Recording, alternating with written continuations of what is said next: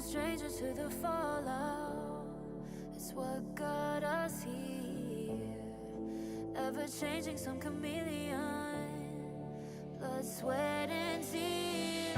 We'll never make it if we fall to everything that brings us down. With a comeback is now. Blood, sweat, and tears. Fight for what we want. Doesn't matter the cost. Every day, put in work.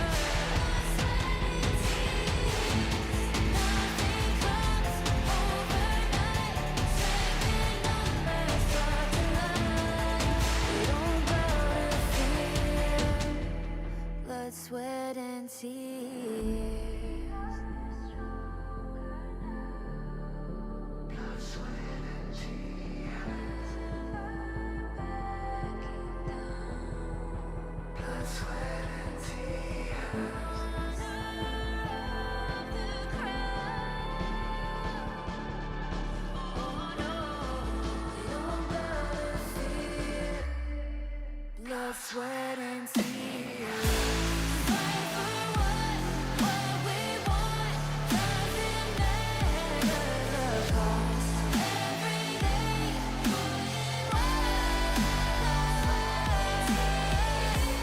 Nothing comes overnight.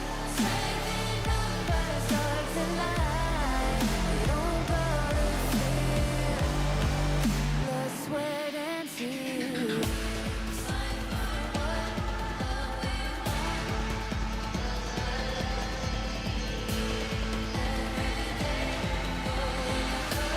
Fight for what we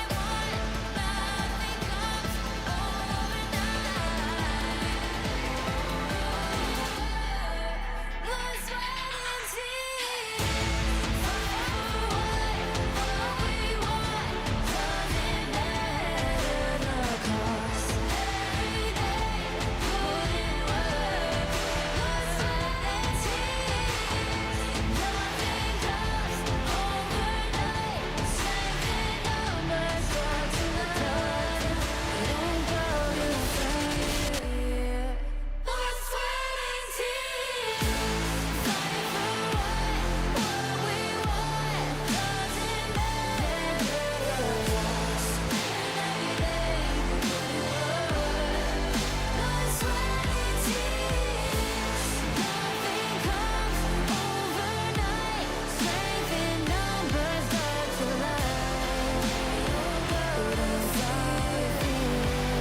Blood, sweat, and tears.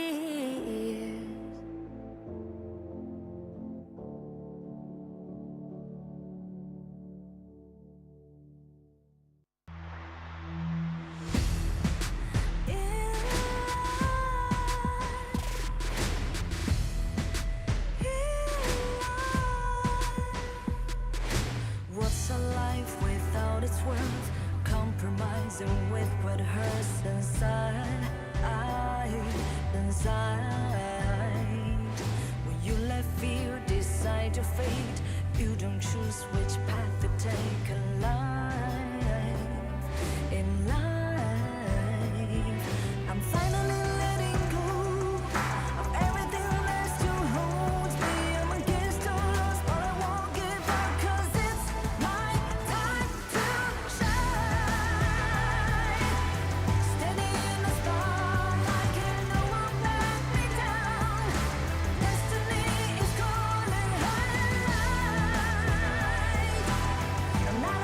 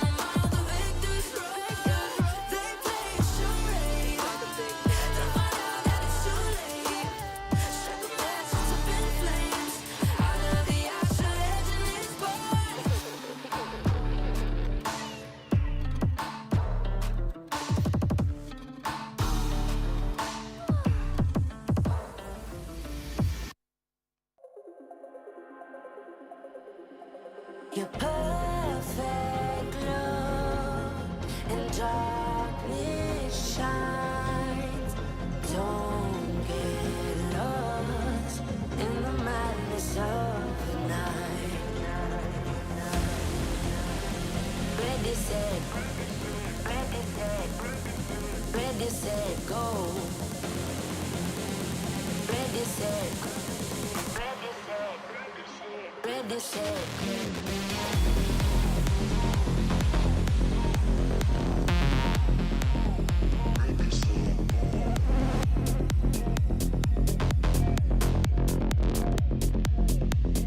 Ready, set, go.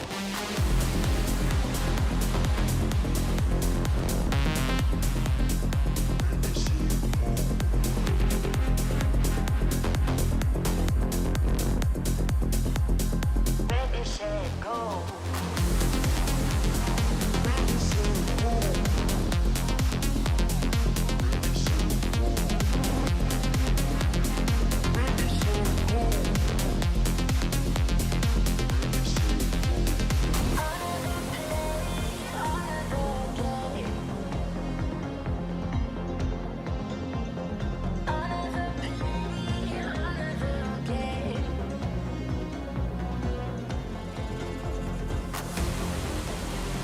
Ready, set, ready, set, ready, set, go. Ready, set, ready, set, ready, set, ready, set.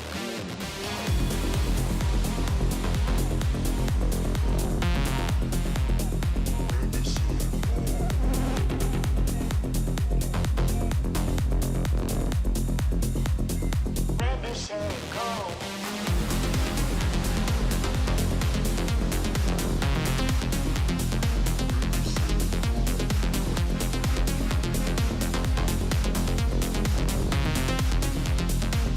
Ready, set, go. Ready, set, go.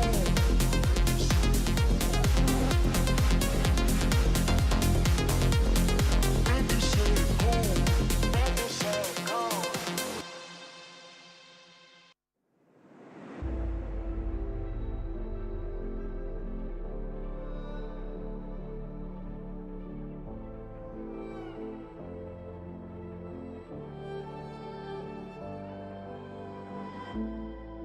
We're no strangers to the fallout. It's what got us here. Ever changing, some chameleon. Blood, sweat, and tears. We'll never make it if we fall to everything that brings us down. With a comeback is now. Blood, sweat, and tears. Fight for what we want. Doesn't matter the cost. Every day, put in work. Blood, sweat, and tears. Nothing comes overnight. Strength in numbers start to lie. We don't bow to fear.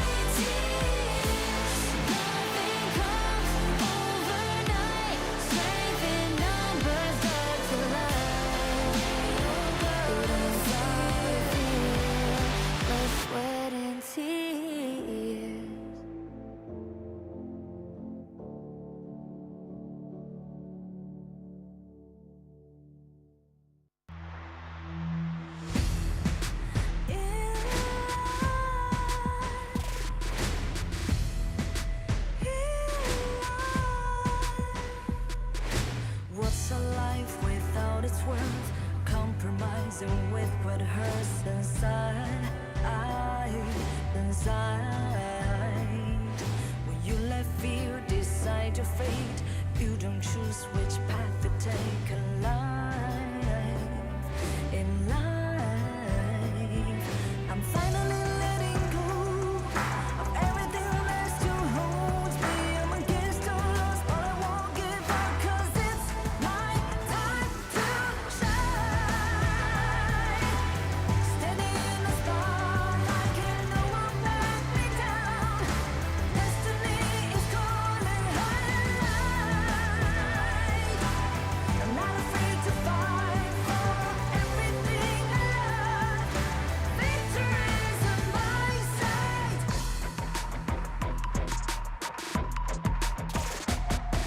The more we lose, the more we gain. The more that nothing stays the same. In time, in time. Can't love ever, can't forget. What you see is what you get. Sometimes, sometimes.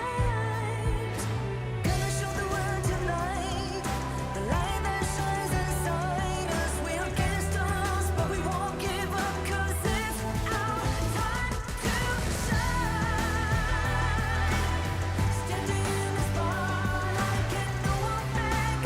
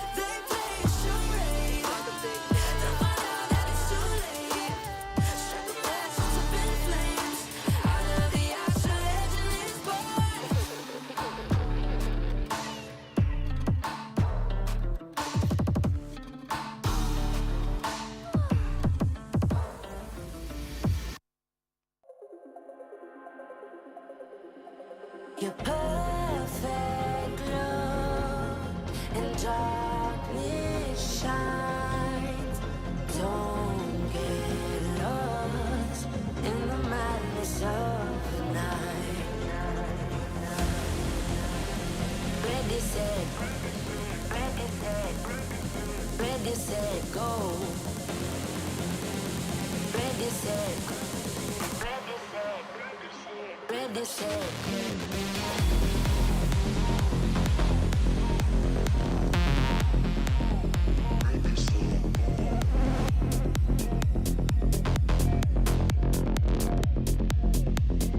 Ready, set, go.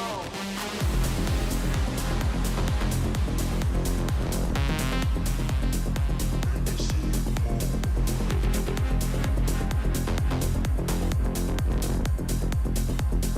Ready, set, go. Ready, set, go.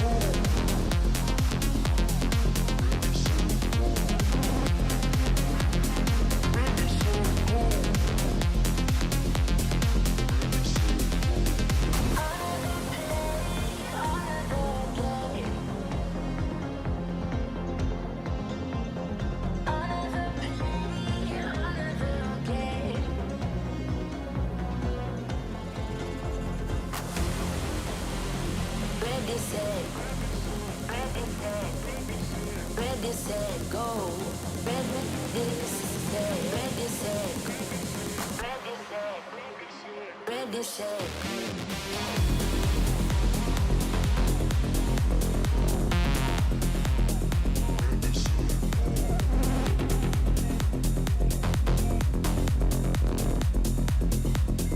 Ready, set, go.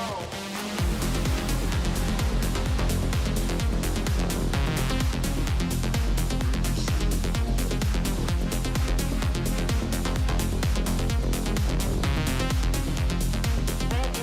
go. Ready, set,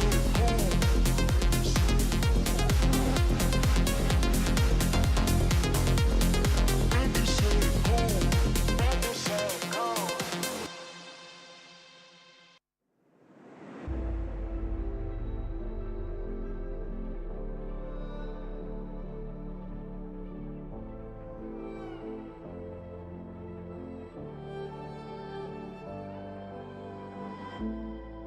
We're no strangers to the fallout. It's what got us here. Ever changing, some chameleon. Blood, sweat, and tears. We'll never make it if we fall to everything that brings us down. With a comeback is now. Blood, sweat, and tears. Fight for what we want. Doesn't matter the cost. Every day, put in work. Blood, sweat, and tears. Nothing comes overnight. Strength in numbers start to lie. We don't bow to fear. Blood, sweat, and tears.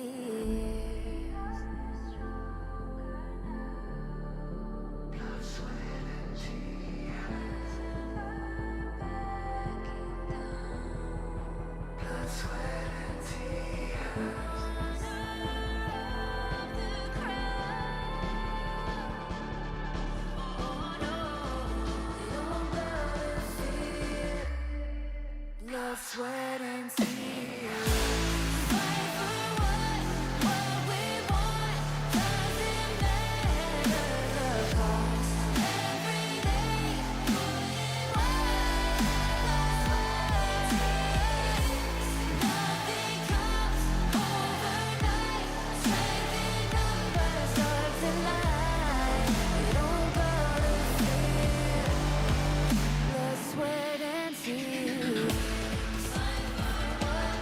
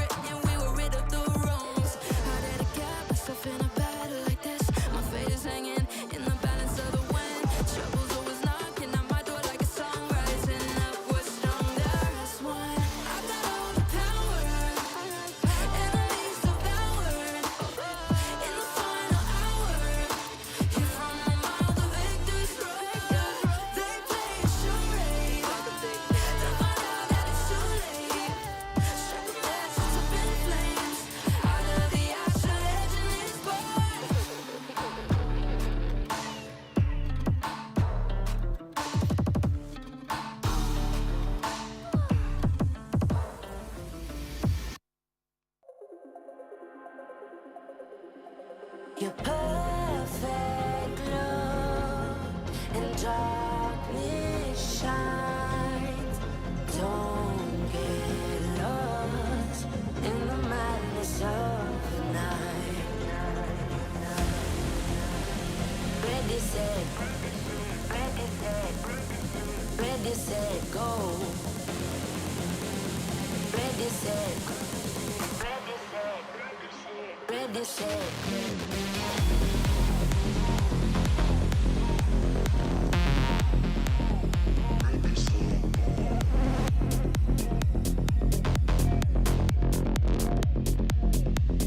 Ready, set, go. Ready, set, go.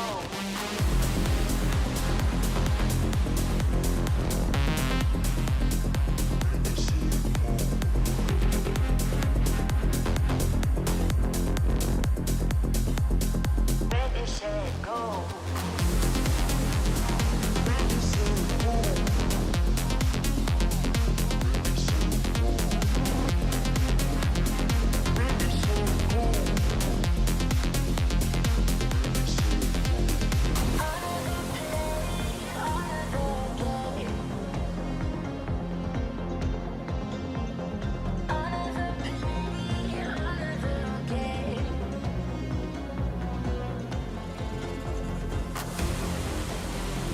Ready, set, ready, set, ready, set, go.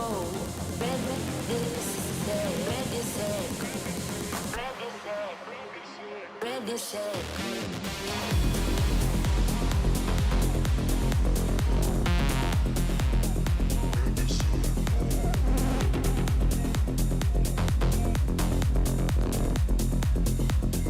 Ready, set, go.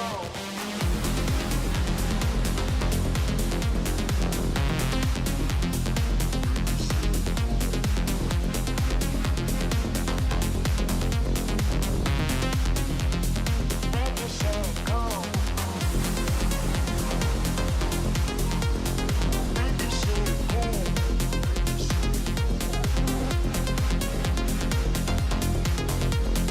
Ready, set, go. Ready, set, go.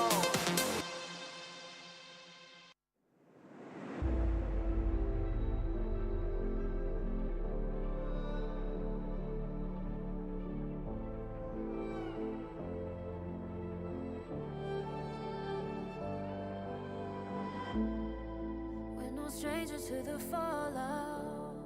It's what got us here. Ever changing, some chameleon. Blood, sweat, and tears. We'll never make it if we fall to everything that brings us down. With a comeback is now. Blood, sweat, and tears. Fight for what we want. Doesn't matter the cost. Every day, put in work. Blood, sweat, and tears. Nothing comes overnight.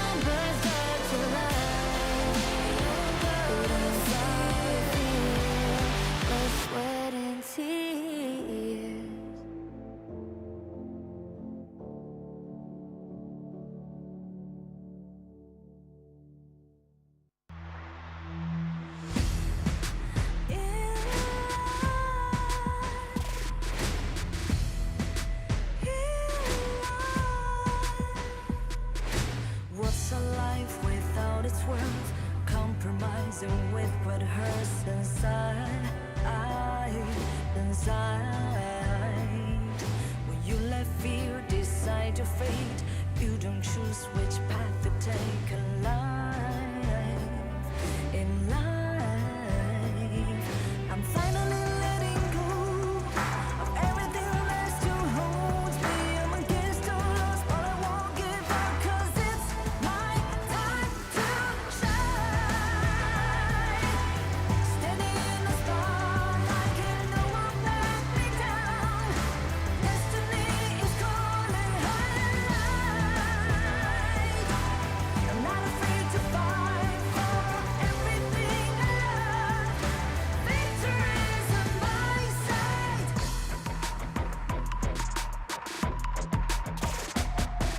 The more we lose, the more we gain. The more that nothing stays the same. In time,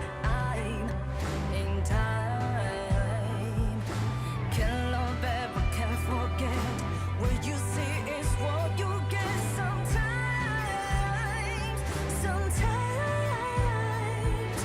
gonna show the world tonight, the light that shines inside us. We're against all odds, but we won't give up, 'cause it's our time to shine.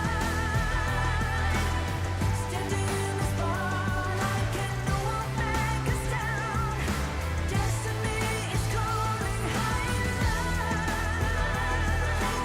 We're not afraid to fight for everything we love. Victory's on our side. Takiki takiki takitao. Takiki takiki takitao. Takiki takiki takitao. Takiki takiki takitao.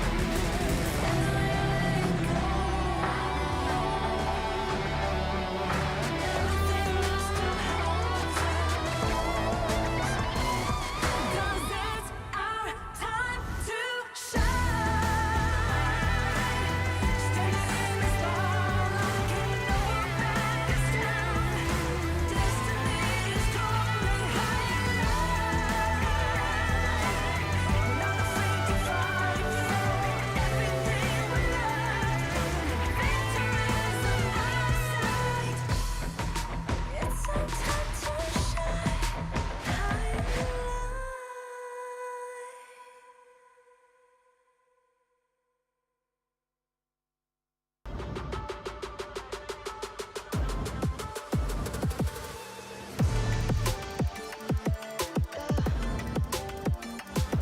Coming for you.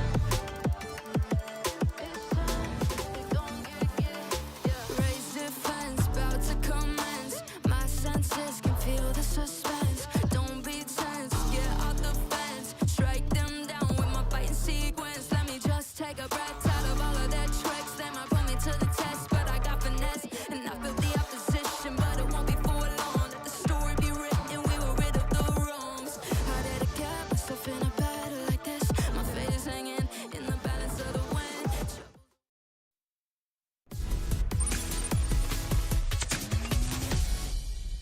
Game on! Everything begins! Welcome to the 2023 KIC version introduction. KIC 2023 brings together multiple representative teams from different countries and regions to compete on the same stage. In order to provide a more diverse gaming experience and ensure fairness to the tournament while considering the players from various countries and regions, we have specially created the KIC 2023 tournament version. This KIC will use the standard Heroes Gorge 5v5 battlefield. By participating in operation and team fights, competing for resources, improving your level and equipment, destroying the enemy's crystal, and ultimately achieving victory in the match. In addition to hero confrontations, there are various monsters scattered on the battlefield that provide powerful buffs when killed. Among them, the Overlord and the Tyrant, which spawn at the 4-minute mark, are crucial resources that both sides must contest. Killing the Overlord assists the team's progress, while defeating the Tyrant significantly increases the chance of winning team fights. The Overlord and the Tyrant evolve at the 10-minute mark, making them tougher to kill, but the rewards are higher. When the match reaches 20 minutes, the Tempest Dragon will descend onto the battlefield, and a successful kill will grant the team the power to potentially end the match. While contesting resources, it's also crucial to pay attention to the impacts of special mechanics. The jungle sprite's protection and tower protection mechanisms in the area before the 4-minute mark are particularly important. Don't blindly attack and give the opposing team a chance to defend and counterattack. Moreover, utilizing teleportation mechanisms effectively can create situations where you have a numerical advantage, laying the foundation for winning the match. As for the hero pool, this KIC features a total of 94 distinct heroes, which includes 72 heroes from Honor of Kings and 22 heroes from Arena of Valor. There are popular heroes from Honor of Kings like Mei and Jing, as well as representative heroes from Arena of Valor like Butterfly and Zip. In upcoming episodes, we'll continue to introduce more, so please stay tuned. On other aspects, Arcana and Common Skill can be customized before the match starts to enhance hero attributes and diversify gameplay. Equipment, on the other hand, needs to be purchased in-game to strengthen the hero's abilities and help the team secure victory in the match. That's the special edition of the Hero Moments version introduction for this issue. Let's look forward to the performances of various heroes on the KIC battlefield this time.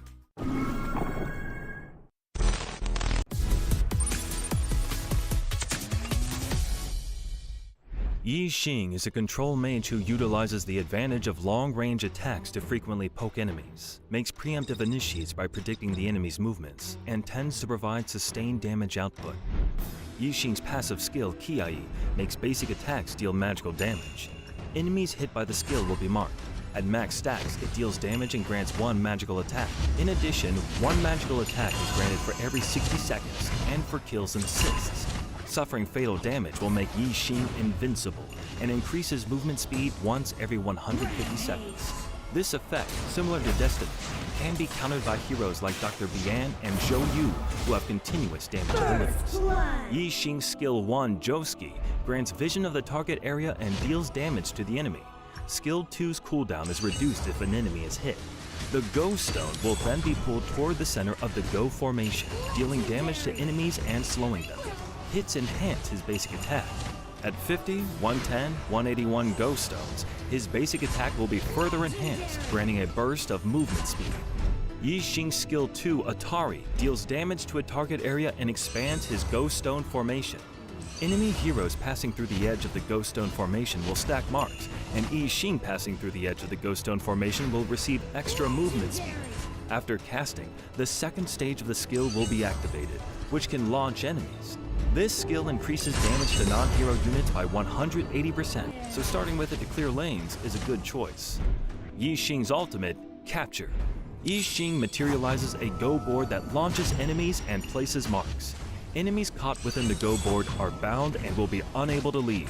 When the Go board is fully formed, Yi Xing's movement speed is increased, making it a powerful crowd control skill. One of Yi Xing's primary methods of dealing damage is connecting lines between the skill 1 and skill 2, coupled with the ultimate and passive effects. With these combinations, Yi Xing can deal a massive amount of AoE damage in team fights. This episode of Hero Moments concludes here. Let's all look forward to Yi Xing's performance in the upcoming KIC tournament.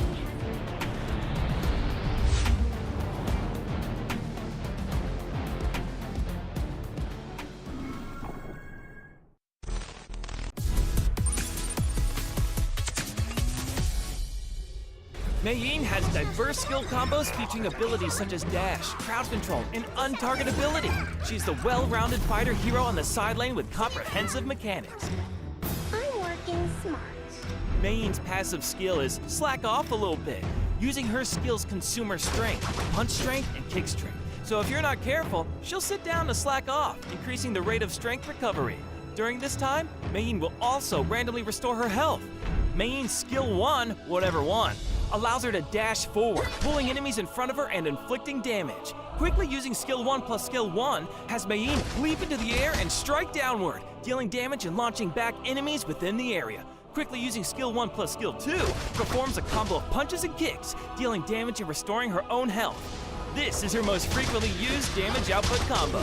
Mei's skill 2, whatever 2, allows her to somersault forward, evading enemy attacks. Mei gains immunity when casting this skill, which can be used to reduce damage taken and restore her HP.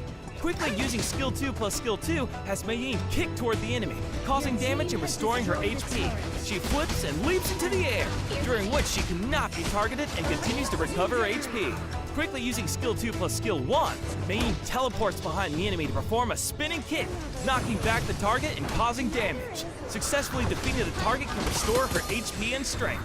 Mei's ultimate, Get Serious, deals damage to nearby enemies, immediately restoring one slot of punch strength and kick strength. and increasing the maximum storage for strength to 3 slots. During this time, Main speeds up and reduces the effect of slowing, making it a buff skill. This episode of Hero Moments concludes here. Let's all look forward to Main's performance in the upcoming KIC tournament. 不想练功。夫子是不是说过打赢你就不用练功了？夫子，这招叫溜之大吉。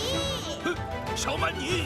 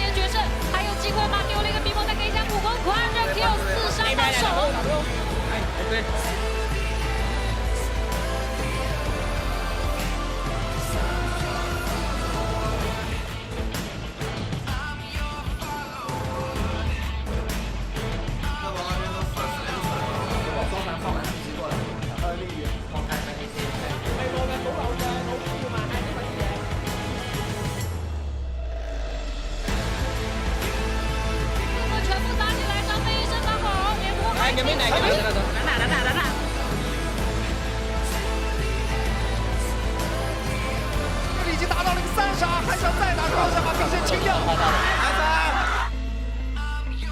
明宁拆进。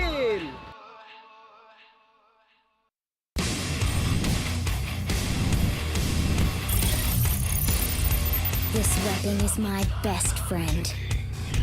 下去了，好像下去了，兄弟，这里。 Relies a lot on his first. I always get what I want. Right That's here, the first one. first blood at the bottom. 没场。 Wow, the bottom just went crazy. Nice. And even for the double. Double kill. And then going to get triple. Yeah. 别杀我啊，老弟。 He totally win out VKX from this tournament. Truly, we are all actors. The night is young. Jump picking up the burst damage, getting that Marco Polo out of the picture. I'm not turning tail.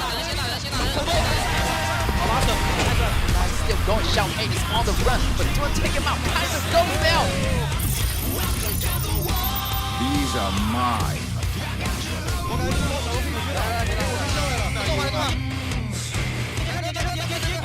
You play cock.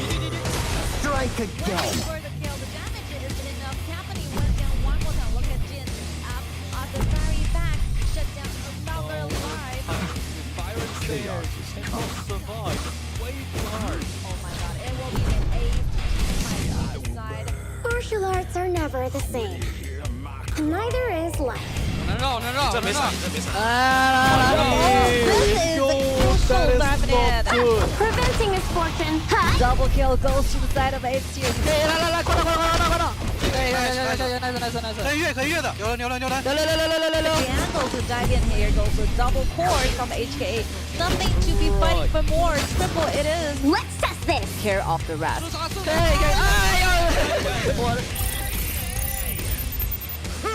That's music to my ears.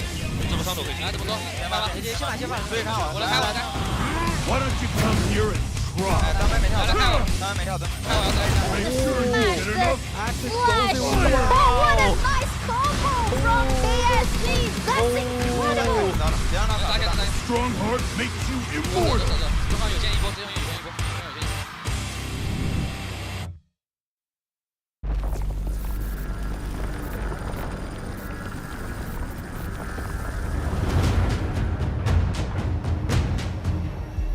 At least now it seems like it's time to come face to face with your fear. I'ma come out swinging when they open the gate. Go ahead, call passion, I'm calling it rage. I'm taking what's mine like I already own it. Watch but don't blink, going here's to the moment.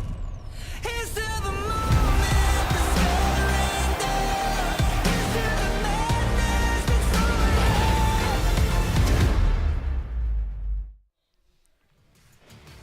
Good afternoon, ladies and gentlemen. This is the fourth day? No, third day.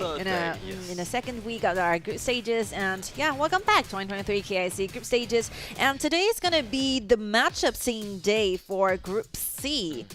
What a surprise. Indeed. So we do have 4 other teams in Group C for today.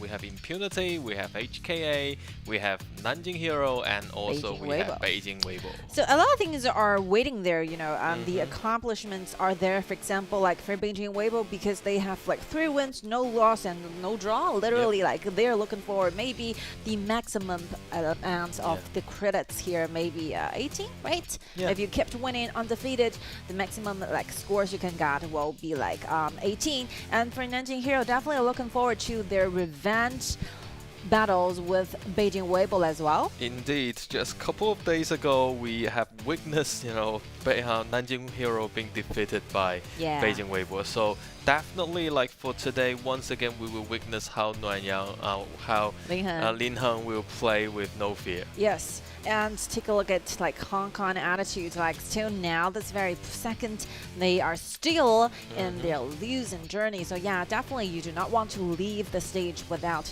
even gaining 1 point to your team. So definitely maybe Hong Kong attitude is looking for the first win for today. And for Impunity Esports, I would like to say that they still have a lot of opportunities. You know, if they really tried a lot, maybe going against Beijing Weibo and Nanjing Hero win, you know, winning these kind of 2 fights, they have the possibility to make it into the top 2. That will be actually really interesting to see, because we do know that Impunity has like a lot old friend with us, and then for HKA, you know, definitely they do, as Tianyun say, really want to grasp a victory at least for today, because if we look at Group A and Group B, like the last place team always got at least 1 win. So, you know, this is actually pretty good to see, and you know, this is the last chance for HKA, and obviously, you know, they rank it the last, and then if you look at the statistics, if you have witnessed their performance, their average gold and cute is actually still ranked at the bottom place. So they do need to work a lot harder within this game against Impunity.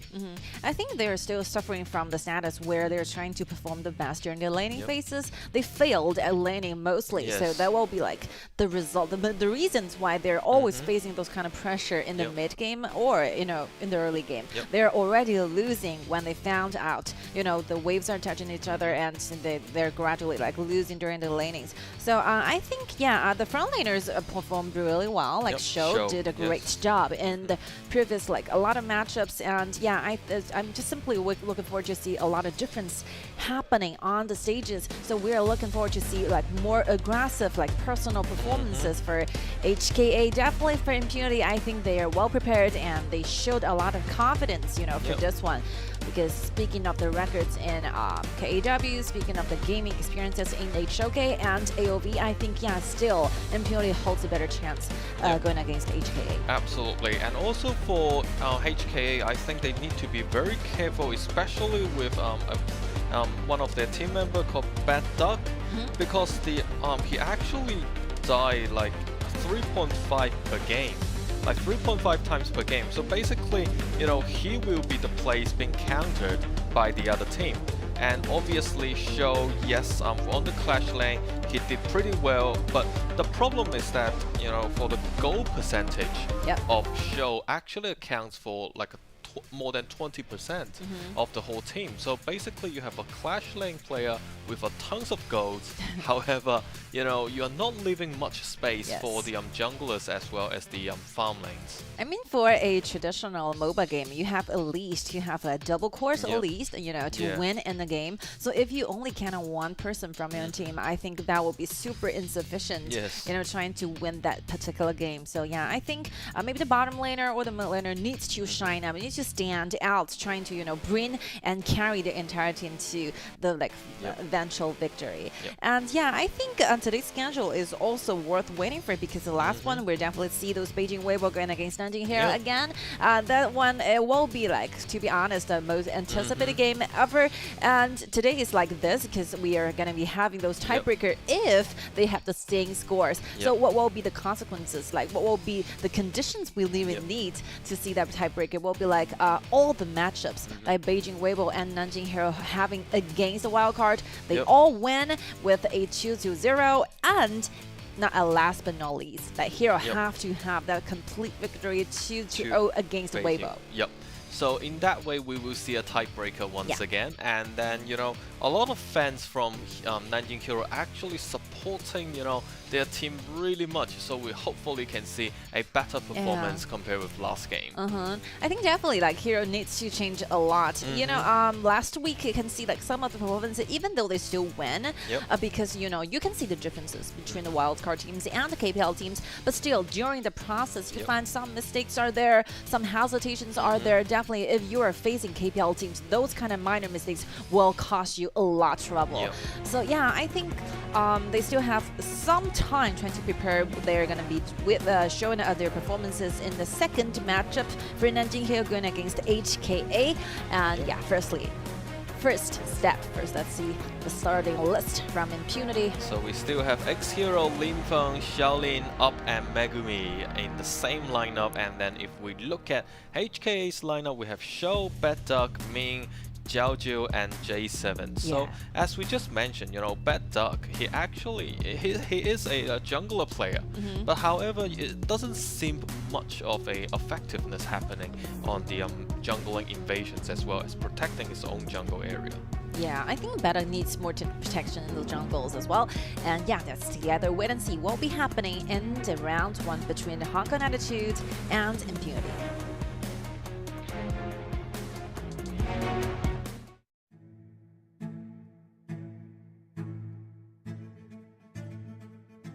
我们组的积分情况目前看来还是有些悬念的。IMP 打出了他们自己的风采，攻守转换做得比较好，是可敬的对手。你先站好了位置，一闪过去，拍到大佬直接去地，诺菲尔吃掉，吃完就跑。我们会把每一小局当 BOE 来打，不管对上谁，我们都将全力以赴。我相信我们的团队，赛场上见。出发前我们约定了，今年一定要比之前走得更远。为了这个约定，我们做了更多的准备。小满绕后了，想去找孙尚香，一技能拉到2个，孙尚被瞬秒再收一个，以正式被小队有点扛不住，被卡收下，大五砸出，但是还是没能走掉，一波团灭啊！虽然和他们还是有差距，但今天我们会拼尽全力，希望在这个世冠的舞台上，我们没有留下遗憾，留下的是我们的名字。目前来说，每一局的心态都很平稳。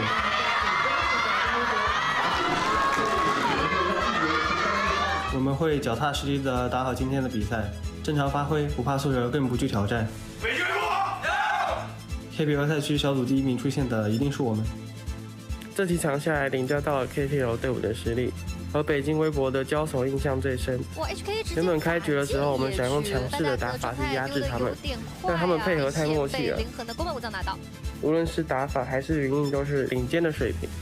真的很希望比赛能再久一点，有这样高水平的对战，我们才能成为更好的 HKA。Now it seems like it's time to come face to face with your fear. I'ma come out swinging when they open the gate. Go ahead, call passion, I'm calling it rage. I'm taking what's mine like I already own it. Watch but don't blink, going here's to the moment. Here's to the moment.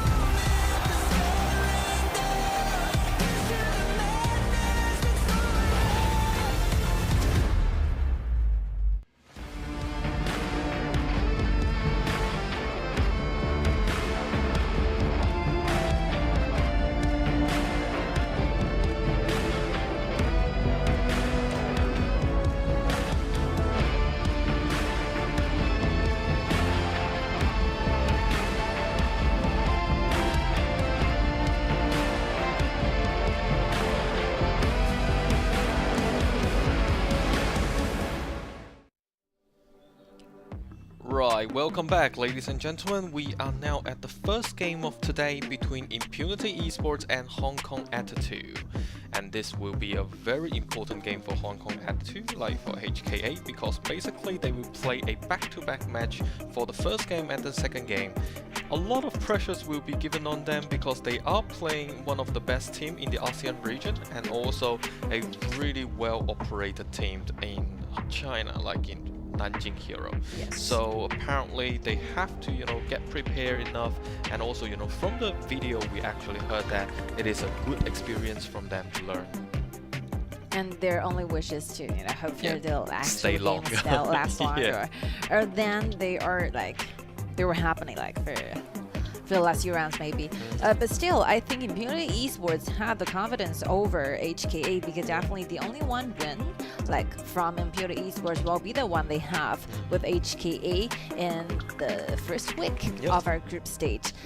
So yeah, I think what makes double round robin really interesting is that you have one previous experiences with the same opponent, with the same enemy. So you have a lot of time trying to figure out what will be the better things to do in the next round. So we will looking forward to see those changes in this, maybe the strategy, maybe the tactics or the operations as well. We have to show something different to the audiences. So which means that you are trying to get better. I think no matter what kind of result you're getting for this one, maybe because of a very huge and obvious gap between the two the teams, but you still have to show how much you wanted to improve in the games. So it's very much like your momentum, although you will be feeling quite disappointed at this stage. However, those disappointments, will it be turned into a certain type of motivations for your team?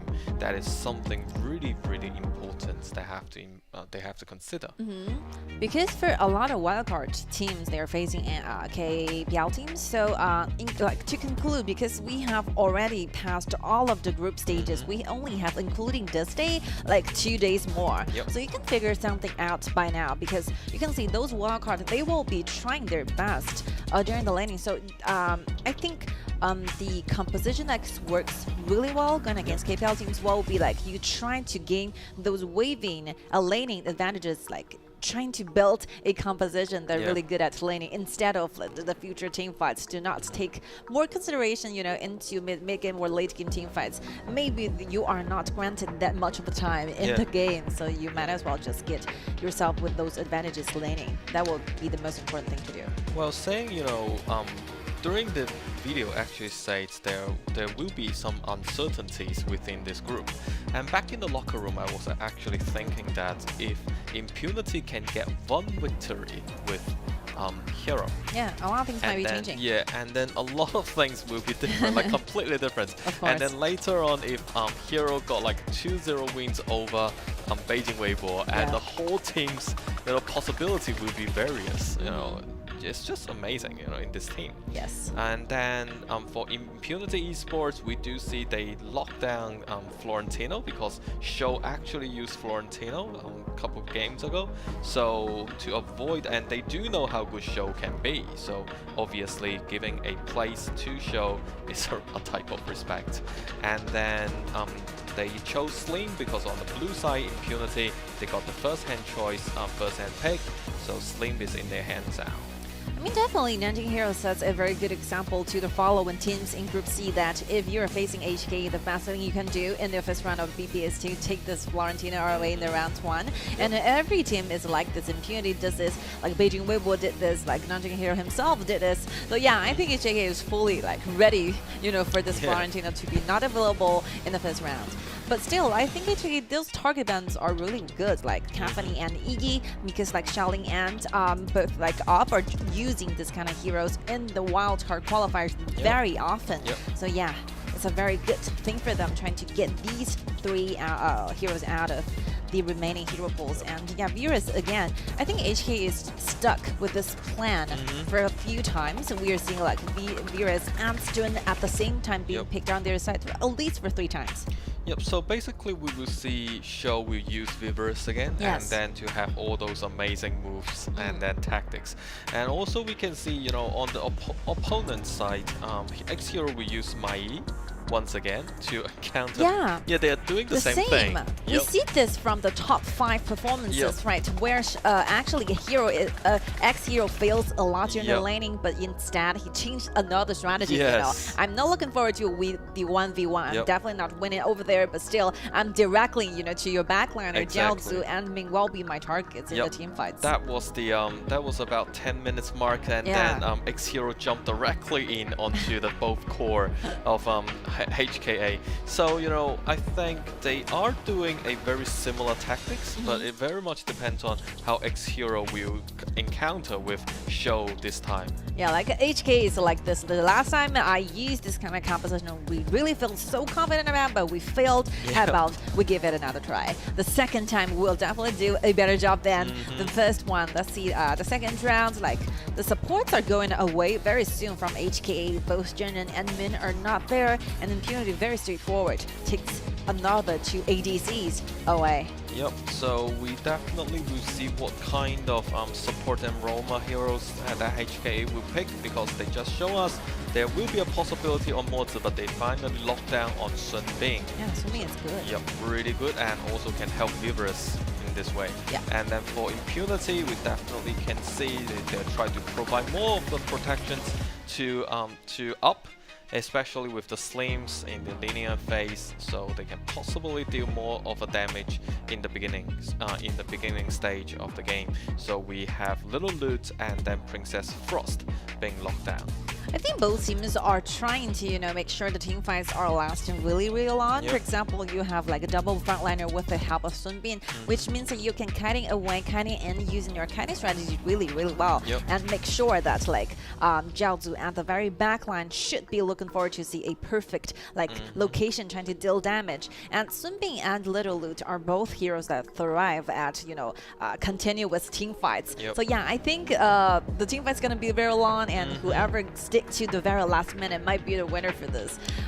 Very tricky one for X-Hero, because speaking of these accelerations, speaking of like literally no backliners on the HKA, you really need to perform really good during team fight. So yeah, he needs to find that perfect angle like the one he used to find in the team fight, so that like he can make a very perfect entrance. And also for Impunity, I think Shaolin, by using this Princess Frost, can definitely pose some threat towards HKA, because you know the skill of Shaolin to use Princess Frost is actually really good. Couple days ago, he used Princess Frost, especially in about a minute or two. We used the level 2 like Frigid Prisons really accurately to lock down some of the opponent's heroes, and then eventually dealt with a first blood. Yes. I mean, Direnjie with a second skill with the purification on his own. I think, yeah, no threats or no challenges is down there in the bottom. I think J7 and Jiaozu can do a great job doing the laning, because initially, like a lot of damage are lacking from the slims from up.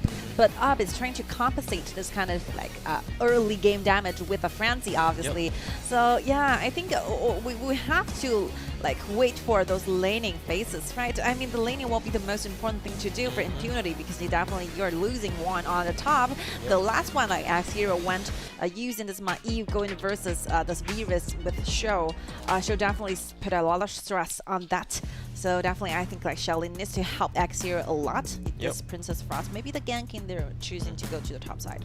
So we will eventually see how Coach QY and then Coach CK will look for their different kinds of tactics to play with each other, and their destiny will be very much settled after these 2 games. Yeah, I think I like this draft really much. Like you can see those like team styles. Like playing styles are completely shown from these 2 teams. Like HK still heavily trust Show's own performances. Definitely. Like forcing another like basically the same composition like the one they used to have, and Impunity not showing any threat. You know, I'm taking up this challenge. It's going against you with the same composition we have, and yeah. Let's see how they performed in the very first round. To see Impunity Esports on the blue side, and then Hong Kong Attitude on the red side.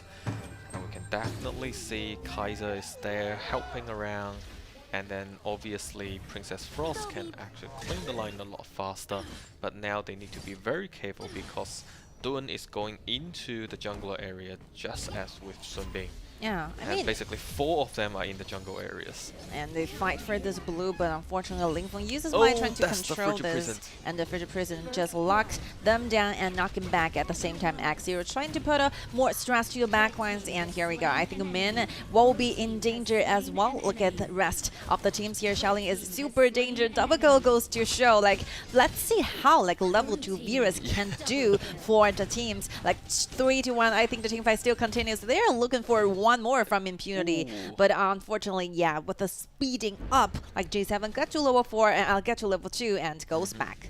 Well, technically J7 is really lucky because if got slowed down by Kaiser, then she will be going again. And let's look at the team fight again, and we can see Xiaolin once again throws the opponent and then got the kill, and then Mai jumps in, X-Hero not letting Ming getting away, got Ling out of the way as well.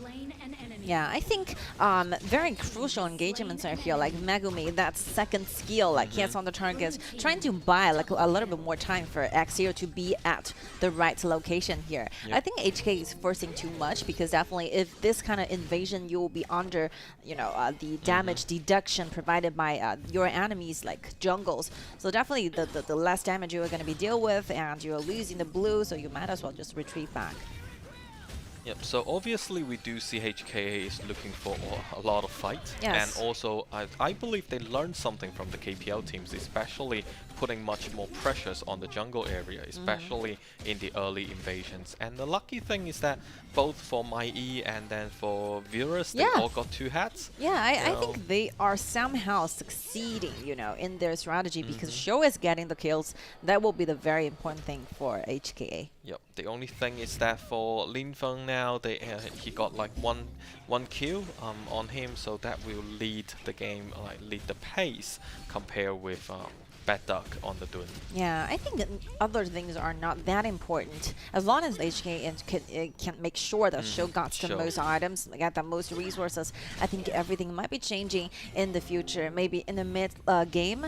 And one thing missing, yeah, I think if like HK have a blue in their hands, they're definitely gonna be like feeling more pleasant for this Sun against solo kill over there. That's the thing we are talking about all the time. Like Show did so great during the laning, and again, I think X-Hero have the same feeling like the one they used to have. It's like a deja vu here. Exactly, just like last game.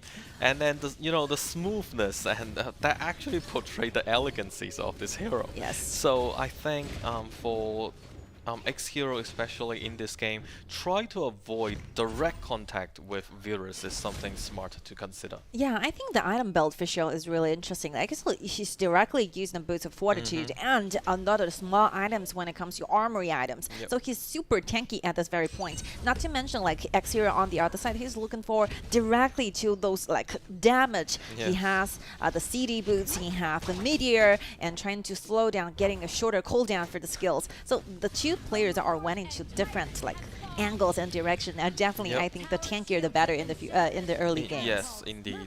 And then now we can see Kaiser definitely realize disadvantages from the clash lanes and then helping out, and they are trying to have a fair trade with the 2 dragons. Now apparently Lingfeng is coming down to get the blue buff first. I think I want to see, you know, what X-Hero will be trying to choose in the next following minutes, because maybe he wanted to, you know, go for that team fight. He wanted to go for Jiaozu and Ming at the same time, instead of, you know, constantly doing 1v1 on the top. He's not winning there. Look at this, like Yixing trying to initiate. Princess Frost got locked down. Xiaolin is in super danger. Like Virus gets the kill for Team HK, looking extremely good for this one. Leading and not killing numbers, and, you know, almost getting chased back with the golds. Yep, and also we can see Xiaolin just use the ultimates to clean up the minions, and that's why got no chance to protect himself. And now we can definitely see HKA is having a really good upwing situation, and then trying their best to probably, you know, to close this game, because we were estimating about 10 minutes mark, or like 15 minutes, but hopefully we can see HKA can operate a bit better, because we do know sometimes they found hard to end the game. Yeah, they did everything that could be done in the early rounds. You can see that you're winning on the top, you're winning on the bottom. You've already taken down the tier 1 turrets on the bottom. Definitely those like winning lanings are there. And you're trying to invade even though you does not have the blue, but still you get your top laner, the carrier of the team, like 2, 3 or 4 kills in before like 6 minutes. I think HK is looking really good for this one.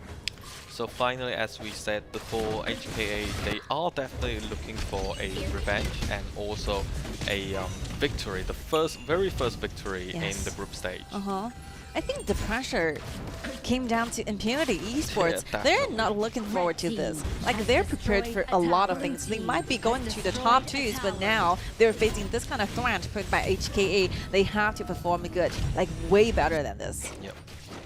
And luckily we have up there with Megumi still trying to, clean up the minions and then jumping around.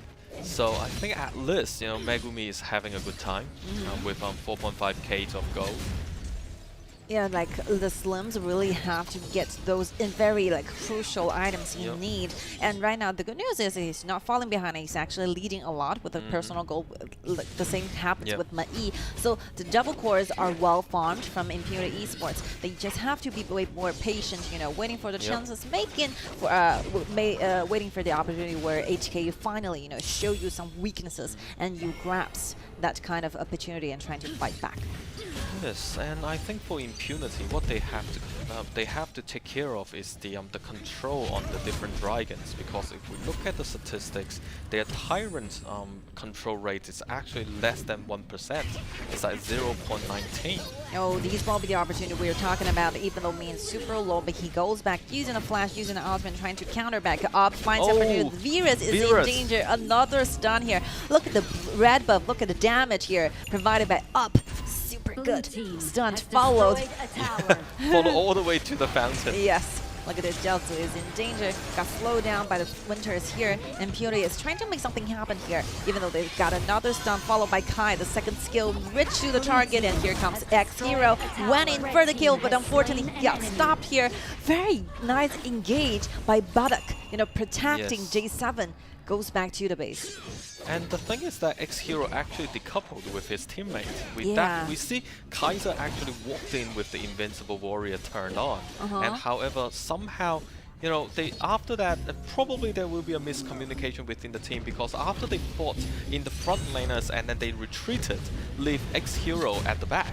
So basically, like 1 versus 4 is just not enough for her to do it. Yeah, I feel really sorry for Impunity Esports because a lot of heroes are really low here, but they're just missing a little bit like maybe luck. Just imagine if Up have fewer like crit chances are being higher. I think definitely they can take down more kills than this. Yeah, exactly. But still, HK is like taking the opportunity they're given here and grabbing this one more dragon to their side.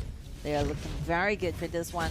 And Impunity Esports, have to recover from the defeatedness they just, And I think for, Impunity, just following up what I haven't finished, they are not having a good control on the dragons. So basically from the previous games we can see the Tyrant has always been taken by the other team. And at the end they can only exchange with an Overlord. So probably during the operations they can find a better ways to do the Tyrants, to get the Tyrants from them. Very good engagement, but they see like Mai is missing from behind. They have to go back or otherwise the double kills might be in danger, but I think the retrieval time might be a little bit late. Mai has already found a very good location here and diving to the Baddock. Like Baddock is taking too much damage. Yeah, he's doing too much. He's staying there for too long. So basically, like for Kaiser and then Mai putting all those damage on him, there's no way for him to survive. Yeah, I think the angles are not there for double core trying to follow up. But DNG is struggling a lot because there's a wall, there's a lot of things happening, and in the jungle here, look at this. Initiation. Yes, even though Yixing had the passive, but it's not enough trying to save his life again. Look at the waste here. They need to clean it, that but is the prison. Yeah, very accurate by Xiaolin. Like Xiao is waiting there, trying to use his own body, trying to clean the wave, trying to protect their tier 2 in the mid. But unfortunately, that one minor second will be caught. The prison very nicely put. And this is like just as what Tianyun mentioned from the last game as well, you know, like they're fighting at those narrow space, and all of a sudden we see X-Hero look for different directions and then cut in. Nobody can escape from that. Just simply like the last game being like happened one more time. Just here. Yeah, just here. Like HK definitely need to choose a better spot trying to engage, because definitely if you're finding yourself sitting and trying to be squished down into a very narrow spaces, like DNJ will be really challenging. Will be really difficult trying to find a way trying to deal damage. It's like obviously we can see the purify skills from DNJ on the level on the second skill, but however, you know, with all those damage they're like throwing on top of him, it's really hard for him to get away. Yes. And the item choices for DNG is not looking for direct like bursting damage. He's looking for those continuous battles, right? So yeah, the every single basic attack is not dealing that much of pressure, just like we see from the other marksman. So he really need to stay along here. Wow, a flash with the ultimate. Look at Jiaozu being so aggressive here. He actually finds up, but there's no following damage. Beavis ran in very great. You can see the team combos here. But even though after he grabbed the kill, he will be facing a 1v4 against Impunity. Like, I see something going on here, but unfortunately the rest of team fights are not there, ready to be, you know, fighting back here for HKA result with being an ace here, and Impunity only lose up.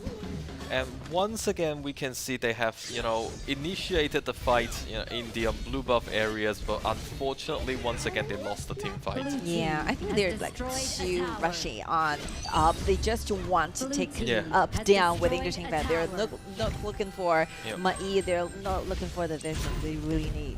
Because they do know, you know, up is almost 10Ks, you know, in his item board already. Like 3 of the main important items already been built up. But if you look at DNJ, you know, it's not enough with just a Doomday and the Frigid's speed. I think it mostly like HKA really need to find out where X-Hero is before everything started. Like the reason they lost is because no one is there trying to take care of this Mai, right? Yes. Mai is everywhere, can get in and get out. No one is there trying to stop her. So you have to maybe send even like just one bodyguard trying to protect Jiaozu, and may well be a better idea.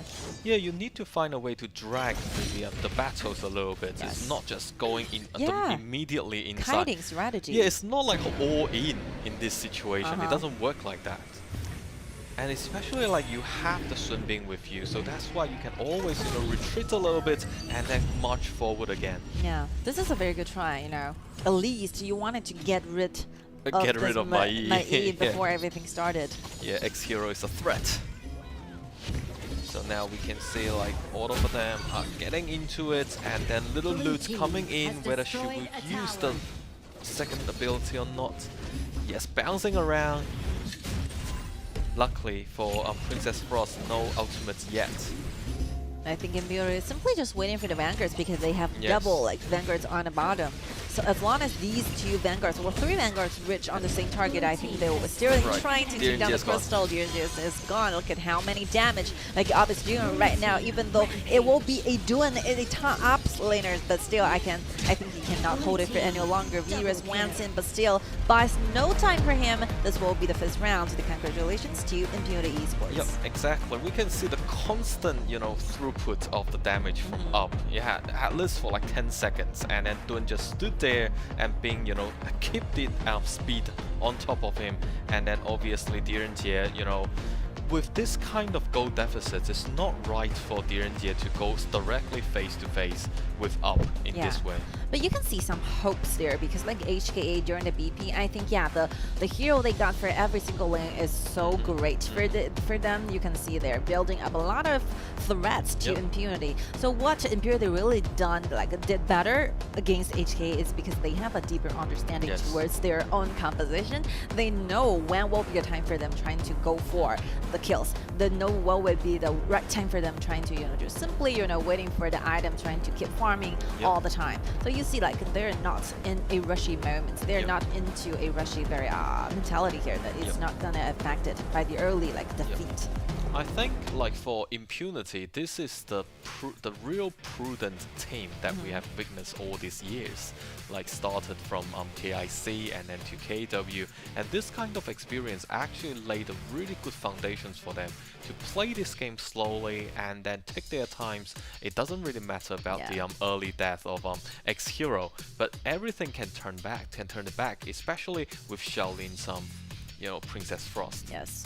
You need like times and experiences trying to practice to be this patient in the game. You have to know when will be the best time for your entire team trying to go back and go out, looking for the team fights, and when will be the time for you, to stay close, stay safe, and stay warmed up for a long time. So yeah, I think the best thing for Impunity to do is like they're keeping like themselves away from the battlefields. They are trying to only focus on the most important thing, the farming up with Up. Like Up have super good when it comes to the items, and by the second they want to initiate, they are super confident with their damage. Like such a good farming environment for Up, that is not right, because you do know that for Slims at the later stage will be like very much unstoppable at some point. But eventually we do see the urgeness and also the hurry from HKA. They really want to make something happen in the jungle area by invasions in the beginning phase, like the lenient stage. However, the overall operation is still not right, and the synergies is still not connected closely, just like Impunity. At the end, HKA still a relatively younger team in the league.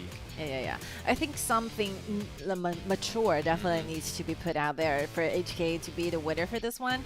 And but I still have to give credits a lot to their early game designs. You can see the competition is well picked on the red side, and not to mention there's invasion, there's laning advantages. They're doing extremely well in their early 3 minutes and 4 minutes. What they are losing is because maybe the choices when it comes to the location where they actually wanted to be in the team fights, and when will be the right time for you trying to initiate, what will be their future questions trying to solve it a little bit. And looking at the team stats here, X-Hero did a great job. He accepts the idea of being defeated on the top, but changed immediately, looking for the team fights. Like for X-Hero, it doesn't really matter whether he will be killed by Show or not. It's just that, okay, right, in this time, I give it to you, but later on I will jump into the engagement. So also, if we look at the damage taken, with the team fight rates, you can actually imagine how good of a timing X-Hero actually picked back then. And if we look at the overall goal statistics, Impunity actually led all the way through the game. And as Tianyu mentioned, for picking up a location for the team fight is actually really important selections for HKA. And ladies and gentlemen, let's congratulate Xiaolin for the Princess Frost. Yeah, very accurate, frozen down there. I think Virus is really trying to carry the entire team for HKA, and some of the moments for Xiaolin to use the Frigid Prison is so crucial for the team. It will be the reason why Virus get down so easily, and Impunity just, eliminates the only threat maybe upcoming from HKA, and the following team fights will be so easy for them. Just making sure that Up have the perfect location, deal the time, and deal the damage all the time. Basically, Xiaolin got 2 times used the Frigid Prisons accurately on Virus, and then Virus got backfired by all those assaults. So in this way, we can see the importance of a good utility mage. Of course, controls everything. He's the only rhythm here. And we can see Xiaolin. Yes, that's the Frigid Prisons. Very crucial one. And this is why we say when you use a utility mage, you still need to look for the timings, and then look at her once again with the Winters here, and then the Frigid Prisons actually throws down Yixing and also Sun Bing. So in this way, nobody can boost up the HP anymore. This is a really crazy, for the Millionaire, he went directly, for the backlines, using Flash, been so aggressive, and a triple kill it is, for Xiaolin for this Princess Frost. And him actually transitioned, from a utility mage into assassin in the time that they feel really confident, they have to stop this entire game. Let's put an end on this. So yeah, I think the synergies are there. Like Impunity Esports are fully ready for today's matchups. And for HK, one good news, yeah, I think their recovery, they recovered from the failures really quickly. You can see even though they failed in the very first round, but still the moralities are there. Yep, definitely. And then obviously we can see some of the disappointments, you know, atmosphere within the team, but definitely we can see they can adjust themselves real quick, you know, for the next game. And then for Impunity, if they keep this kind of momentums continuously for the next game, and then they will basically fully ready for the next game with Beijing Weibo. Yes. And back to back. Yeah, back to back. So yeah, at that stage, I think Impunity will actually have a better winning rate. And ladies and gentlemen, we will take a short break. Please stay tuned and see you later.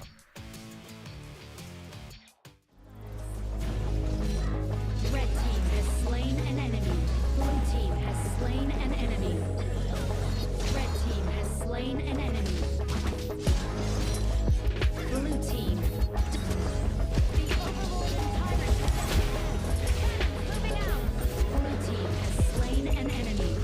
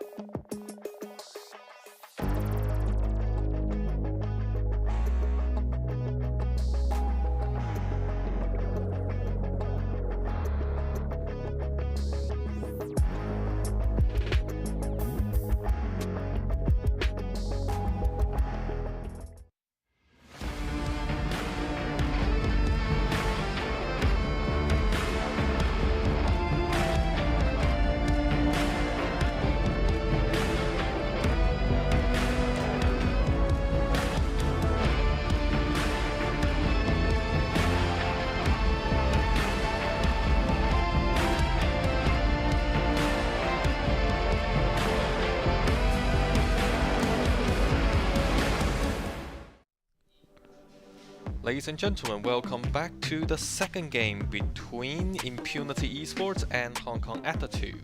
And in this game, Hong Kong Attitude need to adjust themselves as soon as possible. And like for the pre-game video, we actually see, you know, the coach, Coach CK, actually, you know, giving up a lot of strategies, I think. And hopefully, in this game, they can look for a better counter-attack on Impunity Esports.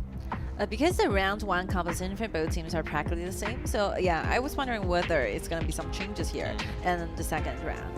The last one they have with one another, you can see like first one, like the first round, Florentino is not there, and second round, HK on the blue gets a Florentino, but still, you know, suffering a lot because the jungle, like Ling Feng, is helping X here a lot, trying to gain the like early game, like laning advantages.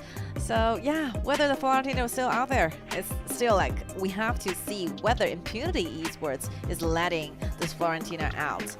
And if La Florentino is still available, whether like Show is going directly for this, we wanted to see like more HOK hero being played by Show. There's a lot of warriors that can carry the team from HOK. I can see like Byron's here, Macau is here. We should use a Macau, right? 2 days earlier, even though that failed, but still, you have the potential to carry the team using that hero. And I'm saying that like for Show, just Chen, you mentioned you can choose a lot of different kinds of heroes that at least have a try. Yeah. And then also I think for Bedok and also for Jiaojiu, they really need to stand out for the team, because you cannot just rely everything on top of Show. That would be too much of a pressure on one single player. And now digging into the second game of today between Hong Kong Attitude and Impunity Esports. So we have HK on the blue and IMP on the red. And let's see for Hong Kong Attitude, definitely some of the utility mage they want to band out for Shaolin. But also I would like to say Shaolin is also really good assassin mage player. So in this way probably they can consider whether they would band out Liliana and then also my Mashinui. Yes, I think the assassins cannot be banned that like easily, because there's a lot of assassin mages. There's Liliana and Mashinui, Shangguan. A lot of assassin can be like shows from Impunity Esports. So it's a matter of fact that whether like the coach from Impunity Esports is trying to give their hope, their cards to Shaolin, or otherwise if they're still want to count on up in the later like rounds of the team fights. Company is still there. I think Company is so great when it comes to AOV hero choices. Company and Min, I think if Impunity Esports wanted to take that combo, they can get it, but still the blue side HKA is wanting to get this Company ahead, maybe in front of Impunity Esports, changing to Liliana instead. Whether Liliana or Kathleen for Jiaojiu and me. Wow, such a choice. Very difficult choice. Yeah, because they need to think like which hero or which lane should be prioritized for this game. And then for Impunity, I think one thing is good, they are not countering directly on Show, so only banned out the Florentino and then got Princess Frost out of the way. And then we can see for the they are prioritizing up once again, so get up to use Kathleen, a hero that is really familiar by up, and then for Lianpo are very much swinging positions. It just depends on whether Lin Feng or X-Hero will use it. Yeah, I think if Impunity Esports have this Lianpo on their own, they're basically looking forward to a assassin jungler. In the future, maybe Musashi, maybe Jin might be a good choice to Impunity, and HKA is taking advantage of being on the blue to get this Min away from Company. Yeah, I think they're struggling between Company and Jin, because definitely the action works better with Lady Sun, but still they do not want to give this Min to Company. So it's taken like we can see a switch here. Quite a hesitation there. Yeah. So we got Min connected with Lady Sun directly to see whether he can boost up some of the damage for Lady Sun, and then Zhen Ren definitely there to create a second chance for Kathleen. Yeah, I think if you have Kathleen going against Lady Sun, definitely without any assistance by the roamer, Kathleen can deal a lot of pressure to Lady Sun during the laning here. And let's see the second round of ban here. Kaiser is away. Mai Shenrui will be taken aside by HKA, which means that Shaolin is having less choices. Iggy, Mai, Yixing is not here. Who's remaining? Like Princess Frost is used in round 1. Like if they're looking for those wave clearance, Zhou Yu will be a choice if you're looking for those poking abilities. Engine, it will be there, but Zhou Yu is no longer here. Yeah, so basically left super targeted. Left Zheng for Shaolin to use that can actually create a better pokings. But obviously now we have Shangguan still there as a assassin mage, and then Shaolin actually use Shangguan to to play in a really brilliant performance. Yeah, I think Shangguan might be a better choice than Jin, because if you have Company in the winning lanings, you have Lianpo trying to initiate, you have Musashi who can stand out in the mid game. Definitely you can be like more aggressive. You can, after clean a wave, after you get to level 4, you can always aiming at Jiaojiu. Go into the bottom, take this Lady Sun away. Yep, so Musashi will be used by Lin Feng, and then on Hong Kong Attitude we see The jungler will be Athena. I'm not sure whether that will be a choice because they already picked out, meaning that Athena will not be a support hero. Athena is okay. Yeah, like yeah. I think the result are same. You know, you're looking for the early damage, right? Like Athena, and you kill Tachibana. I think Athena will be like more safe. Yeah. When it comes to the tankiness, you know, initially built it in you, but Ukil, you're directly just looking for those aggression on the top. Yep. Definitely Showa will be helped. E will be used by Showa. I was kind of looking forward to see this. So the thing is, like, what I kinda concerned is that for Tachibana, you know, most of the skills are actually used in a reverse type of manner, and if you lack of familiarity with this hero, then it will be a severe problem for them. But for Impunity, we can see eventually for Shaolin they are using Ziya for the mid laner, and in this way we can see Zhenren providing a second life for Cathany, and then Ziya after level 15 can actually give the passive one of the skill to Cathany, and then to boost her level to 25. Yeah, I think the choices between Ziya and Xiangguang are changing the entire gaming style. Like Impunity, if they're looking for this Xiangguang, definitely those early game Gankins are going to be there. Those rotation will be really lethal for HKA. Yep. No matter it's Mai or it's Lady Sun, but they're switching to Ziya. Yeah, I think Shaolin can be helped a lot when it comes to experiences. Like Musashi will be getting to a lot of level advantages.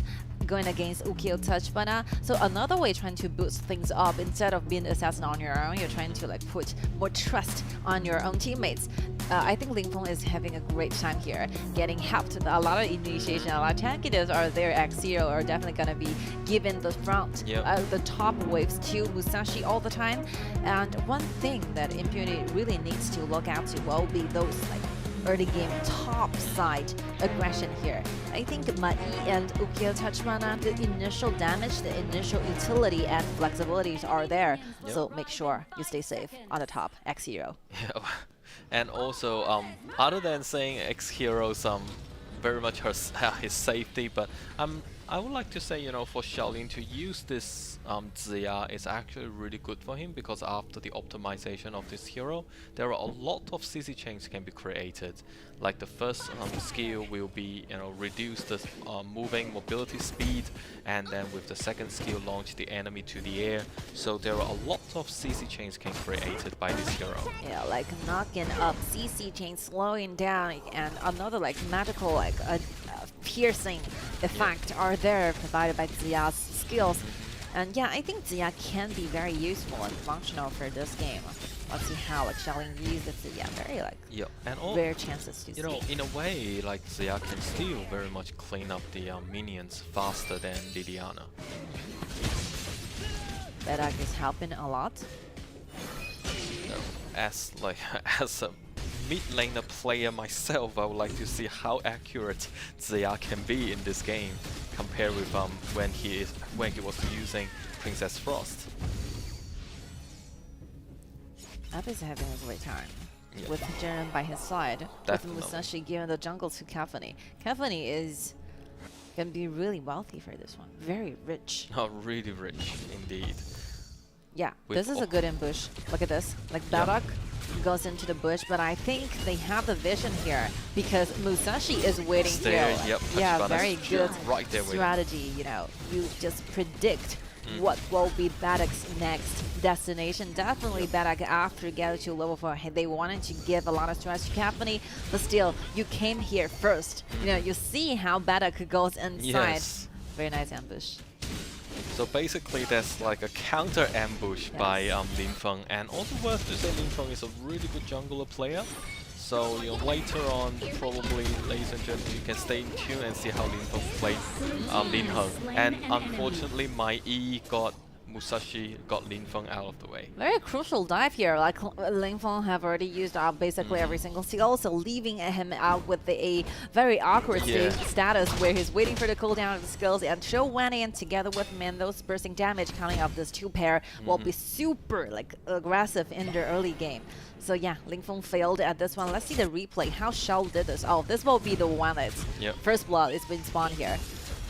He's so patient, you know, waiting Baddock to use the only dash he have with the kill and trying to lock down on this first blood. Yep. A first blood for Impunity, that would be quite crucial for their, you know, their growth in the beginning in the linear phase. And then now Musashi, after getting the blue buff, coming directly into it, and then also Ziya's giving up the visions. And from now on, like they're taking caffeine everywhere, trying to share the goal, trying to share the like income, like, you know, with the waves. Cathany will be like the main core for damage, and then now we can see it's very much 500 away from Lady Sun, and then continuously with the passive skills of Zhen Ren, providing a lot more gold to her. What is Axio doing here? He managed from the top. From the top he went really, really far from the top side. Yeah, that will be the like very good thing for you to get a assassin together with a tank on the top. The tanks are giving out everything things on the top to Musashi, so Musashi have a great personal like items like personal gold, and Axio just waiting for it. The possible angles that they can initiate during the game. Yeah, because leaving the golds, like leaving the minions for Musashis to clean out, is actually, you know, helping Musashis to turn back from the deficits by giving up the head to Tachibana. You're always ready for the battle here, and is having a great time. Down below, there's no threat, there's no Ono area, Vision is everywhere, Megumi is there, always trying to keep up with the line, and even though you are in danger, you will be brought back to life again with the ultimate ready for you. So, really need to stand out. I think Megumi is getting a lot more mature through this couple games. You know, before we do sometimes worry that Megumi cannot protect marksmen well enough. And right, so basically both teams are actually playing in a really patient style. Like, he needs more items, then he'll be starting trying to pick up those opportunities. But if you stay too long on the top, I think you're losing chances already. Like Liliana will be knocking back. The ultimate is just waiting for you. Lin Feng is so low. Akio went in using the basic time he needed so heavily, right, to get this kill. And another dash is ready, even though he's under super pressure here. The ultimate is ready for Caffeine, but he went away safely. Look at Shou, went directly for Shaolin, but it will not be followed by the rest of the teammates, so he have to find a way to go back. At this stage, you know, the items are not ready yet, but however, if we continue with this kind of rhythms by HKA, they will be actually in a very dangerous situation. Yeah. Because once the item has been built up, and then this kind of magical damages as well as the physical damage is just too much for them to bear. J7 is very crucial and that very team fights, because without the ultimate given to Baddock, Baddock will be taken down by that very second. So very crucial ultimate given to Baddock. He needs extremely well for that one. Apparently we can see the gold deficits already being severe, and then now Musashi is still trying to get Shou away. Yeah, this is 1v1. There's no winning it. Like level 10 Musashi and level 9 Mai. Like when you're locking down with Musashi's ultimate, you cannot get your HP recovery back in that very second. So he will basically lock your HP down for a few seconds. If you cannot escape, if you cannot fight back, you will be done. This is one crucial skill from Musashi, making Musashi so aggressive when using the ultimate. And yeah, if Musashi is leading a lot with a personal gold item, those 1v1 might be standard. Yeah, definitely. and we can see apparently Musashi and Kathleen definitely leading a lot on the gold. So obviously you can see on the dashboard Musashi 5.1k and then Kathleen almost 6k, and then she is building up the last, like the third item that she needs to pose more of a damage to the opponent. And then now once again Lianpo jumps in, X-Hero got the immunity, still managed to escape. So that was a really good engagement to force HKA back to the high ground. Yeah, very nice engagements here. You can see yesterday Aza is using this Lianpo to do the thing, saying that if you're really leading like them, you can simply just went in trying to make sure HKA stay back for your millionaire and your marksman, maybe ADC to take down the outer turrets here. And if you're leading so much, you can see the tankiness from Lianpo. The passives are already there. The energy bars are all-time full. So yeah, very hard for Jiaozi trying to take these frontliners aside. Yep. And now we can see the minions are actually a lot more healthier for Impunity. So basically for Impunity, just do the original like normal operations to snowballing all those golds and accumulate a lot more golds for the items, then the winning possibilities for Impunity will be just a lot higher than Hong Kong had to.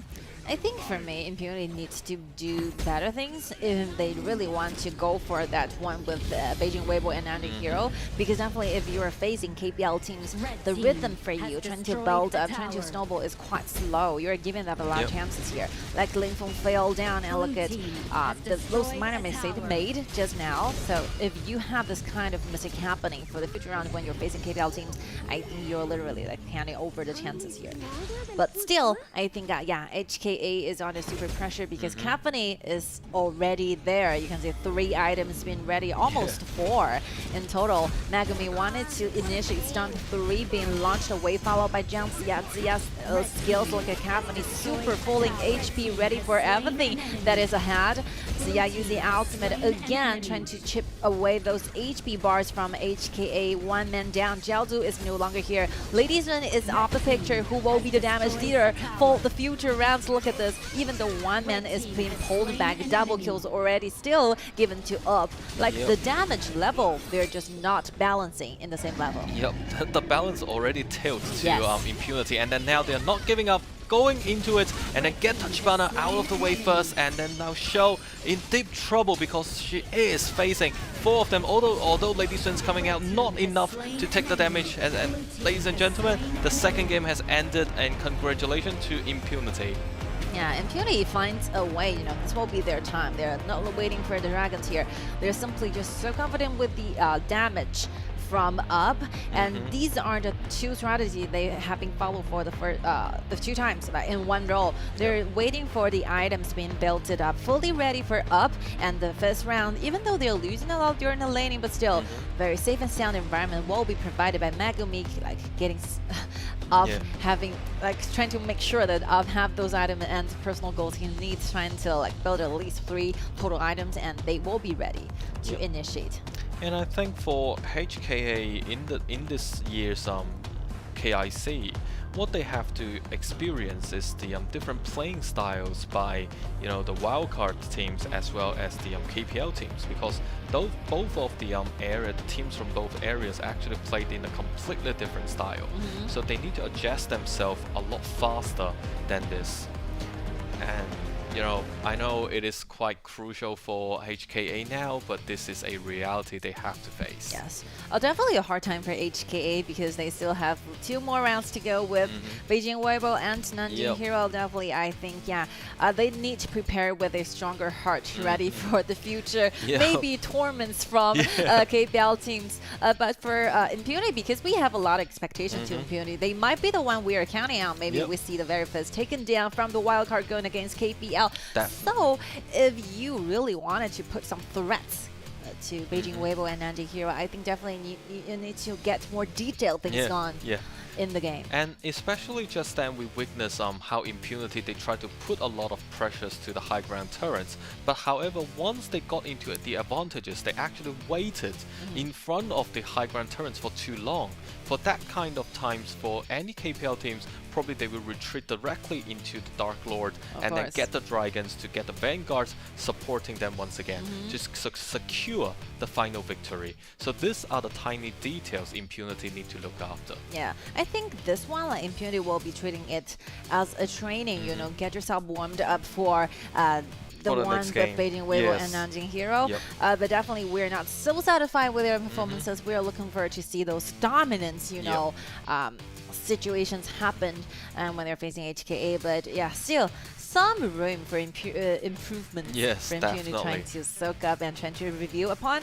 And the next one is going to still be a challenge for HKA because like back-to-back game as we're talking about, and their opponent is going to be changing from Impunity to Nanjing Hero. So yeah. No time. No time for them. No time for them to adapt at all.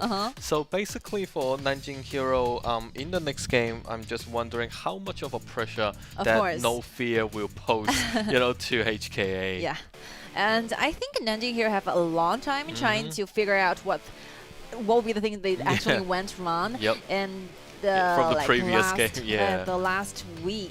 So it's been a while, and to be honest, there's more audiences here sitting on our seats in our arena, ready for a hero to show their entrance. So definitely HK is going to be feeling more pressure than ever, because with more audiences like sitting down watching your performances, you're very easily got so nervous.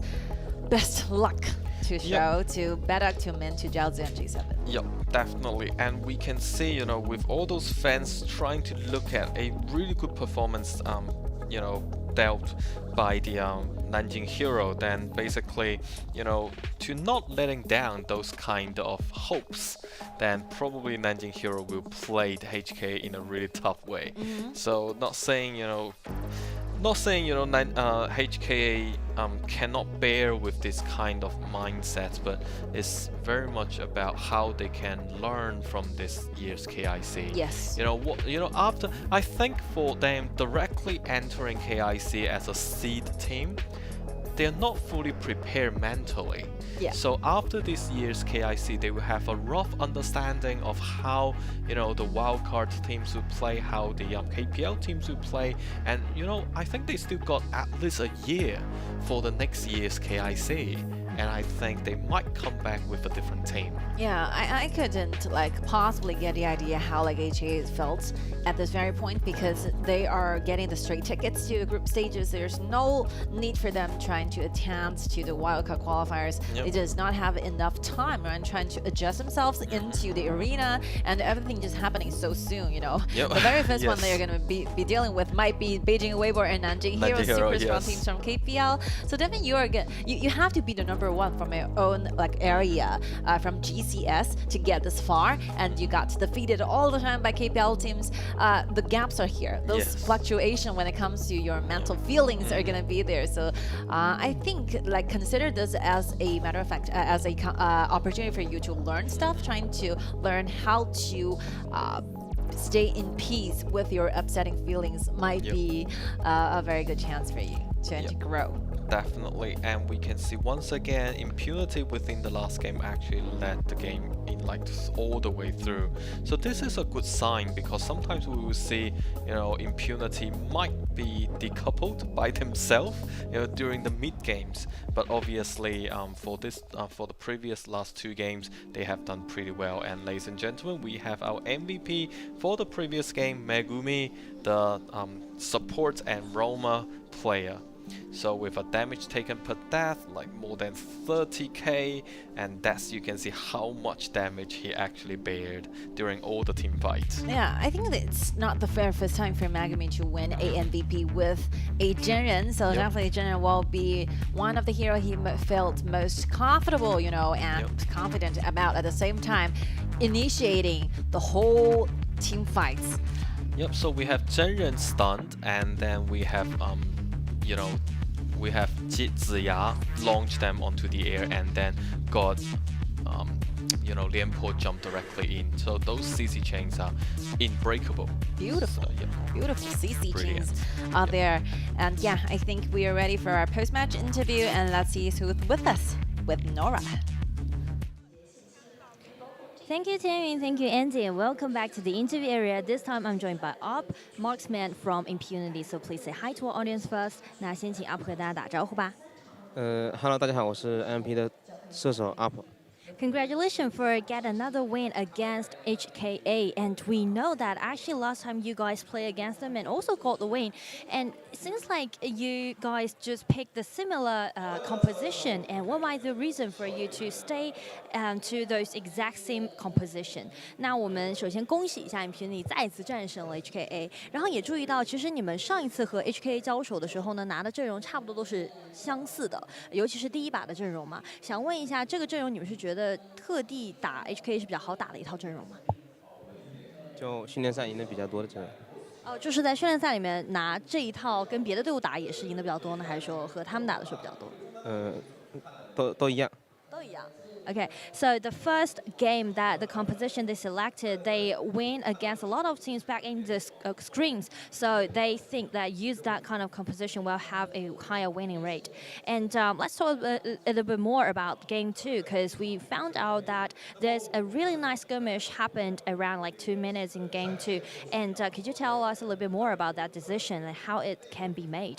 那我们也可以聊一下第二局的一个比赛啊，就是有关注到你们第二局的开局，其实下路2分钟的时候有一个非常好的 gank 嘛，想和你聊一下，就是你们怎么做那个决定呢？当时打野说他刷完野了，然后我就让他帮我蹲一波。就这么巧，然后对面打野也在下路。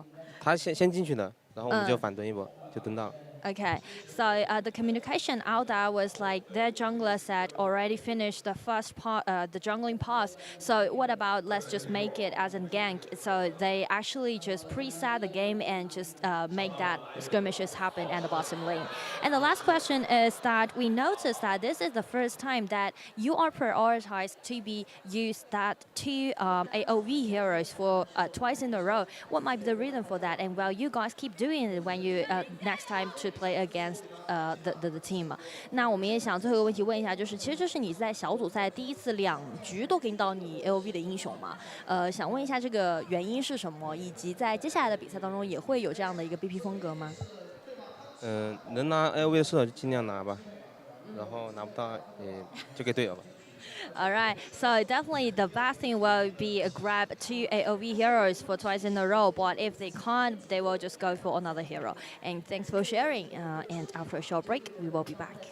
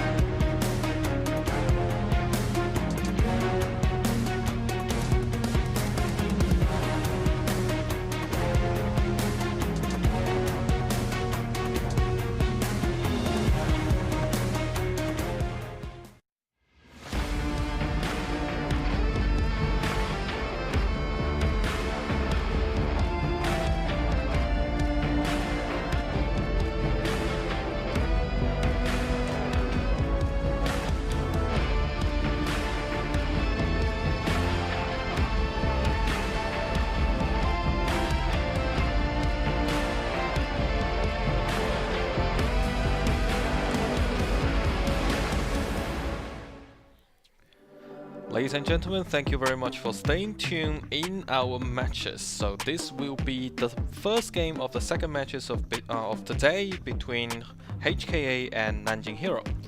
A back-to-back matchup for HKA. Yep. Not a lot of time trying to think through, you know. Yep. You need some time trying to do a lot of very deep thinking.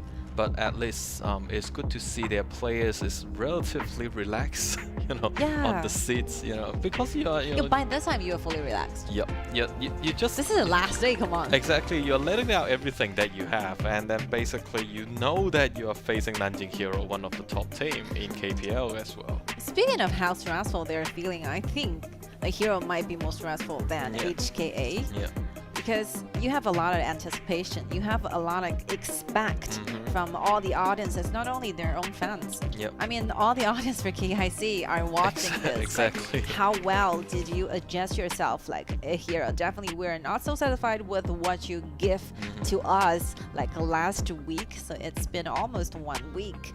Yep. So the audiences and the fans are still here, you know, cheering for you, trying to see what you have been prepared for today. Yep, and I think Hero really need to be careful with all their movements and the acts, because any cute that you, or like any cute from you towards, you know, HKA, if you have been cute by them, probably you will basically put yourself on the bullet screens, you know, on the live streams. Yeah, it's like every day it's going to be a test for these two KPL teams within the same group. We're actually competing which will be the better teams, you know, facing the wild card, showing like more dominance in the game. Exactly. Like I could still remember like yesterday I was literally trying to compete, like whether it's RW or KSG who did a great better job going against the wild cards. Yep.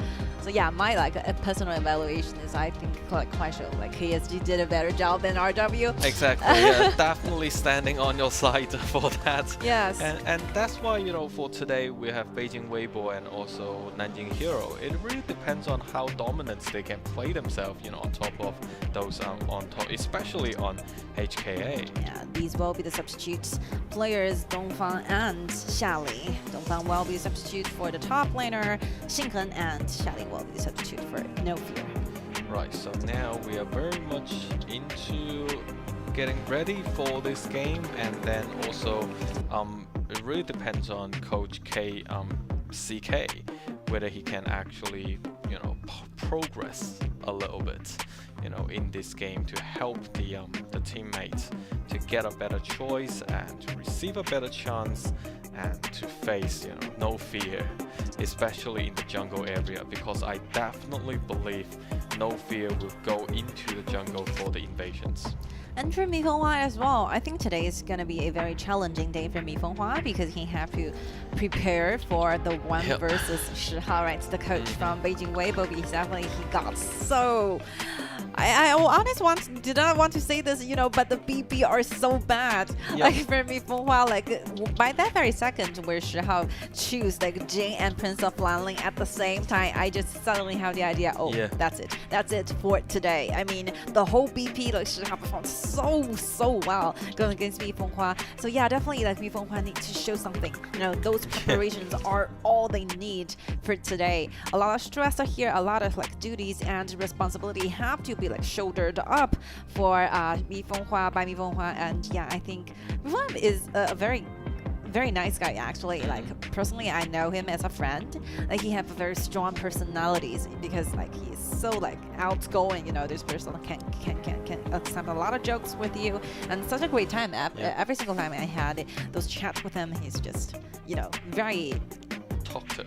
Very talkative, yeah, really, very talkative. Yeah, very talkative, really optimistic. He's a really good guy. And the thing is that, like for HKA, you know, because they do know in the later stage it will be very much the final, you know, stops for them, and then we will see whether they will substitute some of the players to come onto the stage to experience the this arena for their team. And I think, you know, during these games, what we have to look at as a highlight is just as mentioned by Tianyun, how Mi Fenghua will use those strategies to pose a dominancy on top of HKA. And now let's dig into this game, like game 1 of the second match of today between Nanjing Hero and Hong Kong Attitude. We have Hero on the red and then HK on we have Hero on the blue, I apologize, and then HK on the red. And there's switching sides, so it's like this in our rules because we're adapting a double round robin, so you have like two times with each other. So the first one will be resulted with a coin toss. You know, the result with the coins of the winner gonna be pick side, and the second round you're gonna be switching sides with your opponent.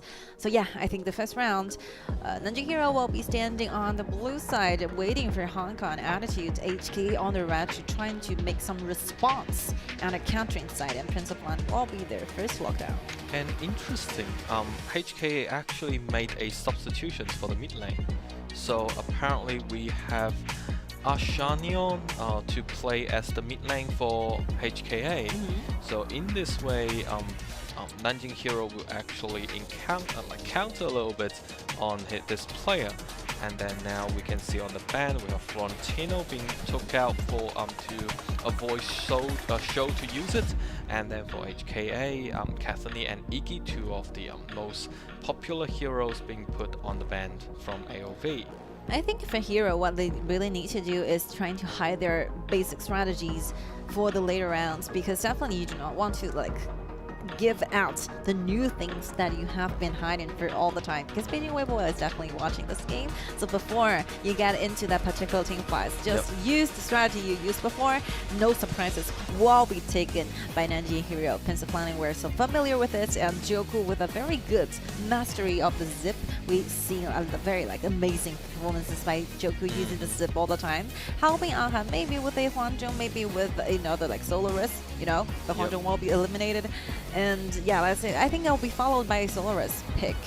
HKA definitely to lock those things away. And then for HKA, got Virus once again, but will be played by Show.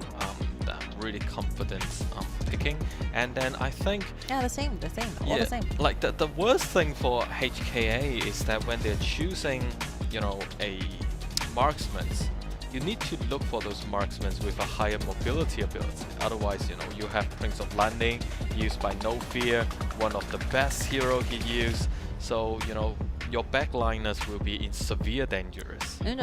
First 3 floors are exactly the same with HKA, but unfortunately Sunbin got rid of by Nanjing Hero, so there's no Sunbin available in the future, and they were going for this Shouyue, and maybe I think Shouyue will be gone directly with a Mods on the bottom. So this time, Show, you're gonna facing a lot different players when you're doing the laning. So last one you're doing laning with X0, and this one changed into Xinghen. I think definitely Xinghen will be putting more threats on this. How about this? We consider this as a personal task for Show. So you definitely show some dominance, you know, facing X0 to how about the laning with Xinghen. Yep, and probably from the previous game, Xinhen was watching X Hero and thinking, okay, oh, right. Oh, the same one. Yeah, I like to see this. Yep, so basically Mai versus Virus. Wow, you know, if Xinhen gets some advantages here, like X Hero will be the one who got hurt. Exactly, but like talking about it from more of a optimistic way, X Hero can actually learn from Xinhen how he used this Mai.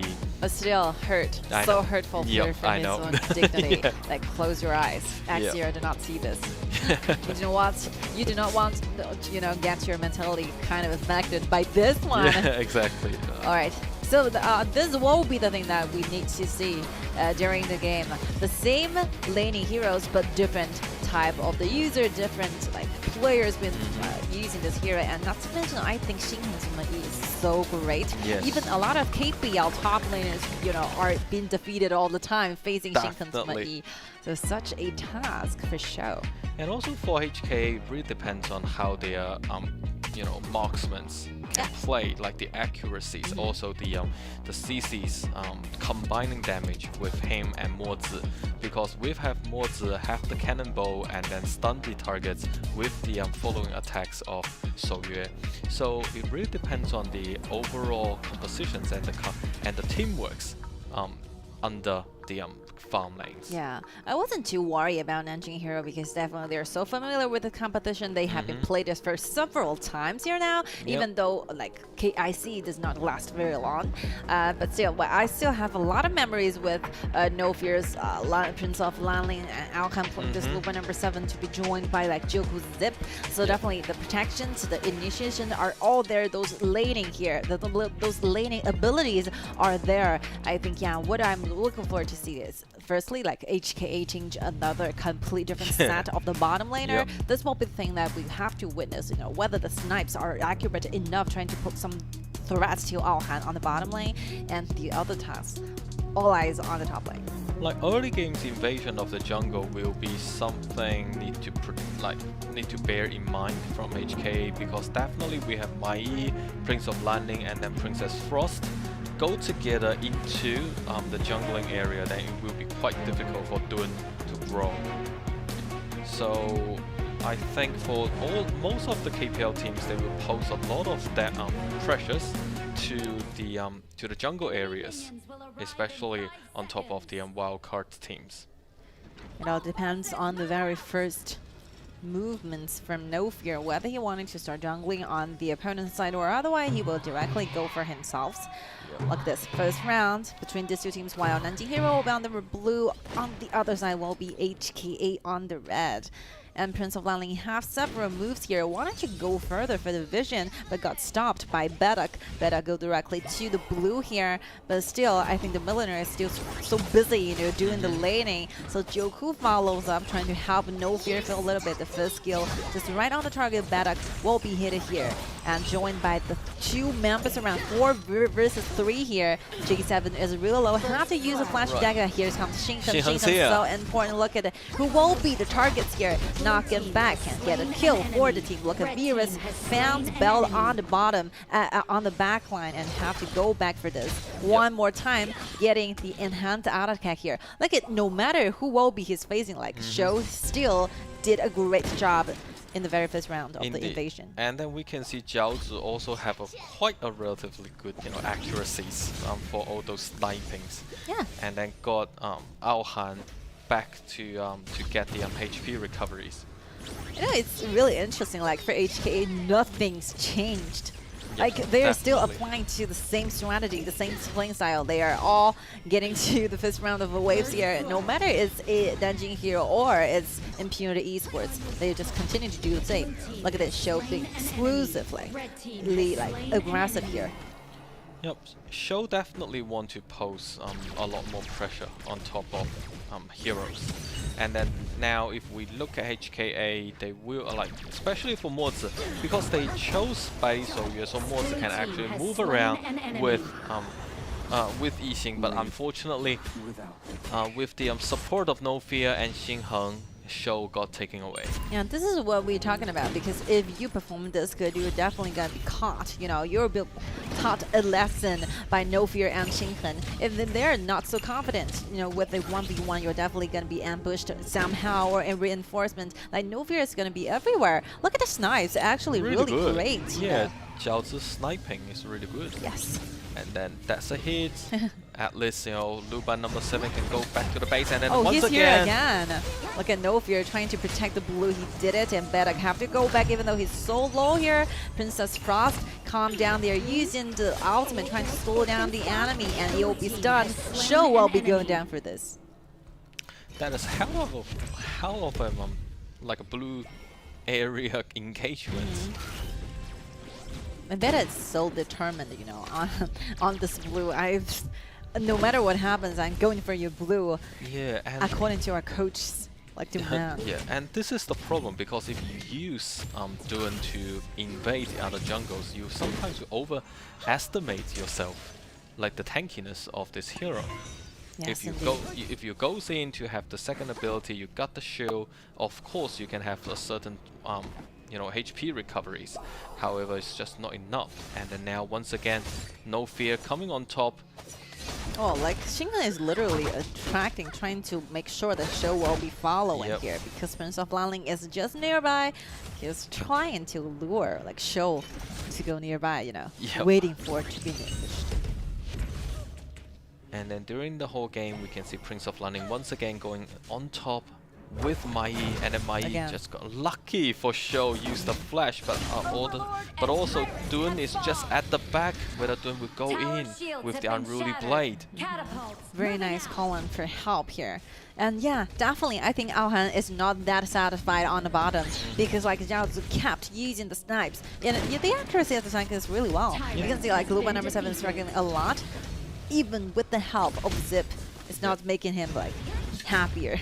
Yes, somehow Luba number 7 is struggling. Like Aohan struggling at the bot lanes. So now once again, that's a good hit. That's a good hit. Like a very good synergy here. Like 2 in 1 roll. Here comes Yixin trying to initiate. Joku have to go back without any further like help. Look at Prince of Lanling and trying to initiate Badak. Missed the target here. Unfortunately, Bell was swallowed and trying to re-initiate. Very nice job down here by Joku trying to fight back. Join the club. Prince of Lanling got kill and here comes Shou. He found Xinghan on the back, but they struggled a lot and Xinghan using the double second seal to dodge away and getting those HP recovered back. Waiting for the second round, dodge enhanced the circle. Right, look at Belt, look at Belt. Belt's there to force Jiaozi to go back. Joku really uses the zip so well. Good. Yep. So crucial every single time when like Aohan Bell is in danger, the second skill will be followed and immediately followed by the initiation, right? Using the ultimate with a flash. And yeah, the vision is unfortunately being spotted away because we can see the skill 1 is being put down there in the jungle here. Yep. We have to give a lot of credit to Jiaozi in this game because the sniping, the accuracy is just way too precise. Yeah, a very good counter pick, because the Prince of Lanling will be having this ability, invisibility when it comes to like personal hits. But yeah, I think the first skill by Shouyue will be finding him out.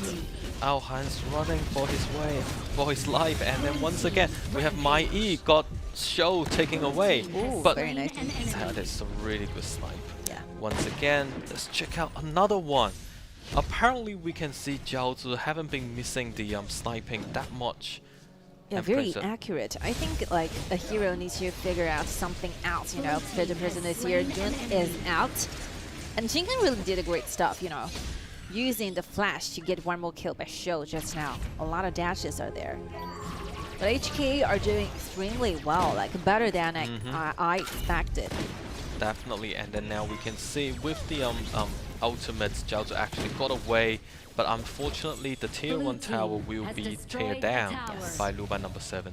Very nice synergies here. You can see No Fear is sitting on the back trying to make sure Jiaozi have to deck away using the ultimate to run, and that will be the time and the opportunity for like Aohan to tear down the tier 1 teammate. Going back for the red again. 7 minutes it is. Oh, Joku builds double boots. And I think for the counter pick by HKA is actually working. Yeah. And then if they can operate a little bit, at least they will have a chance. Such a good snipe with Belt. And sometimes you have to wait for J7. And that is another one. Look at this. Yep. So dangerous. Whoa! One more thing. Got the kill. Good job, wow. Jiaozi. Yes. And unfortunately, he's been stunned because the rest of the teams are trying to engage on the Shouyue. Shouyue failed, but Badak still continues. Look at this. Getting kills 1 more time. Aohan goes down. Very crucial crowd control by Mozi. Xinghan wanted to revenge for the teammates, but he only finds 1 Dun alive with half of the HP. So wealthy, so hard to take down.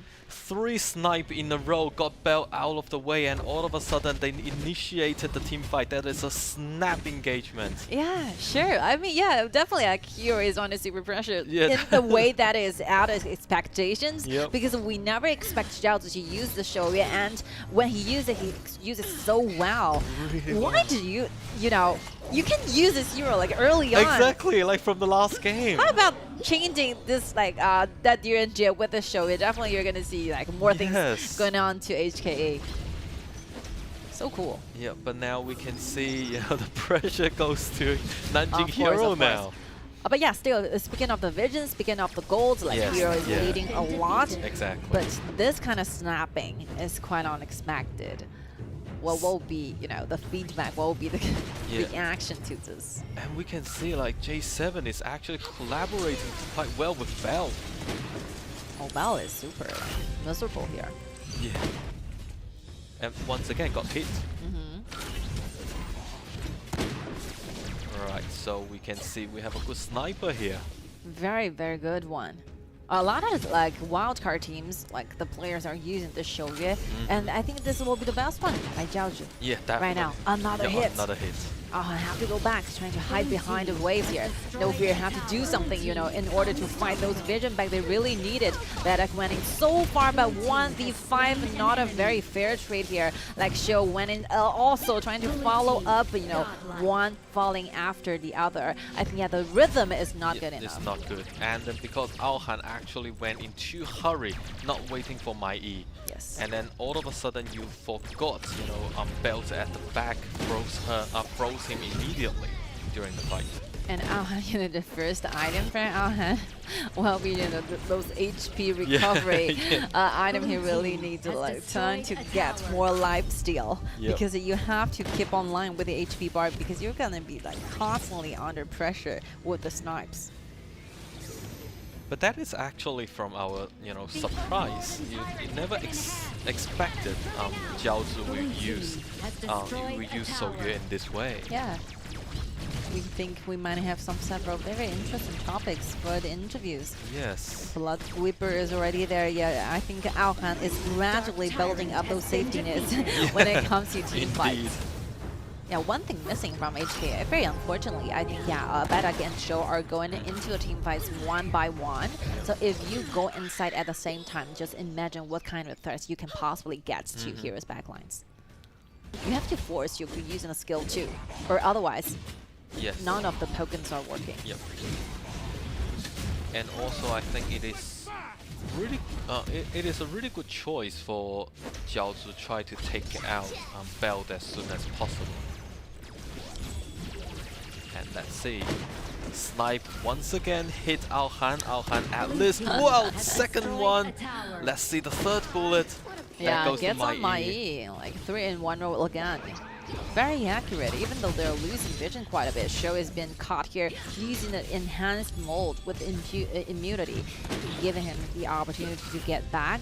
J7 is fighting for the vision here. Another hit, like Xinghan will be the target. Aohan stays in the mid, dodging the bullets. I mean, Aohan really needs to move around. Aohan cannot stand still at all, otherwise be hit directly with the bullets by Soyue. But speaking of accuracy, the skill too, from Luba number 7 actually get like 6 targets, as well. Look at this. One. This will be the most amazing thing. Wow, short hit.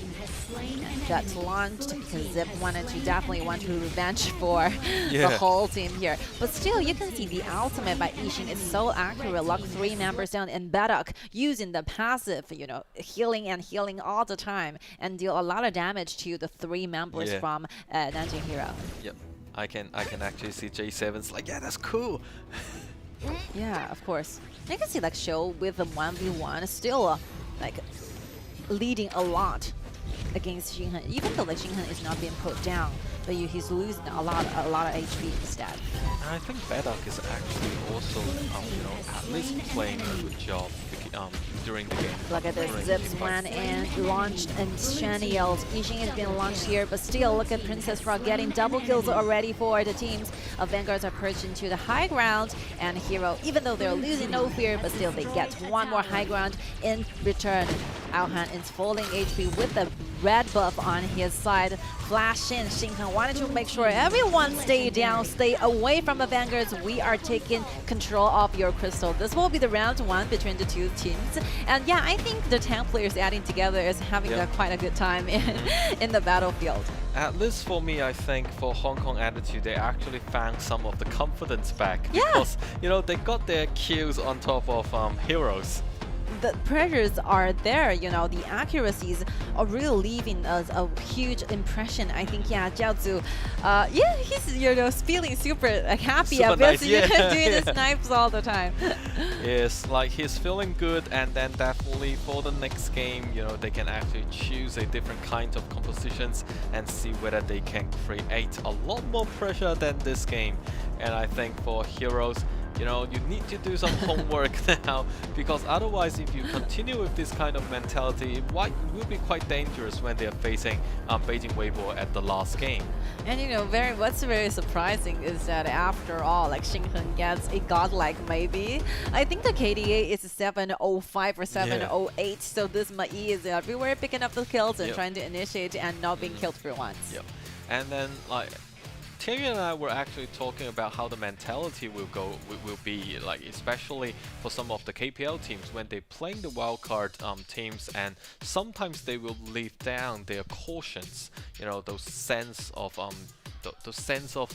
seriousness, and then all of a sudden when they're facing another KPL team, they will underestimate the other team's aggressions, and at the end it might be quite devastating for the teams. Yes, but I think like HK is bringing out the mentality that much. We never expect to see wildcard teams, facing KPL team performing even better. Comparing the two different games with the one they have with Impunity Esports, they're soaking up a lot because they're losing a lot during the laning. But this one, they're actually giving out a lot of stress. Such a miserable time for Alhan, making forcing Alhan to literally use a Blood Whipper as the very first item he bought in the game. And this Luba number 7 cannot move anywhere because they have to stand still in that particular location trying to deal time. I think Alhan, I was wondering what Alhan is feeling right now. Probably it will go down. It goes down to the interview session whether we will have a chance to talk to Alhan. But also would like to say Xiaojiu did a really good job to protect Luba number 7, to protect Alhan.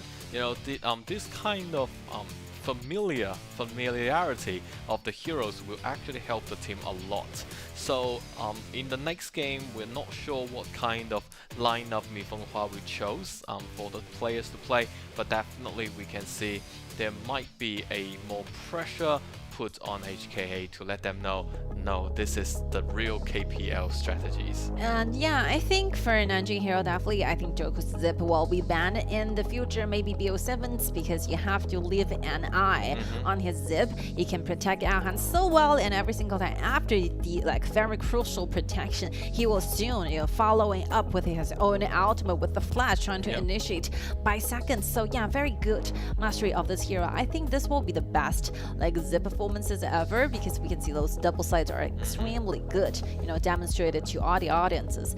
And let's take a look at the team stats right there. And Alhan basically facing a lot of stress, but dealt the most damage for the team. Very nice contribution as well. And look at Jiaoju, 32.3% of damage dealt. Yep, and then we can see definitely better in this game. We can see he is playing proactively, definitely, and then with a damage taken of almost 30%.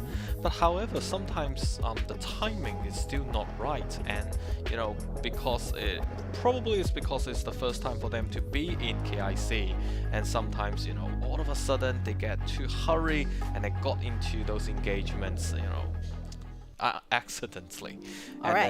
The MVP. Yep, Joku. So crowd control effect, 35 seconds with a KDA 12713. So we can see how much of a CC effect dealt by Joku. Joku played this really well. I think starting from the KPL qualifiers, when everyone struggles with the Zip, he performed even the best. When they're really new to this hero, then after the times you can see that one will be the most important one. Swallow the double cores and trying to re-counter and back to HKA. Very good here. This highlight will be remembered for a while for me. And I think Joku will be the only bowling ball, that can hit with a strike in the whole game. So for Joku, definitely well played by this hero. And then we can see at this stage once again Joku swollen the teammate and then protected them, re-engage again. So we can see how good of engagements can Joku help with the team. Joku really put a lot of efforts, I think, in a lot of heroes because he used to be a marksman. Like Joku will be the ADC for hero for a long time. Actually, he won the trophy being in the position of the marksman for the team. So yeah, he basically traveled through two positions. And right now, speaking of the support, speaking of the mechanisms he actually used for different heroes, I think it's so high leveled. And yeah, you know, there's a lot of efforts, you know, behind all of these very good performances. So a lot of respects are paid here for Joku. Exactly, like when you were a marksman before, you would definitely know what kind of protection you really want. So once you turn into the roamer plus positions, then you can definitely provide your teammate those on-time supports. There's a lot of players, you know, transition, transit from the mid laner to the roamer. This will be the most cases. But very rare did a marksman transfer to a roamer. I think Joku will be the first one in our league to do this. So such a contribution, such a magnificent record. So yeah, this will be the round 1, and we will be taking a short break before we come back for game 2.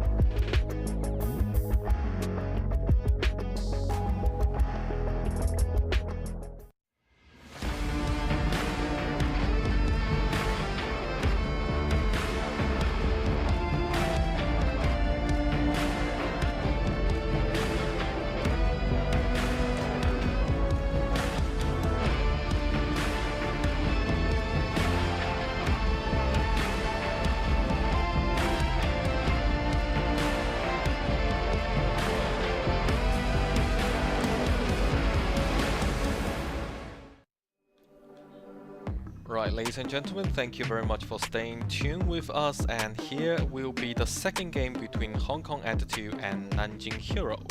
We have witnessed a really surprising game just then with Hong Kong Attitude by using the Souyue and Mozi combinations. Yeah, and Nanjing Hero have already used this No Fear's very signature hero, Prince of Flying. So yeah, I think maybe the rest will be a EQ or a Jin, because they will be the three of the most played hero by No Fear in KIC. And Xinghan did a really stable job back then with a very good KDA, and he's everywhere. And even though he's not getting a lot of advantages during the laning with the show, this Virus, definitely I think this will be the hero differences. Definitely when Mai is facing Virus, no winning here. it's so hard for the player trying to use MIE, trying to get the pressure to Virus.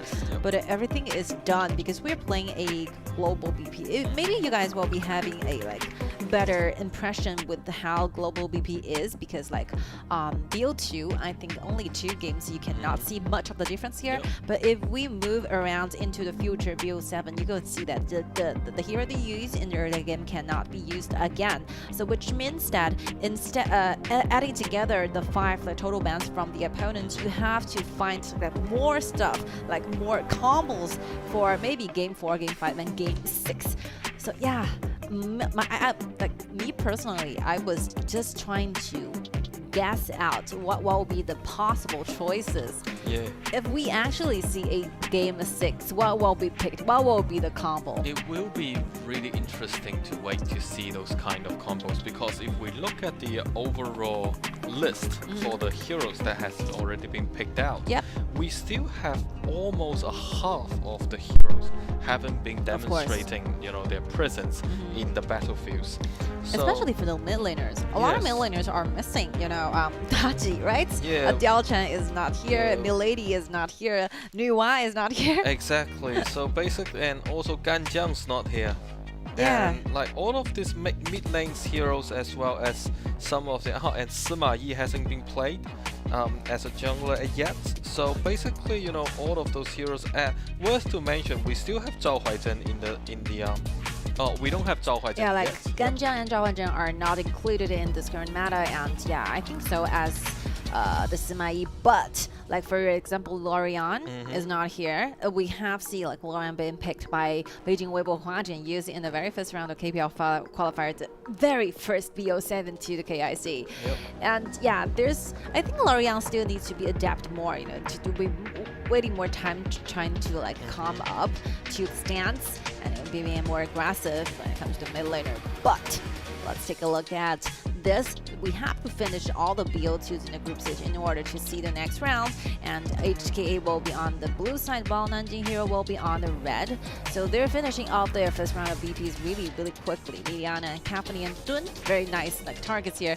And Nanjing Hero, Prince of Landing, Florian, and also Butterfly. How about Zina? How about Zina pick? As usual, Nope here has got himself with this Jin. Zinao, Jing, and also for Lianpo. Well, but for Hong Kong Attitude, they actually got Zhenren and Zhou Yu to pair up with Slings.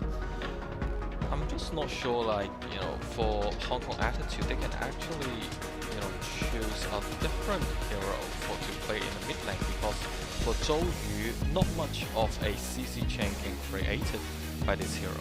And obviously we have Belt on the other hand, creating all those poking damages in the minion phase, and will be quite hard for Zhou Yu to encounter.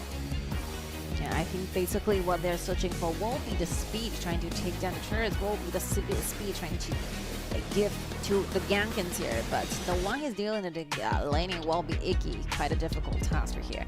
And yeah, but the AoE damage is going to be there, because you can always use a fire, trying to create a lot of AoE damage to Aohan, to Lady Sun. And yeah, I think a lot of very good top laners are gone, Florentino and Mai at the same time. Mai won't be the only HOK hero that, including, I think another one will be the Charlotte, right? He's chosen between Charlotte and Ma Chao, and I think Charlotte will be more stable when it comes to actual performances, because the continuous damage is going to be there. They're showing a little, hesitated with a Ukiyo touch mana and a Hanxin, and yeah, they're still fixed with a Ukiyo choice. But I mean, I was when they showed Hanxin out, I was thinking it is a really good surprise for me, because I was about to say yes, Hanxin haven't been picked yet, so probably we still have to wait for the BO7 sessions for Hanxin to appear on the battleground. But to be honest, this patch, this meta, this Hanxin got so much upgraded, because you can see that the actions, the skills connecting to the skills is really smooth. There's no time, waiting for the cooldowns or waiting for the motion of that skills. So yeah, I think maybe Lincoln will be using it in the future. The BO7s, I have no idea. And Nanjing Hero have been finishing off their draft and using Joku, using Mozi as a roamer. A lot of tokens here. Yep, so Mozi, I was thinking to have Ming, but obviously nope. We have Mozi to continue with all those engagements and initiations. So in these games, a lot of the pressures will go to HKA because obviously we can see after the pokes from Iggy, we might see the M4 jumps in directly with all those launches, and then with Jing going in, bursting damage, and especially Lady Sun at the end posing all those continuous damage to the to HKA. Very well-grounded composition that Kira got himself with, because they have definitely higher, like longer range of the attack. Like there's a lot of poke in here, especially if you take a look at HK's like 3 cores, like Charlotte, Ukil, Tachbana, and Slims are quite short-handed, including the mage, right? Show you. So even though they have a lot of aggression, you know, a lot of piercing damage initially before a level 4, and by the right time they got to level 4, they're really powerful. But like speaking of the range of attack, they're really short-handed heroes. So I think that will be the whole reason. Like Hero will be kept in distance. They're going to be using the beneficial of getting Mozi and Iggy at the same time, trying to use those chipping, you know, give you a lot of stress. And No Fear is finding every single angle he could possibly do in the game, trying to circle around, coming from the behind, and trying to finish. So Hero's like looking for fight and then HK avoiding fight. Yeah, I think the composition like Hero really did so well in this one. And everything will basically, you know, shown within the 4 minutes to see how everything will roll. And then we see Lady Sun pretty good at the farm lanes, and then definitely Zhou Yu and Zhen Ren trying to get the creatures away.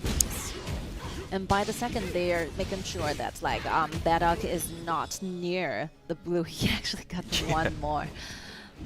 Speaking of those minor details. So technically, like with 3 of them once again going into the jungle invasions, but they didn't get the blue buff from Ukyo though. Right. Now the pressures comes into the jungle areas, and then Lady Sun's coming into this place, like getting around. So Mozi are going to help out. I think Zhou Yu is losing a lot when they're trying to finish the lane, and here we'll get the idea that like Badok is starting, you know, to the jungling on the red side. Then, even though instead of letting No Fear to go into the blue buff, they have perfect confidence, you know, getting this blue on their own. Taking this blue away is given like Badok such a great pressure here, and Bell is also making rotations to the bottom. Like Alhan is doing extremely well using the bursting damage, like skill 1, skill 2 together. And I think Jaren have to go back, like Lianpo with a blue initially, you know, taken away, like away from Badok. Such a bad news here. And Iggy actually let well, not Iggy, but Joku actually let Zhen Ren away because Zhen Ren actually saw Joku saw Zhen Ren's teleporting back to the base. Top side, very stressful. Show struggles to himself, keep himself like alive. 3 versus 4. And now we can see Lady Sun down there, one-on-one with Slims, but Jing coming in, No Fear. Whether No Fear will get Slims out of the ways or not. They're choosing to gather around in here in the red buff with the ultimate ready, doubles down here. Yeah, that's perfect control. They're so ready for this. They're so ready for the first blood. After the kill, they're going directly to the red. Everything is in line. Yep. Basically, the CC chain completed so well, and then with Joku once again got Slims out of the way, so that it would be a 2-0 to HKA. Very good beginning for Hero, and yeah, I think like Hero just started to get everything under control. Like Charlotte is no longer the threat, and even though like Joey had the fire trying to clean the waves real quickly, but he doesn't really bring something good for him. There's no benefits, there's no ganking here. So Alhan is having a very comfortable time at the very bottom. Even though he's lost every single mana here, he have to go back, or otherwise like trying to like have a conversation with no fear, whether you can give me a Show blue. once again with no fear. Definitely is not good enough to fight Jing at this stage. And we can see once again Lianpo and Iggy from the minimap, they're moving down to the farm lanes, posting threats, and then there's a bomb drop on top of Taiwan, and then we have Lianpo, and then Lady Sun got all those damage directly thrown on top of Jiaoju. In this one, like Kira is getting more violent than the game one because definitely they feel like more confident building laning. We have longer ranges, and we have the poke in here. We have a lot of CC chains, and Novir is doing extremely well with this Jin farming up so quickly. Yeah, I think this game is gonna be not gonna be last so long for HKA. I think I see nothing, for them trying to fight back. And look at the bursting damage from Jin. Those very initial dives here, like making sure that HKA have to go back one more time, even though they have J7, even though they have the recovery, but still that's not gonna be enough. The red gone, the blue gone, the double dragons belongs to the side of Hero. Hero is farming up using 4 area of the jungles and every single dragon's on the map. Yep, and let's look at this one. Lianpo, Iggy moving down, and obviously Zhenren tried to make something happen, but no, not enough. With all those stunts from the opponents, it's just way too hard for them to escape, just like how Slim is gone through the like a thin air. Yeah, sometimes we're comparing, how deeply they understand, how deeply they hold the rhythm of the entire game. I think for this one, like Hero have like 3 steps, like at least ahead of HKA. They know everything. They know where you want to go. They know where you wanted to put your emphasis on, and they will be there waiting for you, making their own predictions. And every single prediction are so accurate. They just simply have the idea. They are like literally living inside your brain. Like listen to what you're talking about in your channel.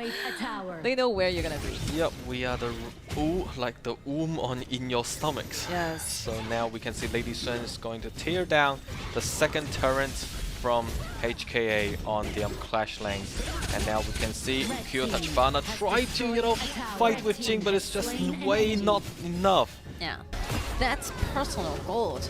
5.2. Who killed? Only like 2.9. It's like a half. Double. Like Novir is doubling the personal goal with the opponent jungle. No wonder he's dealing so great. The bursting damage coming from Charlotte. Show still struggles a lot. I think from now on, whoever standing away from the high ground will be taken down by Hero. Everything vanishing away from the map. And also, it is interesting to see, the gold deficit is just too much of a leading for Hero, and then you can see even for Mozi actually got a better. Oh, that's a good stun, but however decouple a little bit, nobody follow up with the damage, and then Charlotte cannot cut into the team fight from the angles, and then Jing now posting threats to the high ground towers. 2 of the high ground towers will be taken down, and now for Hero they're looking for the to end the game. Look at the goal differences. Only 7 minutes. They have created like a 10k goal difference. Lead. Yep. How do they do this? It would be really amazing for a jungler to do this with I will say 10k personal gold per minute, but they're doing this as an entire team. They're creating this so high a wall for HKA to climb, but I think it would be really impossible for them trying to climb up at this very time. And you can see Show as their main player. His gold is not even reaching Jioku's gold. I know sometimes J7 has a Jinren, and you will be getting more golds compared with the other choice of the roamer. So if it's not a Jinren, imagine the gold differences, it will be even larger. Even worse for HK. And now with the super minions coming from both lanes, and then Jinren still way too fast to have that skill ultimate, but being taken away once again, and basically the core has gone, Jiaoju's gone, and then everyone looking for Charlotte. Show is not working right, and ladies and gentlemen, this will be the end of match 2 of today. Congratulations to Nanjing Hero. And this will be the very first step for Nanjing Hero, because they have to wait 2 rounds more for them to make a final game with Impunity Esports, and the very last one with Beijing Weibo. So they have few hours to rest. And we'll be waiting for Impunity and Beijing Weibo for the third matchups. And you can see the changes here. Like even though the game 1 didn't go that as smoothly as we expected to be, but the game 2, those aggression, those dominance, those complete control of the map is what we are waiting for to see by Hero. Yep, 7 minutes mark and then finish the game, and that is the Hero we are waiting for. Just as Tianyun mentioned, for Hero, still a couple hours away from their final games, encountering Impunity and Beijing Weibo, so they can sit back, relax, have a good dinner, and then adjust a bit of their mindsets, their mentalities, and get themselves ready for the final fight. Yeah, because obviously you're gonna be like waiting for the very last match of today. I have no idea what will be the official or the exact time for that one. Speaking from like previous experiences, like yesterday, we have the very last one around 9:30, 9:15. Looking about 9. But like from the schedule, it actually says like 9:15. But however, probably you're estimating a relatively similar time. Yes. So if you are very busy at this stage, please stay tuned with us at about 9 o'clock, and you can actually witness a really good fight between Beijing Weibo and Nanjing Hero. And yeah, I think this one for HKA, I think they are not ready. You know, they are not even warmed up with their this kind of hero, and that will be the end of this game. Such a miserable time because no turrets, no kill, literally nothing they got for their own team. So you can see like hero just completely changing another different like game styles. 6 minutes down the track, 10,000 gold deficits. This is just way too much of a gap for any teams to catch up. So this is the operation styles from Nanjing Hero and the dominance from Nanjing Hero, as Tianyun mentioned. We never see this kind of like gaming style from Hero, because for me, my impression for Hero is like they always looking for the most stable thing to do. And yeah, because they really love to use those warrior junglers back in the KPL seasons. So you can see like they're just simply building up those minor rhythms by Bell, by Alhan, and trying to bring a very good picture into the late game team fights. But for this one, they actually changed a lot using Joku so well. Those cannon blasts are giving HK a lot of hard times in their own jungles. Yeah, basically, with Mozi's jumping into it, and especially you can see how smooth those CC chains created by Nanjing Hero. You have Iggy drop the bomb as a poke first, and then all of a sudden you got Lianpo moving in with the slams, and then everyone launch into the air, and all of a sudden you have Joku flash in and with the electrifying cage, so everyone will actually stun there, cannot move at all. So everything can be started so soon for Nanjing Hero. I think the first wave will be the one they started to do things. Bell and Joku together, this Iggy and Mozi are giving a lot of CC chains to HKA and leaving like Bedak with no blue here. And like not to mention Shinken is joining the club to do the invasion, and all like No Fear had to do is just clearly you're farming up to the level 2, level 4 and starting slaughtering around. I feel sorry for Tachibana here. He never realized, what is my goal? There's no jungle. Where's my gold? Where's my blue buff and red buff? It's basically gone. And this is the, ladies and gentlemen, before I'm saying that, MVP goes to No Fear with Jing. Such a good gold percentage, like 25% gold, like a quarter of the whole team's, gold accumulations. No Fear basically takes up all the responsibility. He's like the both jungler for both teams. He's like jungling on 4 areas. He's taking all the jungles away and getting 4 buffs on his own. So yeah, very magnificent play by No Fear using this very signature hero of his own. Elegant. Very elegant. Very elegant. Look at this. 1v1. 1v2 actually helped by Joku.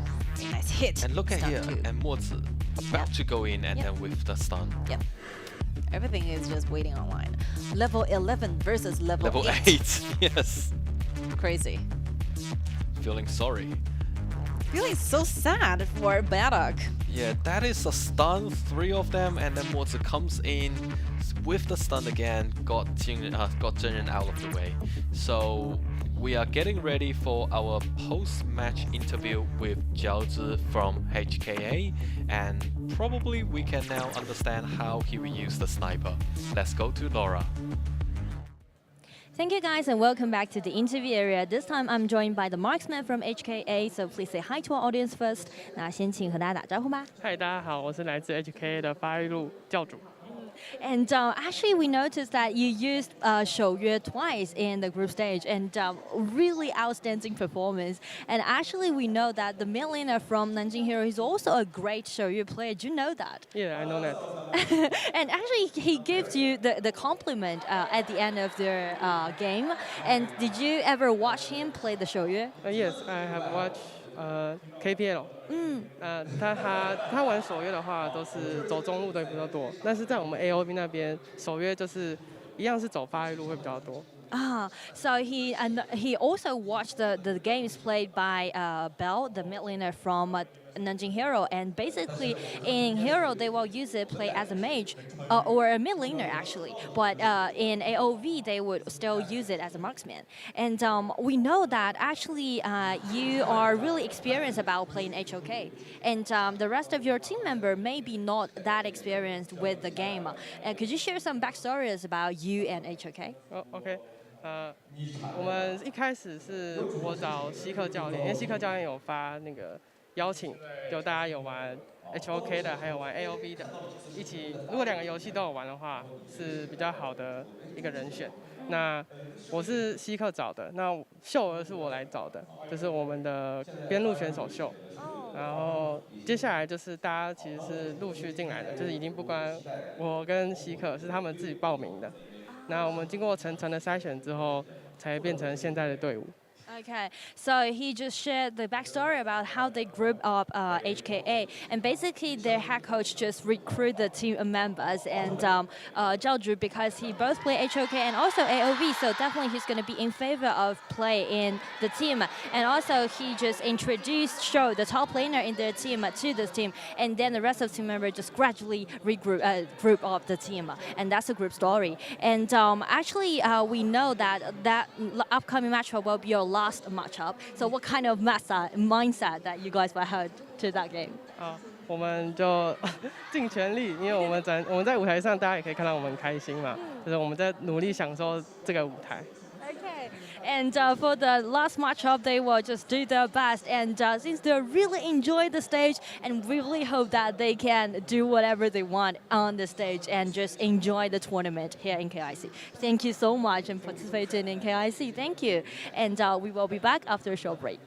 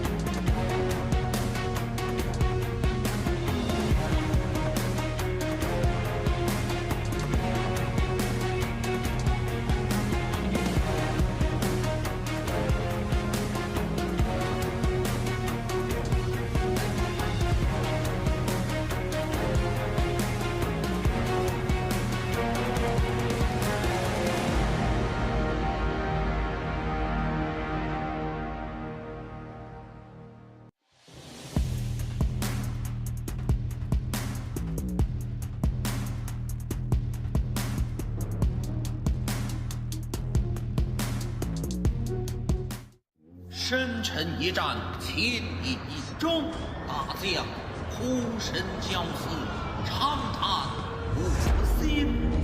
真的就差一局啊！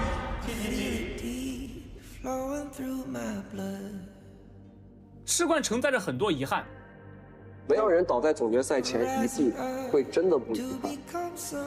黑肉队史的5个冠军没有一个是不艰辛的，他们总是在磨难中成长。去年は KPL を倒したワイルドカードのチームが一つもなかったので。赛场什么都有，就是没有如果。Nếu có thêm thời gian huấn luyện và thi đấu thực tế, có lẽ. 久闻此将曾破冰破万，勇夺3军。今次係我哋第一次參加世冠。One team，他們竟然以10連勝的姿態衝進了小組賽。Thua không đáng sợ, sợ thua mới đáng sợ。这才是第2年，怕什么？赛场就是这样，一直站在舞台上，才能被人记住。Acredito que a derrota de hoje vai me ajudar a evoluir no momento certo do futuro. 拭目以待。冲将光，风林雄兵，事关深沉，大战阵前，无惧无血，日月龙塔。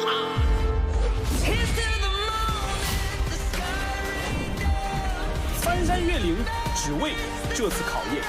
ได้เวลาลุยกันแล้ว 不留遗憾就好了。全力以赴，只为这次改变。恭喜他们晋级世冠正赛，为可能尽所能。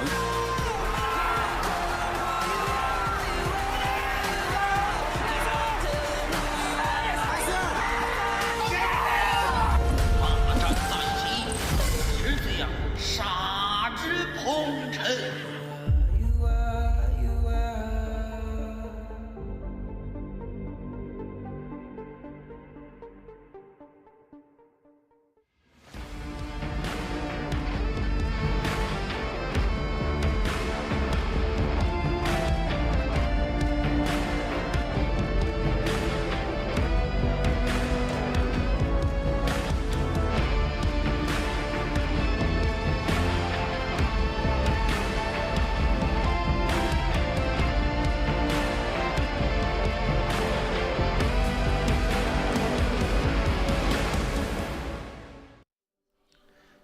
After 2 brilliant videos, ladies and gentlemen, welcome back to our 3rd match of today between Impunity Esports and Beijing Weibo.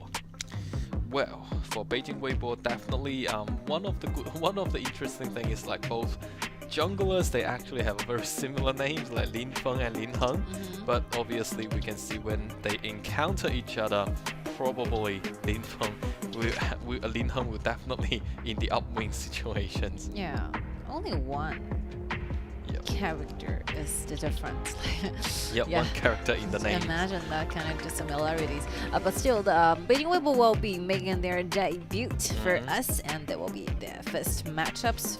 To be honest, it means that they will be having a very tight schedule because they'll be continuously followed with the 4th one going against HKA and be only granted with 1 game rest and will be going towards Nanjing Hero. So we are seeing Xingyu, the support from Beijing Weibo, are actually saying hi to No Fear. I was wondering what they're talking about, and basically, maybe some of the rubbish talking, before everything started. This is a very good tradition, like in esports. Trash talk. Trash talks. Yeah, I love to hear about a trash talk. And we will probably going to be having a lot of trash talk like pre-recorded before the finals. So just wait for that kind of information, being brought to you guys in the finals. And I think they're about to enter into the very first round of their games, and hopefully Impunity have a very good rest and a very good observation when it comes to the extra performances to Beijing Weibo. And I think Beijing Weibo is waiting for this day for a long time. Indeed. Because they played the longest. I mean, Beijing Weibo is super busy for a lot of tournaments. they played the longest. For KPL, they played the longest, the Challenger Cup last year. I could still remember they played the longest. They are the opening ceremony. Come on, I mean the very first BO7 will be kicked off by Beijing Weibo versus Wuhan Esports, and they are still online. They're still like doing this. They were like, you know, after the ultimate battle, and then you know all the way till now. Seriously, I feel they're so tired. They're so tired. Yeah. But exhausted. However, you know, at least we can see, you know, they are actually their momentums and the mentality is still online because they're still ranked the first in the group at this stage, and then also definitely they will be playing, you know, Impunity Esports in a relatively, I think, hard way. Like time is priceless. I mean, the more time you have, the more time you're trying to adjust yourself to KIC, because no matter how strong you are as a team, you need some time to adjust to a new meta, to new arena as well, you know, because we will be traveling around in different cities in China. So yeah, I think Beijing Weibo have this kind of upper hand for them. And blue side will be Beijing Weibo, on the red will be Impunity Esports. So they're taking Zip and Jin away. Very nice target ban towards Lincoln. Yep. And I think, you know, for Beijing Weibo in this way is actually in favor for them, because they have already been through the very first day with the BO7. So later on when they are facing other BO7, at least they will have a familiar, they are very familiar with this kind of feelings. So, you know, that pressures will be actually alright. And Beijing Weibo, still, you know, the strategies are the same. They're hiding some stuff, you know, for the one. They are probably going to be facing with Nanjing Hero. We're still using the same old composition that we feel so great in this Grammatic Cacophony and Min Choice. If you give us, we will show no hesitation on taking it on our side. Yep, obviously, you know, Impunity need to look at what kind of lineups they can actually select to face that kind of, you know, cacophony and means combinations. Because obviously we can see most of the KPL teams actually tear down the first turret on the farm lanes within 4 minutes. So in this way, I'm just wondering whether Impunity can keep their first turret in the farm lanes over 4 minutes or not. I personally like Musashi choice better than the Yao, because you're seeing a bottom lane, like twin, will be staying on the bottom all the time. So as long as you have one target, you're definitely going to be aiming two with your own dive. But yeah, I think Linfeng have different ideas when it comes to what will be the thing you want to play the most using this Yao. Trying to, you know, move in around, going back, re-enter, and entering the battlefield all the time. You know, there's a lot of hiding strategies. Flying around by Yao. So we really want to see, you know, what kind of junglers that Linheng will choose to play this Yao, because most of the time when we see a flying around, you know, junglers, you might use a more of a traditional type of junglers encounter this pick. And then if we look at the second round of bans, we got Athena and then Dun taking away, because they do know how good Athena can be played by Linheng. And then for Beijing Weibo, keep Zhenyan and then Zhonghui away from Megumi, as Megumi already received quite a lot of MVPs by using Zhenyan. Let's see what will be happening, you know, in their second round. The roamers are not there anymore, like Jin and Kui are out, and Athena, you know, is being banned away because Impunity is trying to avoid, you know, something prepared, maybe potentially coming from Weibo. And let's see, what's this? That's interesting. All right. We have Sun Tzu, Captain Sun and Nakororo. If they're so fixed with the kind of choices, which means that Zimo will be playing the Sun Tzu on the top and leaving the jungler to Nakoru, a very good Japanese character from SNK used by Linheng, and it can deal a lot of bursting damage, you know, to the backline. It's a very old-fashioned composition, and the hero as well. And yeah, let's see what he do. Very old school. So basically with the combo chains, you can see with Zimo driving the ships, like set sail with the ships, hit one particular tigers, and then with Huajian to use the Bridge of Prisons, and then with Linheng dropping away as an airborne character.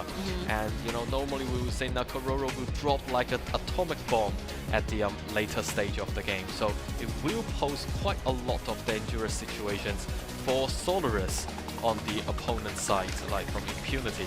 Because for Solaris, it is very much a hero cannot move, you know, that freely, and the overall mobility is not as good. But still, we have Sun Bing to help him a little bit, to move around quicker. However, I think it's just way too dangerous for Solaris to survive. Because the damage calculation will be from Nakalulu will be like he's counting on this percentage damage. So there's no frontliners in front of Nakalulu. All your HP is just suddenly gonna be vanishing away if your jungler is using this kind of hero. If like Lincoln is so well farmed, I think like literally like Impunity Esports cannot stand there all the way. Even though they have Megumi, this Sun Bing is not gonna be helping you at all. So Lincoln is looking for those high personal gold, and obviously I think Impunity have to make some smart move, you know. You have to buy yourself more time.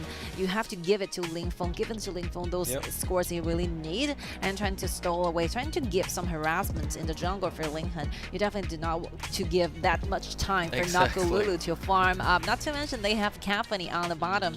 Those like double cores from Weibo, if they are leading, that damage will be too much for Impunity trying to bear. And this will be the end of round 1 BP. They're also satisfied with their own composition, I believe, and this will be the very first time we see that Zimo playing the Sun Tzu on the top, because normally we can see like all the junglers are using Sun Tzu, right, as a jungler. So well, as we know that in this year's KIC, a lot of tanky hero can be used as a jungler, but now we can see Sun Tzu being played on as the top lanes in the clash lanes, so probably we will see a different kind of playing styles. And as Tianyun just mentioned, they have to keep Nakororo down with less gold accumulations, but it's quite difficult, I think. I was looking forward to see those combo chains by Weibo, because Zimo and Huazhen definitely this Sun Tzu and Princess Frost. If they really show some CC chains over there, I think Impunity Esports will be very difficult for them to go back. Not to mention, like Sun Tzu have stun is the common skills, so it will be helping Zimo a lot with the CCs. And then we can see Nakororo hiding in the bush and then try to check out which buff started by Linfeng. And now she is moving in. Look at Jialin, because he's hitting like 2 targets, so the like explosive damage coming from Liliana will be like way better than being hit on a single target. But Lingfeng trying to grab this kind of opportunity to take those things away from Lingfeng. And Zimo is playing this Sun Tzu, but in the beginning phase, especially before Sun Tzu got to level 4, the bursting damage is not good enough to encounter Lian Po. And the recovery is not it, like tankiness is not that online. So if they continue to do this 1v1, I think like Zimo will be losing a lot of HP into it.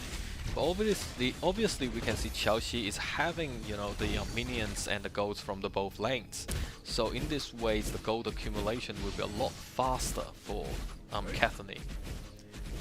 And let's see, how quick those players like Linfeng is using his fingers to get those controls on Yao. And I think how accurate you can use your ultimate trying to start out the team fight will be one very crucial point for up. Here comes the ultimate. Look at Nakolulu getting those bursting damage out with the help of Caphony. Chelsea secure down the first blow, but unfortunately you can see Lingfeng is there waiting for you to make some like a minor mistake, overstepping for a little bit. 1v1 trader, even though Lingfeng gets the first blood. Here comes coming in. Right, look at this, really low, very dangerous, but still up is granting this kill. Caphony suffering a lot because Min is away, there's no flash, like Chelsea needs to stay really safe here. I mean, lucky for this burning arrow did not hit on Chelsea, otherwise Chelsea will be very devastating at that point. But obviously we can see this is more like a replay from the last game from Impunity and HKA. Like for Linfeng hiding in the bush and then waiting for the appearance of Nakororo. And let's see. This is the bursting damage to Sun Bing, and then definitely that's good. However, Linfeng coming in from just next to their bushes and then got her out of the way. But now we can see Zimo under a lot of trouble because now still got the boats to carry him away. That is the set sails, the ultimate from this hero. Yeah, set sail, the ultimate is getting given Zimo those ways trying to go away when he's in super danger. But because like he will get a sense of immune. when he's using the ultimate. But just imagine if Impunity have higher damage. I think even though you have the skill trying to go away, you might still in danger, because if you are picking the Sun Tzu only using the ultimate as a way to escape, it's not working because you're losing a lot. We're assuming you're using the ultimate trying to initiate for the team. Yep. Look at the bottom set here. Like Anthony gets level 4. Princess France got caught. I think like the opening of Impunity Esports right now is really good. They're getting a lot of kills. They're getting the lead of the golds. So we've been talking about this all the time. If you are leading with Lingfeng with this Yao can be really tanky. Join the club on the bottom. X0 is quite away from Lingfeng. Have to go back without the flash. Right. Yes, still right, because he has skill 1 and skill 2 ready to dive away. Look at this. Still now, X0 try to make the protections for them. However, it's not good enough because they got the stuns from Sun Tzu, and then Sun Tzu got a one-on-one trade with Yao. But once we survive, we'll be Lincoln. There's not going to stay there. This is a good news for Beijing Weibo. Exactly. But on the bottom, we can see who is taking advantages of showing a lot of appearances, like Chelsea secretly stealing away the siren for the team. This is about making contribution. This is about making the messages on the max useful. So the idea that the jungler is not there and you're in perfect control of the bottom, so the marksman can take job. Try and take this tyrant away. I think for Impunity in this game, they're actually operating quite well at this stage, because we do see some of the playing styles quite safe, and then especially with X0 choosing Lianpo, so the tankiness can actually help him out to encounter with Nakamura. And then now we can see Solaris is changing to up is going onto the flash lanes to support Lianpo, but Zemo waiting there for Shaolin. I think definitely every minute is going to be better for Beijing Weibo, because they're waiting for the items from the Sun Tzu and Nakaluri together. I mean, the first early 4 minutes is going to be the most miserable time for this kind of duel, because you're not a very aggressive early game hero here. And Shaolin with a lot of dashes and the flash available, I think he will stay quite safe. That's a hit. Look and then now Lianpo goes in with the stun, and then Yao comes in again, however got caught by Nakamura at the back. And look at Kafane still wanted to chase away. Look at the frontliners. Axio have to dodge away. Megumi is very low in the HP line, so there comes another winning taken from Beijing Weibo, getting one more kills, and this will be a very important person because it's Lingfeng. So if the jungler got down here at the very second, the whole rhythms are completely stopped and disturbed by them. Liliana will be a very difficult and very dangerous position. Have to go back. Maybe the flash have to use, trying to escape away, and Chelsea follows. So that will be the reason why Shaolin have basically saved up all the dashes away. Yeah, Shaolin's I have to save the flash for all this kind of situations. If Beijing Weibo, someone is in that boat together with Zemo, I think they can secure down that kill. Yes, definitely. But, yeah, one thing missing, Zemo winning with the boat all by himself. There's no falling out damage by then. No matter if you got Huajun or Chelsea with you, the kill will be secure immediately. And then now we can see Impunity is going into groups and try to start some of the engagements, definitely. And especially with the help with Sun Bing, they can have a better chance to start the initiations. And then now we can see probably this is the preparation Impunity made encountering Beijing Weibo, because they have mentioned, they have done a lot of studies about Weibo's lineup. I think Beijing Weibo is gradually climbing up back to the game, trying to gain back the goal deficit and trying to chase back, waiting patiently for the items. Catholic will be the target, but still safely protected because Xingyu is by his side with a flash, always able to go away. Yep, luckily got the redemptions and with him as well, and then now Huajun probably is not enough, and then that is a huge loss for Impunity. Sadly, the very happy ending is not here for Huajun, but he sacrificed his own for the team, because basically, all the Impunity members are using all the skills on their Princess Frost, leaving them with no skill, trying to fight back when Zemo actually goes in to the backlines, use them both trying to initiate, and take a look at the HP bar. Chelsea dealing damage all the time, ignoring what's happening on front-up map, still trying to follow, taking down the second turrets in the mid. Look at this personal gold rankings here. Linhen, Chelsea, double core from Beijing Weibo are leading at the rankings. Yep, so you have a 6.8k and 6.7k. That's way too much. However, Kathleen got stunned again. And then Impunity is going in, stunned by X-Hero. However, nobody's following up with the damage. And then X-Hero got taken away by Chelsea once again, and they got the Vanguard. Chelsea is having all those bursting damage on the turrets, and now they are retreating a little bit to take down the tier 2 turret. Yeah, they're simply just exchanging lives with the top laner. So the top laner is trying to initiate, but somehow the 4 members following them got like kind of interfered with the bottom with the top laner, going inside. Zemo is basically doing a 1v4 on the back, while Chelsea, the following members are just simply surrounding together, trying to protect Chelsea so well during the late game. So yeah, I think speaking of the exchanges and something in return, like Weibo will still be the one, getting more things in their favor, because even though they're only resulting in 1v1, but you can see the results, like Weibo gets the neutral objectives, they get the jungle away from Impunity. So after a very even team fights, you can see the team's favors more while be waging Weibo. This is what we're talking about, how you handle the situation right on the game. This is all, the result from a lot of the game experiences. But saying that, like, up by him using the Solaris, at least his burning arrow was actually quite accurate. Look at the sudden appearance of Nakalulu. Only one ultimate managed to take away, half of the HP away from Liliana. Yeah. Yes. It's a great dive. And Huajun has already got the Splendor, very nice item. Huajun really loved this kind of item. You have a short down in the cooldown stage, and not to mention you can avoid those very lethal heat. Because Huajun is so tired, being taken down, being the only one who's being taken down by this Therefore cannot take those kind of damage and continue with the throughput. Oh, Liliana will be spotted on the backlines, getting killed by Lincoln. Everything is under control. Beijing Weibo is looking for to end this game. Lincoln try to keep Nagalulu away. Very nice body blocking really of that hero, and rampaging already. Chelsea got it full online, and look at the crystal already gone. 10 minutes and 26 seconds will be the time for Beijing Weibo to take the very first victory in round 1.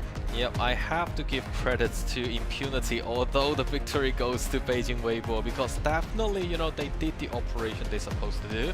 However, with the experience Beijing Weibo had, it's just not enough to, deal with Beijing Weibo at this stage. Yeah. And also, if you look at the 2 cores, for Nakororo and also for Kathleen, all the gold deficits actually tilt to these 2 cores heroes.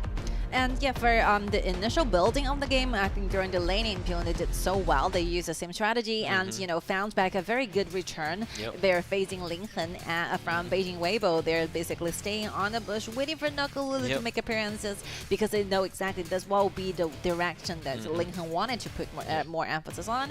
And yeah, very good in predictions over there, but the following up things are not sufficient enough to actually give Beijing Weibo more pressure and trying to snowball. Yep, exactly, because the sophistications from Beijing Weibo is just way too much, way better done to compare with Impunity. And also we can see with the second or third last game fight, basically you can see the X-Hero were actually against 4, and then we have Zemo against 4 opponents. So basically they're doing the same. However, if you look at the gold deficits, when X-Hero got taken away, then nobody can stand in the front to take down all those damages anymore. Exactly. And yeah, I think for a lot of KPL teams, especially for today's matchups, we're seeing Nanjing Hill and Beijing Weibo are handling those little setbacks in the early game really well. So even though we're losing a bit, even though we're kind of exchange life with you a bit, we still know what will be the most important things to do. We know what our double cores, especially those late game double cores, are looking for. Yep, that's the atomic bomb I mentioned about, with Nakoro drop there. And also worth to mention how good was the body shield from Zimo at the last one when the burning arrow got shot by Solarus by Up. So at the end we can see overall operation is really good, well done, outstanding, by Beijing Weibo. Yes. And if we look at the team stacks, we definitely can see, all the golds, as we mentioned, tilt to Lin Heng and also to Qiaoxi completely. And then you can see how much gold deficits that can be. The double cords from Impunity Esports only about 7k, but however, if you look at from Beijing Weibo, almost 10k per core. But I think that the Sun Ce can be more useful when it is put to the jungle position rather than the top laner, because during the laning you can see that Zimo is so good a player on a clash lane, but still, even though the player is Zimo, you cannot just find something advantageous, advantageous point during the lanings. So yeah, I think there will be a huge weakness to Sun Ce to be the clash lane for the team. So yeah, I still think like maybe you can put the Sun Ce in the jungle position. I will count this as an experiment, from Beijing Weibo, trying to test out whether this kind of composition can actually work. But I think it's working way better if you have like a Lincoln play the Sun Ce as a jungler and you're given like Zimo maybe for the other type of warriors. Yeah, that would be really good. But if we look at the team stacks, and we do know Beijing Weibo is in the front, and then we have MVP Qiaoxi Cathany dealing with a huge damage, like more than almost 40% of damage. All those kind of physical damage dealt by Cathany is just way too much for Impunity. It's a very easy game for Qiaoxi. Basically, he's just going around, going further and just to looking for more damage in the team fights. He basically gives his life given to Xingyu, right? Like Xingyu is changing those colors with the lines, trying to protect, trying to like boost up with the damage. He's switching the modes when into a like a damaging mode or a protective mode, and trusting Xingyu so much with the life. Even though he's so low, he's still going further, because he knows the ultimate will be online by this me. So I have to say Xingyu provided a really good protection, and all of a sudden we can see that just like here, X-Hero is just not good enough to stay in there, to having all those kind of stunts, because if you use Lianpo and then you jump into a group fight, and especially to have the to be the initiator, you have to remember you need your teammate right at the back to support you, to throw out all those damages. Otherwise, you will very much sacrificing yourself in those engagements.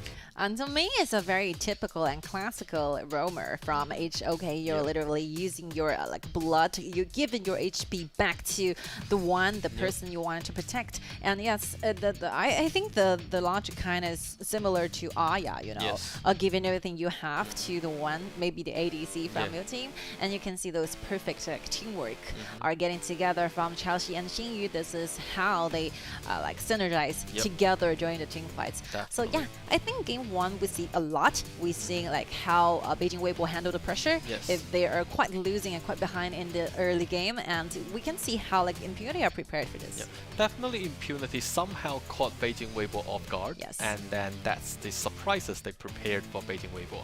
And let's take a short break to see what kind of surprises we will see in the next game, and see you later.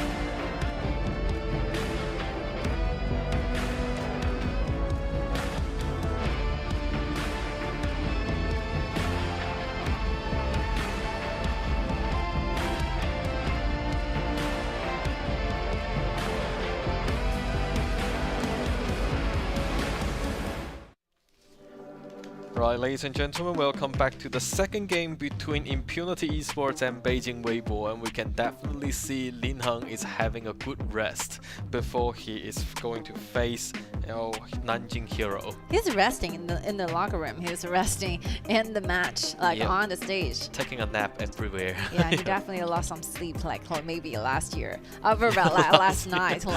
He's so tired. Yep, and then well, with this game, I think for Impunity, they have to look after some of their neutral resources, because obviously during the wildcard games we can see they're trying to win over the other their components, win over their enemies by the experience they have received throughout the years. However, when you're facing a KPL team, you need to look after and protect your neutral creatures and neutral resource a lot better.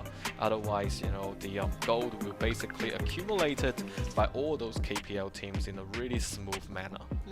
KIC2023 is winning, like percentages are getting higher as the time goes by. I think Slims used to be the highest number, winning rate. But at this very stage, like KIC2023 actually granted herself with a 60%. Yeah, 60%, nearly 61% of the winning rate. That's really high, considerably high. And Jin, so great, 82.4% of the winning rate. So yeah, the most reason is because mostly it will be KPL teams who's using this Jin. And I think the only reason why Jin failed is because they are using it in the KPL versus KPL teams games. Yeah, definitely some of the Jin might be losing. And Slims, you can see like very surprisingly, Slims have a downwind situation here, even though he still have a lot of like pick and rate here. But the winning rates dropped from 60 to 55. Yep, exactly. Also, if we look at two of the heroes from SNK, Miyamoto Musashi and Mai Masunui, they are actually in the winning rate of 85% and 68%. So both of those heroes will be very much played by the KPL teams and then performed in a really good way. Yes. So we can see gradually some of the heroes has been used a lot more often. However, just as Tianyun and I were mentioned, after BO7's matches, we might see a lot more heroes make their presence within the game. And let's dig into this game between Impunity and Beijing Weibo. Impunity on the blue and Weibo on the red. So for Impunity Esports, they are definitely having a deep concern with Lin Heng's junglings. So they have Prince of Lightning and Jing banned away, and then for Beijing Weibo, putting all those pressures on Up and also to X-Hero, because they do know X-Hero use Mai E every single time when he got the opportunity to choose her. And then now we have Impunity on the blue, so they are now choosing Slims, probably looking for pairing up with Zhenren and Zhang Fei, and then being in that kind of intention being encountered by Beijing Weibo. So Beijing Weibo got the Zhenrens from that. And if we look at Impunity with the second and third pick, Dun and Bayern, such a good tanky warrior for the clash lane as well as the jungling areas. And then for Beijing Weibo, the second and third pick will be Terry, a really good hero with huge, a really fast attacking speed at the later stage of the game.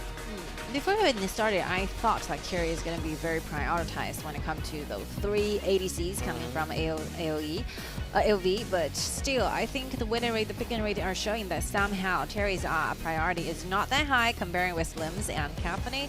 I think the laning phase of that Terry is really, really good. I mean, I personally have the experimentation with Weidao, right, the caster from China. We're doing the laning, and every single time I use a kind of hero trying to go in against Slims, like Terry wins all the time. I think the only thing lacking from here it might be, the bursting damage, and one more way is trying to have a flash. So he will be always counting on this roamer so heavily for this one. It will be Jin played by Xingyu. I strongly believe that like Xingyu will be give us such strong protection towards Qiangxi. I am not worried about this at all. But speaking of Impunity, I think this compositions are so well rounded. We have a lot of poking abilities out there. We have late game damage insurance by the Slims. We have the global frontliners. A lot of means trying to initiate the CC teams are there, and not to mention those long-range attack by this Jin's ultimate. So yeah, I think Impunity Esports have themselves with a very stable, very like safe composition on their own. Yes, indeed. And we do know Megumi, when he is using Zhang Fei, he will play Zhang Fei in a really steady way. So in this way, we can definitely see the protections given by Megumi to up. However, if we look at Beijing Weibo, as Tianyun mentioned, when all the equipment has been built by Qiaoxin, the overall attacking speed will be really fast, and also the range of the attacks will be quite long. And also we can see that for Terry, this particular hero, not a hero with a high bursting damage, but if you can see this hero with constant throughput of the skills with the normal attacks, then you know it is still very a hero really unstopped. Cannot be stopped. Yes. Because you know, when we were using Terry in the normal days, we do know how crazy this hero can go. Yes. I mean, the continuous team fights is definitely going to be what's like Beijing Weibo is looking for. Terry on the bottom, Charlotte on the top. These are the very two typical heroes who thrive at, you know, those very long range a long time team fights, like hiding team fights. And for Lincoln, for this one, he have Ukyo Tachibana on his side, and we are seeing this duo like for 2 times from HKA. So yeah, I think HKA needs to watch this carefully, how you can actually use this kind of duel trying to win you with some very like advantageous opening, because like Zimo with the Charlotte, Ukyo played by Lincoln will be very typical choice from Beijing Weibo. So yeah, I think the early game engagements are about to happen, and it's just simply waiting for them to get to level 4. I think that will be it. And HK and actually check out this lineup and whether they can use it against the Beijing Weibo once again in the next game. They still have one more chance. Exactly. Now let's digging into this game. Impunity Esports on the blue, and then Beijing Weibo on the red. And you can see Tachibana is now going to support the clash lanes, and also Zhenren's at the top as well. Megumi is trying to fasten up, you know, helping Shaolin to give this play priority way ahead of Huajun. So cleaning every single like basic minions away, and they're looking towards, you know, the jungles, and they found like Lincoln started to jungling on the red side, which means that they will completely have no one in the blue side. And also we can see the reason we have Zhenren to support is because for Terry in the beginning, the attacking reach can be a lot longer than Slims. So the during the laning phase, the pressures from Slims towards Terry will be a lot more smaller. It's such a waste of that priority of the waves here. You can see after you clean the entire wave ahead of Huajun, you simply you know, make a step closer to jungle and find like Lincoln getting done. Started with the jungler, you might as well just create some harassment here. You can trying to delay the time, slow down the time and the pace for Lincoln. But you know, it's all vanished within seconds. Nothing can be done further.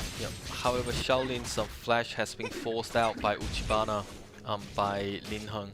So for Shaolin at this stage, he needs to be really careful because there is no flash there, and then now 4 of them ganging on top of the farm lanes, and then all of a sudden up is gone, being killed by Lin Heng, and then now still Megumi, although it got the full energy bars, but without level 4 there's no ultimates to protect Slims. Now look at the top side, look at this, like Duanil Lincoln is getting the vision, trying to take away those jungles away from Lincoln, because definitely you're gonna see your appearances on the bottom a long way trying to travel back, and Zemo is staying there trying to make sure that they have an eye on how like Lincoln was trying to do here.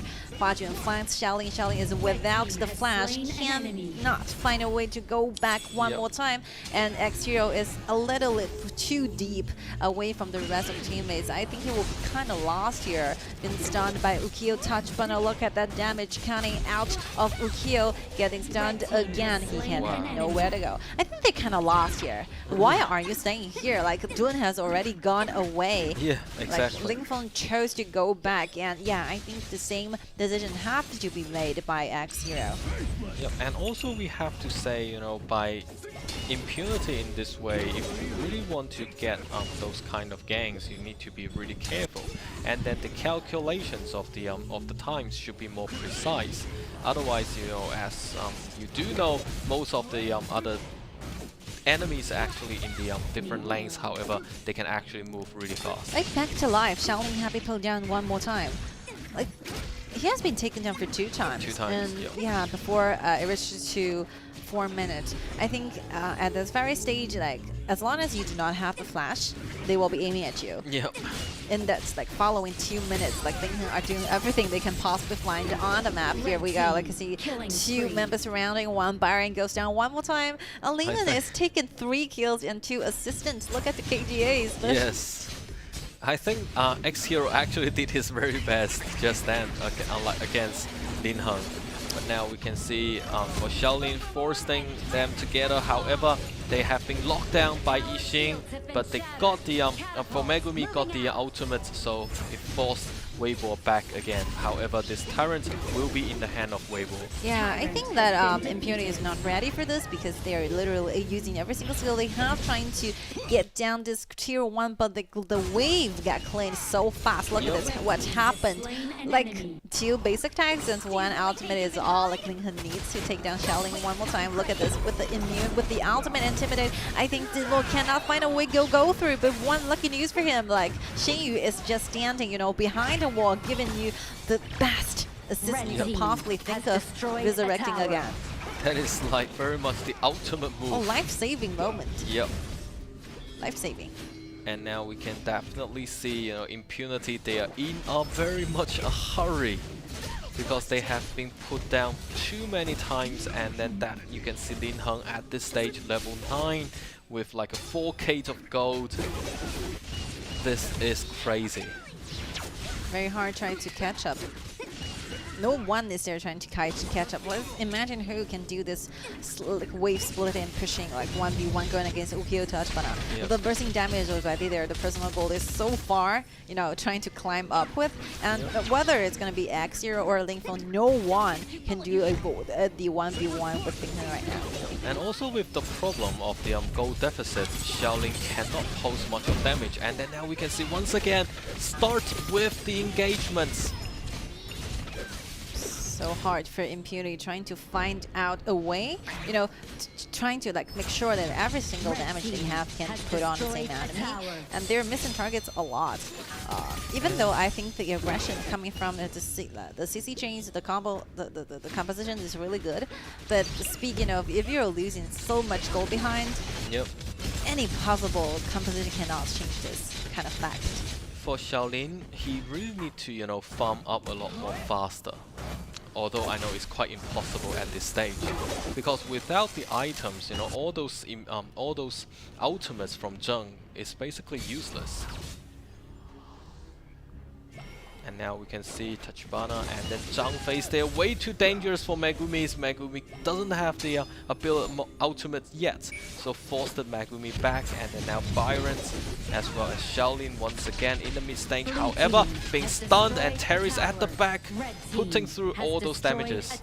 You can see this flash coming from Shaolin is being forced out every single time he got to flashed back. So 1 second he had flash will be forced out by Zimbo, or be forced by Lin Heng. So like Shaolin is so difficult trying to keep himself alive on the battlefield, and he can only use the ultimate trying to clean it waves. So that will be the safety spot for him, trying to stand in that very position. And Chelsea is just sickly, you know, but quickly farming up. He is already getting himself with the 2.5, I would say, items already. He even built 1 armory, small items, you know, during the laning, and the Shadow Ripper, the Endless Edge are there. The crit chances and the speed of attack is really high at this very point. So basically, you have the high speed of attack, and then you have the Eternity Blade to help you. And however, now oh, look at this, very good dive here. That is a really good dive, and then a good snap engagement. great. Even though like Xingyu has brought like Xiaoxi back to life one more time, but still they will be followed by X Heroes. One more dive, like it's more quite distant away, using the intimate to dodge the most lethal damage. Lincoln trying to fight for the team, but still got shot down by Slim's damage. What happened down there? Like Impunity is doing a great job when it comes to team fights. Managed to take down a lot of victory to their own side. 1 versus 3 trade. Yep. Great one. I have to give like applause to X Hero. Find a great moment, you know, that flash with the abilities like knocking up like Xiaoxi. Even though like Xingyu buys the maximum amount of time, trying to waiting for this Zimo to arrive, arrive at the right target, but still cannot fight back. Yep. X Hero actually did a really good, found a really good timing and then the good angle to flash in. So basically, launch some of the opponents onto the air and then immediately helping the teams to get a void with the damage from Lin Heng. Look at the following up from Weibo, even though they're losing a lot, but still I think the morality is still up there. They're looking for another dive here. Founds 2, knocks back 2, but still you can see the cages does not miss get a single target. So yeah, that will be the end of this kind of engagement by Beijing Weibo. But I think these will be the mints they're trying to, you know, get Impunity away so that we can control the Tyrant. Yep. So at least, you know, Beijing Weibo got this Tyrant for another 70 seconds. And then for Impunity at this stage, I do think they can fight their confidence back by encountering Beijing Weibo. So it really depends on how Slims can throw out the stunning speed.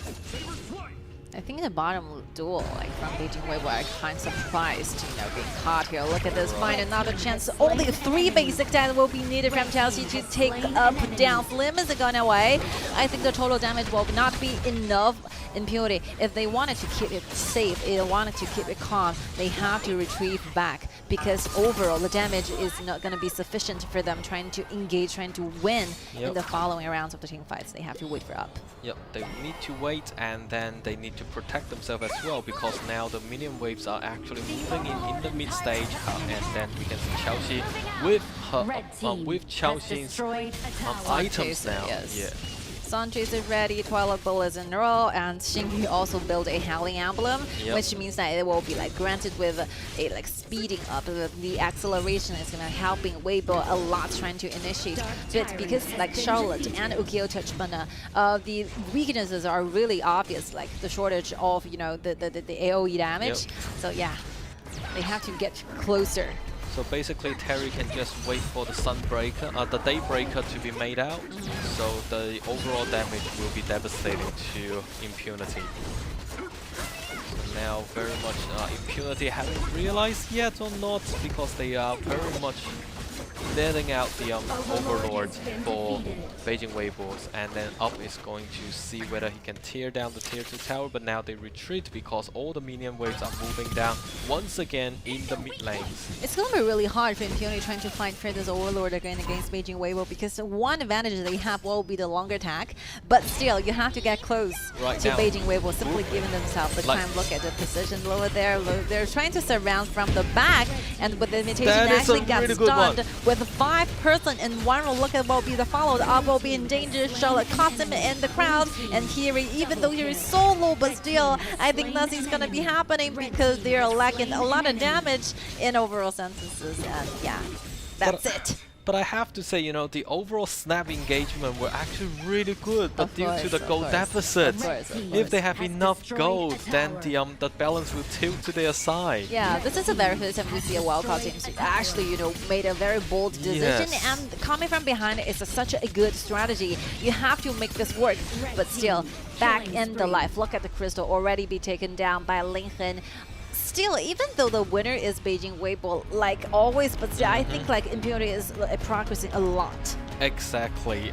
From the games between HKA and then now with Beijing Weibo, we definitely see Impunity is gradually improving, you know, through these ways. And then I think this might put on a pressure to Nanjing Hero a bit later, because we can see now Impunity actually found a way to cut at the back, and obviously the overall CC chains were established perfectly, but the only problem is due to the goal deficit. Yeah, the goal deficit, how you macro the entire game, how you make sure that you kept leading in the gold.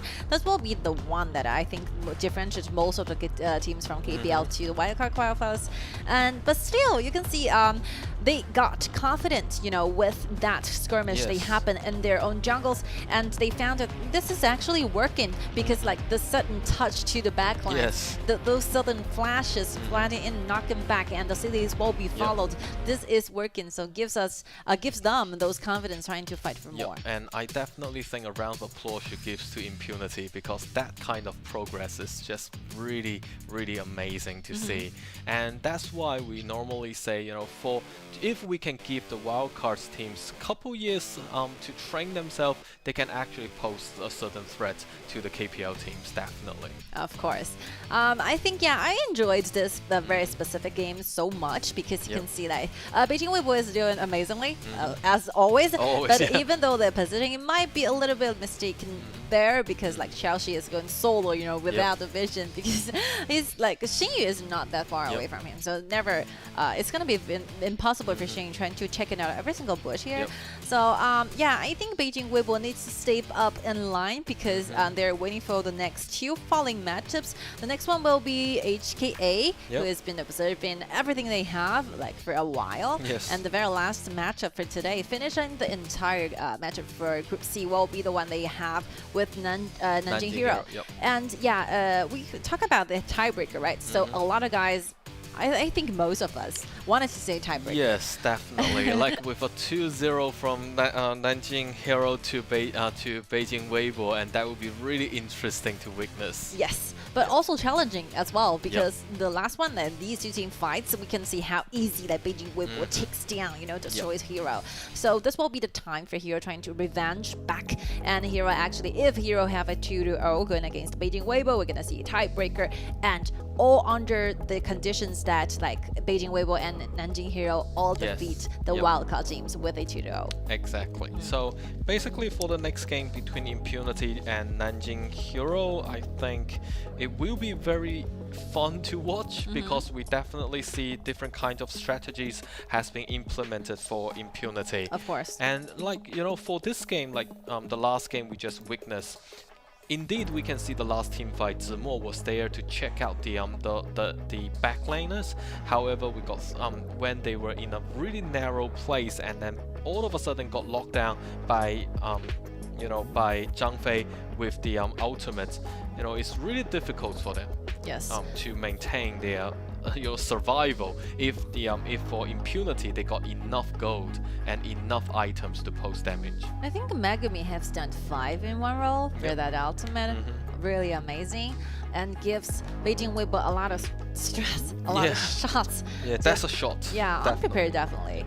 So I think a lot of things can be working on in the future for Impunity, trying to find out when will be the correct thing to do. You know, if you're leading, when will be the next step, and trying to stay close to your waist, and the weight priority will be the only thing you have to fight for in order to do something better than MVP goes to Xiaoxi from Beijing Weibo, and we can see like the creep stacks like 40, like definitely, like from this kind of statistics, you can see how much farming has been done by Xiaoxi, and how much how good the growing atmosphere is for these players. This is the second MVP, right? Yep, second MVP. Just then he also got an MVP as well. Company, right? Yes, indeed. Crazy.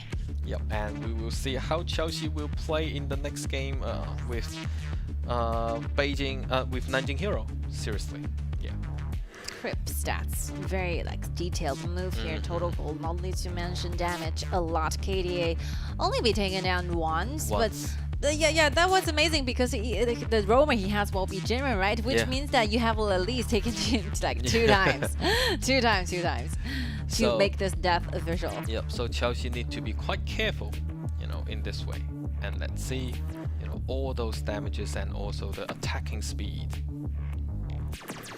Yeah, I think Ukyo touched mana for this one for Linhan is super important because you can see all the early game damages and all the early game rhythms are actually contributed by Linhan. He's taken control of everything and every single one. Every single side he goes, there's gonna be a skirmish. Look at this, John Fei using the ultimate to initiate on 5, but Chelsea let's correspond to it really quickly, using a flash to deck away, and those stun chaser, those damage just unbelievable.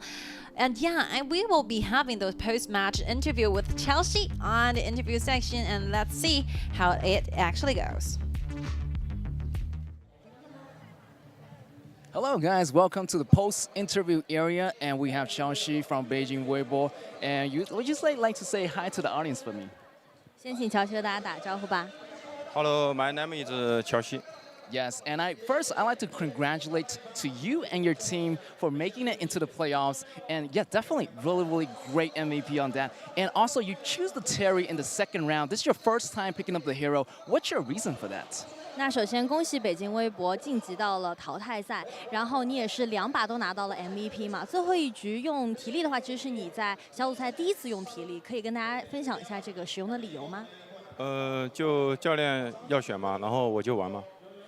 All right, so the head coach paid that Terry for him, so he just used that hero. Yes, definitely. Second question is going to be that this is your second time going against Impunity. So what's the difference between the first time and the second time? Would you like to elaborate on that? 那也知道今天其实是你们第2次和 Impunity 家交手了，想问一下你们觉得这次交手和上一次交手的感觉有什么样的不同？就觉得他们变强了很多吧，就一直50来找我们打架吧，就找到了很多机会吧也。 Compared to last time they played against Impunity, they just performed better and they go really strong right now. And they opened a lot of opportunity for themselves by using those 5-0 big team fight and try to harass a bit on Beijing Weibo in game. Yes, third question and the final question is that you got the 2-0 again from Impunity. So you have 12 points already. Definitely, do you have the confidence to walk out of the group stage with the full 18 points? 那其实赢下这一场2比0以后，现在微博手上已经有12分了。你们有没有信心以完美的18分晋级到最后的淘汰赛？有信心。 They're fully confident about grab that perfect points. All right, thank you for your interview, Changxi, and let's go back for a short break, and we'll be right back.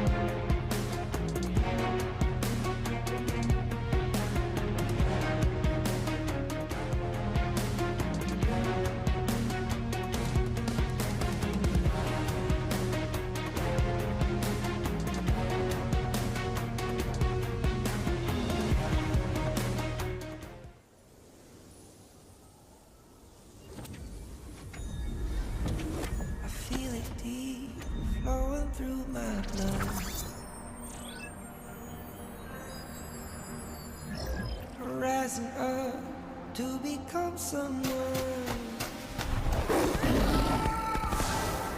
Taking it all on my own. What a sweet victory. Taking all of my control. Awaken something deep in me. Like flames, feel the burning inside. Take a hold of the pursuit of the prize of a total. No way to survive. All of us fight, it's locked up inside. When this is the time, enter the ring. All those mental chemicals doing their thing. I got flashes of battles inside of my dreams. I was made for this moment. At least now it seems like it's time to come face to face with your fear. Been battling reasons for all of the years, and I learned how to fight them with style and grace no one's ever encountered. You say it's amazing. I'ma come out swinging when they open the gate. Go ahead, call passion. I'm calling it rage. I'm taking what's mine like I already own it. Watch but don't blink. Going here to the moment.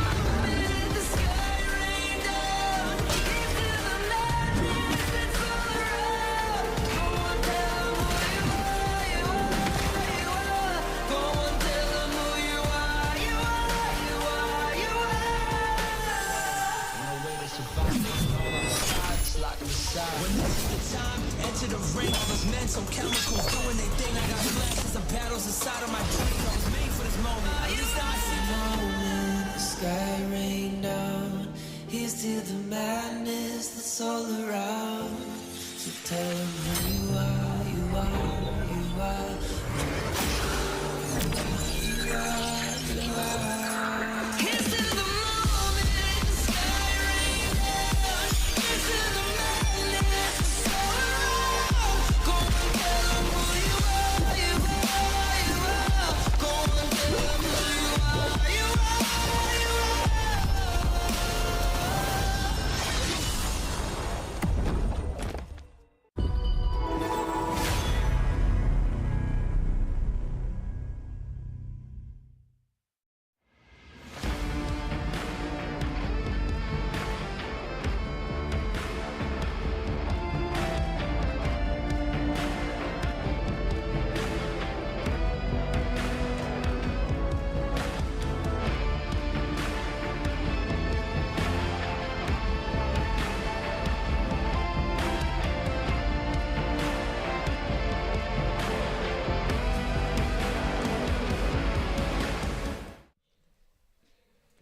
Hello and welcome back, ladies and gentlemen. This is the second half of today's matchup, and we too just flash back into the cluster room. That's and right. we'll bring you guys about the second half of today's matchup. Yes. And I'm today's caster Nora. I'm today's caster Gikit. Definitely, we just teleported, from the interview area into the commentator room. Yeah, without in an any instant. cooldown. Yeah, no cooldown at all. Definitely, that's an OP skill that we got here in the stadium tonight. Yeah. In the ESP Stadium in Shanghai. And we know that today is the day for Group C, and it seems like already Weibo has secured their place getting into the group stage. So actually the next matchup, which will be Beijing will play against HKA, well, no longer about the point vying anymore. Yeah, definitely. I feel like definitely gonna be less pressure for both teams. But however, Beijing Weibo definitely want to secure that perfect 18 points. Yeah, we just interviewed Chelsea, right? Yeah, I feel like they have that full confidence. You know, like the tone he speaks. I mean, getting double MVP on those matches. Definitely, he has the full confidence. His team got the full confidence. And let's see what we got here for today in our fourth match. HKA versus Beijing Weibo. Oh, and you know one small detail that when he answered the question, he first nodded his head and then answered that, yeah, we're fully confident about getting that perfect win. It's like his brain is already prepared for that answer before his, he speaks the answer. So definitely he got the full confidence to do so. And right here, we're jumping into our round one, fourth match. And I feel like HKA is their last match. Yeah, this will be the last match of the whole tournament actually, because we know that HKA didn't get any win yet, haven't get any win yet, and they just lost the ticket to get into the group stage. Yeah, I met them backstage. It's really good. Like, we make them backstage. They're so friendly. They're so competitive, and the spirit they have. They're just going to every single round, even though that they're facing an uphill battle, but they choose to fight hard anyway. Even the intensity is really strong. They still choose to fight and guard their respect. Yeah, so I do hope that they can enjoy the last match, be on the stage, and it will be Beijing Weibo again. Will be on the blue side. It just seems like HKA, they really held a open mind towards the whole game.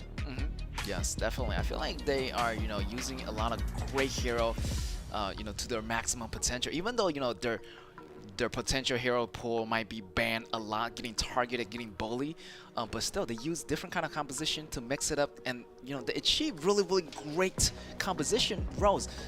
Definitely it's going to be a really uphill challenge against some of these teams, but they still maintain their high level of intensity in those matches. And also you can see Show already gain the respect from Beijing Weibo because they target ban away this Florentino. That's right. It's really rare to see these kind of bans happen. Yeah, usually we don't see Florentino up in that ban spot, but this time HKA, this Show from this side of HKA, the top laner, using this Florentino to such a high level that all the team, every single team in the KIC knows it. So showing great respect, banning away their most potentially really hand-picked heroes. Yeah, I mean Show definitely will be the core player from HKA, and his Vera's play, his Florentino play, and also like his Charlotte just leave a lot of great image on the stage. Yeah, don't get me started. Like, include this Shoya. Yeah, Shoya. I feel like Shoya did really great accuracy. Like you can see that in the previous interview, also with the top laner, Zimo, something like might happen. Oh, I interviewed Zhao Zhu, like the the marksman from HKA when they play against Hero last game, and I asked him whether he know that actually the opposite millionaire Bell from Hero is a really great Shoya player, and he said yes, I know that. And actually in when we listened to the records from Hero, they said they give the compliment on this Shoya. Yeah. When they finished the game. He's like, wait a minute, this Shoya is always catching me off guard. Like even though like I was moving in a really sidestep, using the sidestep to move around, but he always anticipates when I'm gonna move.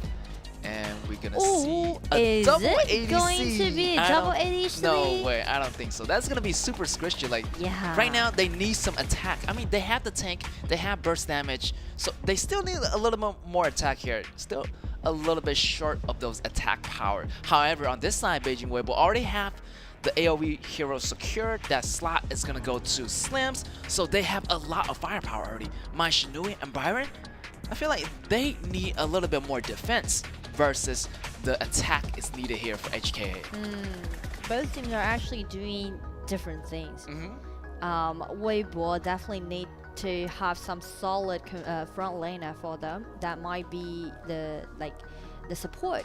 I think like Zhang Fei could be a nice choice. Zhang Fei, great choice. I feel like it's gonna be a great addition to this shooter at the bottom. Is gonna be Slim and Zhang Fei, creating a lot of crazy, frontliner, and the initiation in front of this Zhang Fei is going to be really important to make those engagements possible. But over here, HKA does have the long-range poke, but who's going to neutralize the dives? Look at that. Who's going to take out the fire? Who's going to have the fire extinguisher to take out all these dives? Look at the flash engagement from Byron. Look at the flash engagement from my Shinui. And maybe even this Slim might even jump in with the flash engagement too. So a lot of dangerous situation you can see here. So yeah, we might not see those two frontliner maybe not doing so well because it's going to be a tankier frontliner Yuan and a warrior Charlotte at the top. So if those two fall down really fast, I feel like the backline, nobody's gonna be there to take out the fire for them. I mean, like, aggressiveness definitely can be seen from Weibo's composition. And also you can see multiple cores actually. Just except Zhang Fei being the support, the rest of the 4 heroes need a lot of gold and items. And definitely they will be super powerful after they got at least 2 items. And the way how they're gonna build it is more like Weibo try to prioritize the top side, right? Byron can be the most dominating hero on the top during the laning, and also Yukio can do great damage in the early game too. Yeah, there's a lot of early like burst damage combos. I feel like the potential of this level 1, level 2 gameplay definitely goes to the side of Beijing Weibo if they are aggressive enough to engage in the jungles early. But I feel like level 1 still, their jungle is a little bit hard to invade because you got the jungle protection, you got this really tanky Duen in the front line. So yeah, and also this Iggy, not to mention the level 1 rotations. Definitely that mid lane is going to have that lane clear faster for the side of HKA versus, you know, Mai Shinui. Mai Shinui is going to clear the lane a little bit slower than usual. So maybe, you know, we've seen a 50-50 here because we have the early damage burst combo from these Yukios, the Byrons, but still the Iggy has that faster rotation. So, you know, it's kind of like 50-50 in the beginning. Maybe they're just gonna, you know, keep it safe, not doing any invasions. But still, maybe Beijing Weibo want to do those invasions because from the looks of it, from the judging of the past games, they did a lot of invasion on Hero, a lot of invasion on other teams. So maybe they're gonna go for the counter jungle. Yeah, I mean, like, it's pretty safe opening for Weibo, definitely. But only, like, except one thing, like, once it might happen, if this Shoyu is accurate enough and combined with those poking damage done by Iggy, they can do great preset damage out on this Weibo. So Weibo is a little bit squishy actually because both Yukio and also Mai need their HP and allow them to do those invasions. So it all depends on the first 2 shots by this Shoyu. Yeah, first 2 shots and some fireballs by Iggy. I feel like it's going to be enough to take care of those squishy heroes. Like definitely those double SNK heroes definitely going to be super squishy in the beginning. So yeah, let's see if they can get those accuracies. Ooh, first shot miss. But the first fan miss also for Huajun, but the second shot hits and it hurts. I'm talking about like those bullets coming in your face, but still the heal ability is going to help you heal a little bit. And you can see the HKA actually are being the one that's aggressive. But here, look at Linghan already picking up the red for his side. I feel like HKA, they already predict that Weibo might do those early evasions, so they just give up at the red buff side and try to steal it away and as a trade. But you can see how quick that Weibo just react, right? It was like a big team fight, 5 versus 4 in such an early stage. Yeah, you can see that Byron and Linghan rotated immediately after getting that red. So Byron coming from the top, Linghan coming from the red jungle of the side of HKA, and they took out J7 at that critical moment. No level 4 on J7. So yeah, first blood already in the hands of Beijing Weibo in that first minute. So here's the plan for Weibo. First, they try to let Huajun to bait a little bit in the mid lane and try to distract the rest of the member from HKA.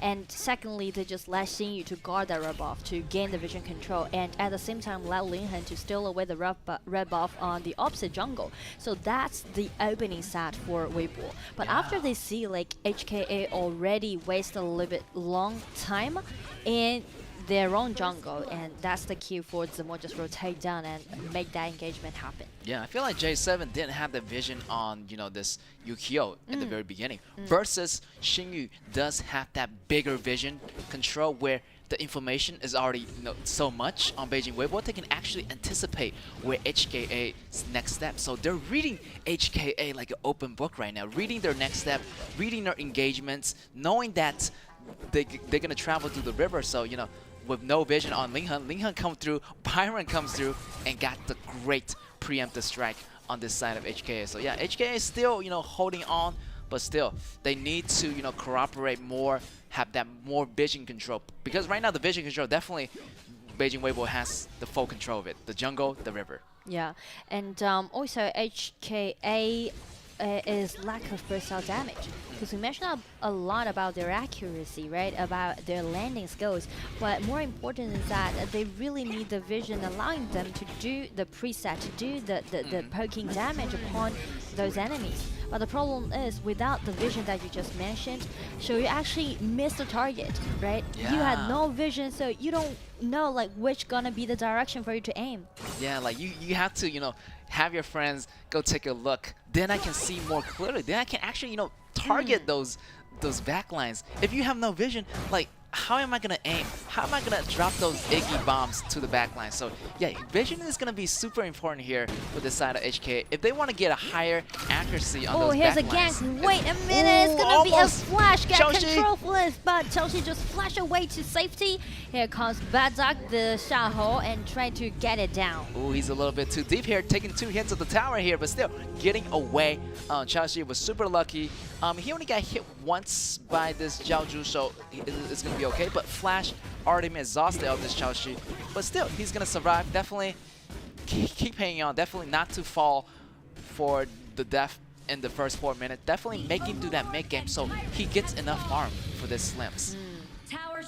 So I think it's really perfect performance showed by Zhaozhu in his Shouyue.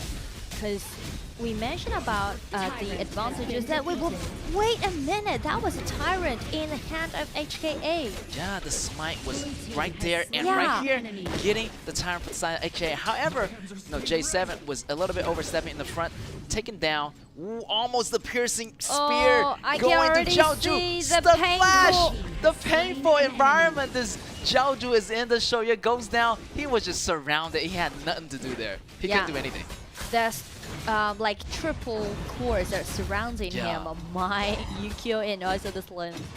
Wow, you just do not want to be in that desperation. Like there's 3 cores surrounded and you're underneath the tower and you know that you're gonna go down. So yeah, even though that flash was used, but still great defense here by HK. Just try to hold on as much as possible, but still great steal on that Tyrant. That allows, to slow down Beijing Weibo just for a little bit. The flash and the passive tumble in and did that as a 1-1 trade. How aggressive that Huajun is right now. That's right, Huajun. Any opportunity that he can. Yeah, he's using that flash engagement. Like, if you tell me to go, I will go. So yeah, definitely Huajun is being the aggressive Mai Shinui that he is right here, using that flash to make a lot of stuff happen. Actually setting up Yukio Tachibana for a really great success. I mean, he's already had 4K go in the bank, so why not get more here? Look at that jump underneath the tower. It's gonna be a trap. Ooh, trap it is. And you see that jump and activate the ultimate. That's gonna be Charlotte going down. Slim getting that kill. Here is gonna be Shouyue aiming at Linghan, but it misses the target. Here's Huajun going in, but Jiaozhu jump back using the ultimate, continue to shot back on Beijing Weibo, but only get Byron in the meantime, but still losing 1 casualty out of that on the top lane. And you can see already this Slim and Jianfei already rotated to the top lane and farming right away. I really like the way how we was playing right now. It seems like they had such a clear mind and clear understanding towards their own composition, because they know that they need to take the first hand against HKA. They need to push them back off a little bit, right? You can't let HKA to do the poking damage the preset.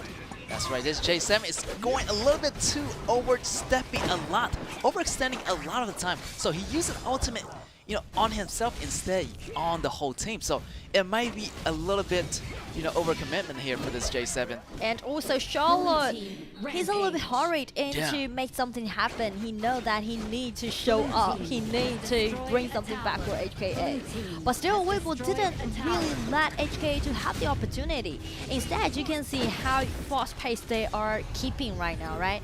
Keep pushing forward, keep marching on those towers, and they just never ever let HKA to have the chance to fight back. Oh, right here, the counter algo is going to be on Jianfei. The push with Jianfei's ultimate is going to finish off the show here. Also, J7 went down as well. Yeah, so yeah, 2 for 0 here and in the favor of Beijing Weibo. They won't stop. They're unstoppable right now because we will know that they need to cut HKA down before like 12 minutes or 13 minutes. You can't just let this Jiaozhu to have a really well farming pace. That's right, they're going to shut him down as soon as possible. Top tower already gone for here. HKA, they're working on the middle tower and already have the full control of the jungle. Feel like those visions is not going to be working on the side of HKA. Who's going to go out there? Everything's going to be dangerous. There's nothing you can see right now. The fog of war is all pitch black.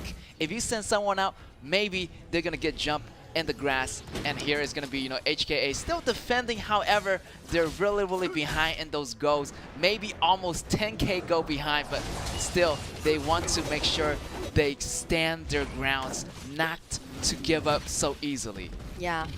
And I really like Weibo's change, compared to their performance in the summer season. Because Weibo is usually considered as one of the slow playstyle team, right? They need time to warm up. They are not that kind of aggressive in game. But you can see after they played in KIC, especially after they win against Eastern in the first round, it's just suddenly turning into another monstrous version of about Weibo.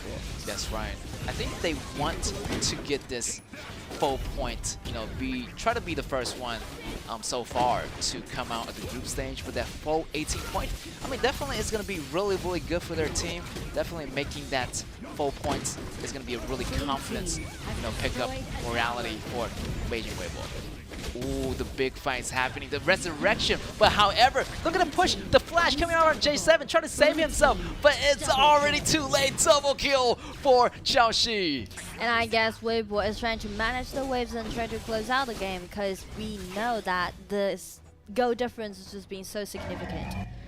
Like 10k goal lead goes over to Weibo. That's totally enough for them to just snowball the game till the end. Yeah, some say like if you have 10k, over your opponent, you can just snowball and just walk in like it's nothing, taking the candy away from a baby. Just like that, Beijing Weibo gets the first round pretty easily away from HKA. So congratulations to Beijing Weibo.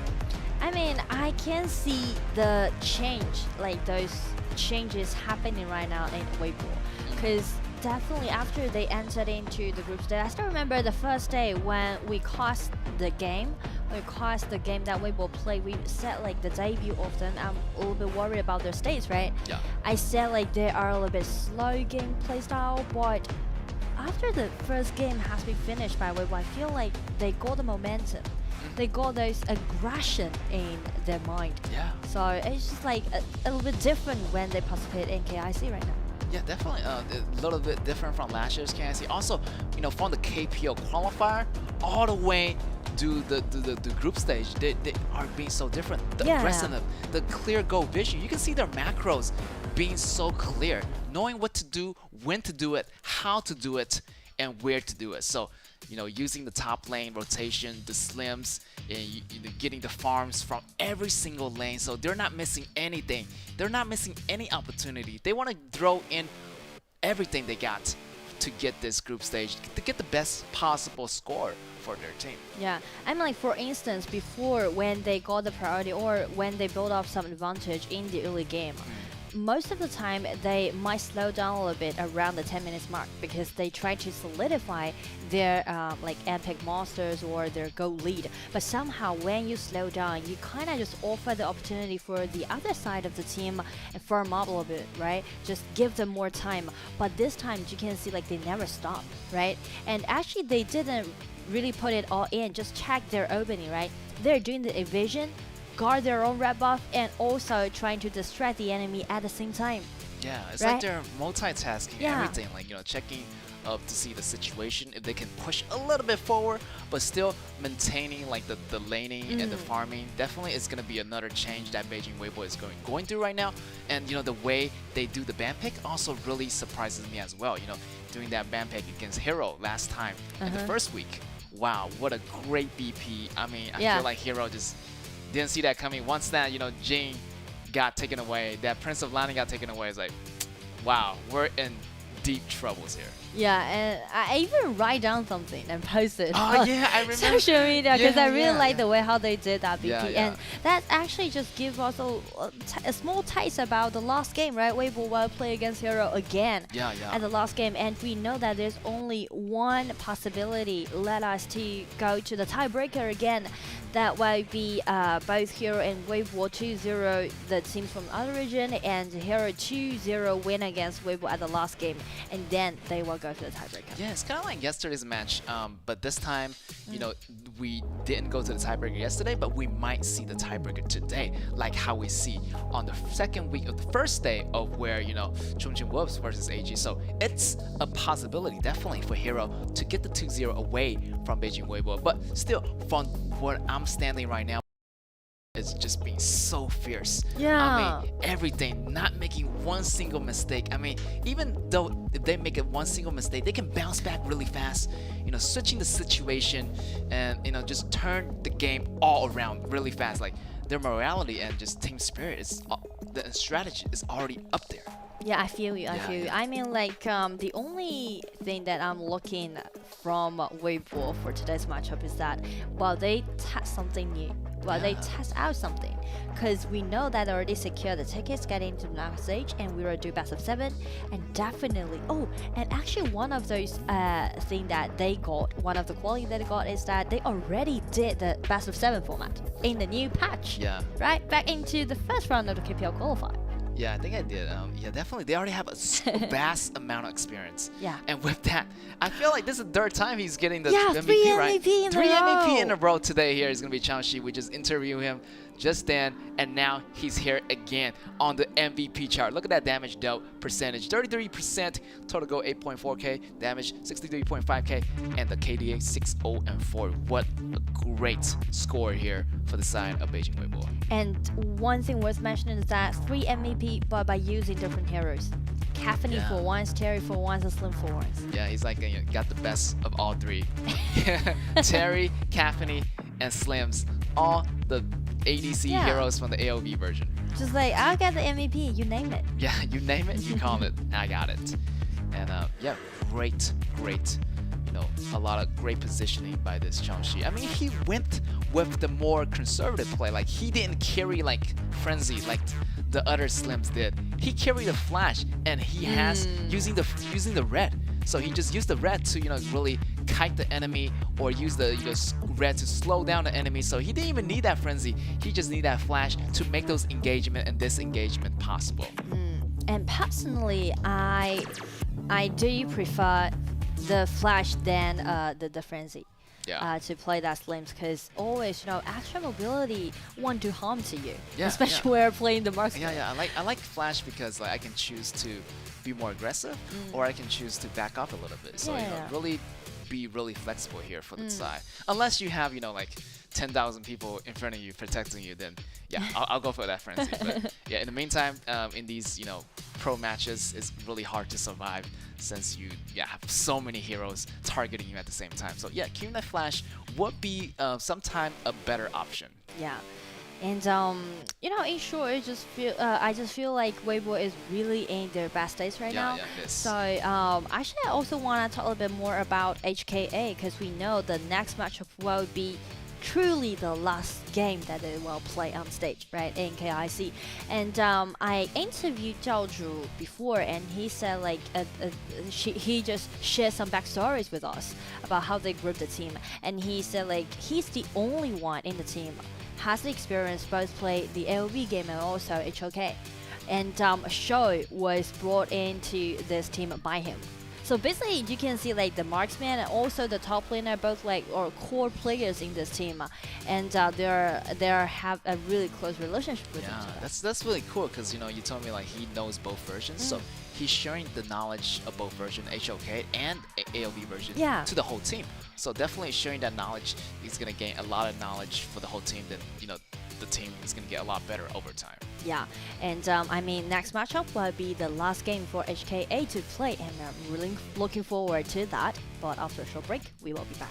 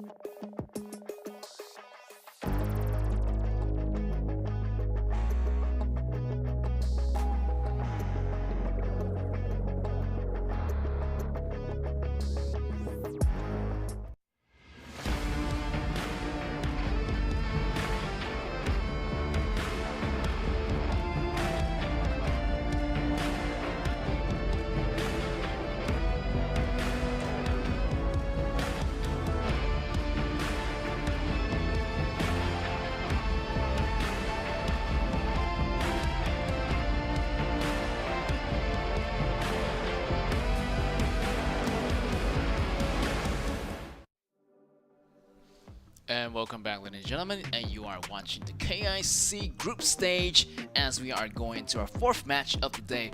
Game number 2, Beijing Weibo versus HKA, and they already secured the first round for Beijing Weibo, so no pressure on both sides. And let's see if both sides, try to play with the comfort picks for HKA, and maybe Beijing Weibo want to test some experimentational composition since they want to get ready for that BO7 in that playoffs. Yeah, and speaking to HKA, as we can see, they made the rotation.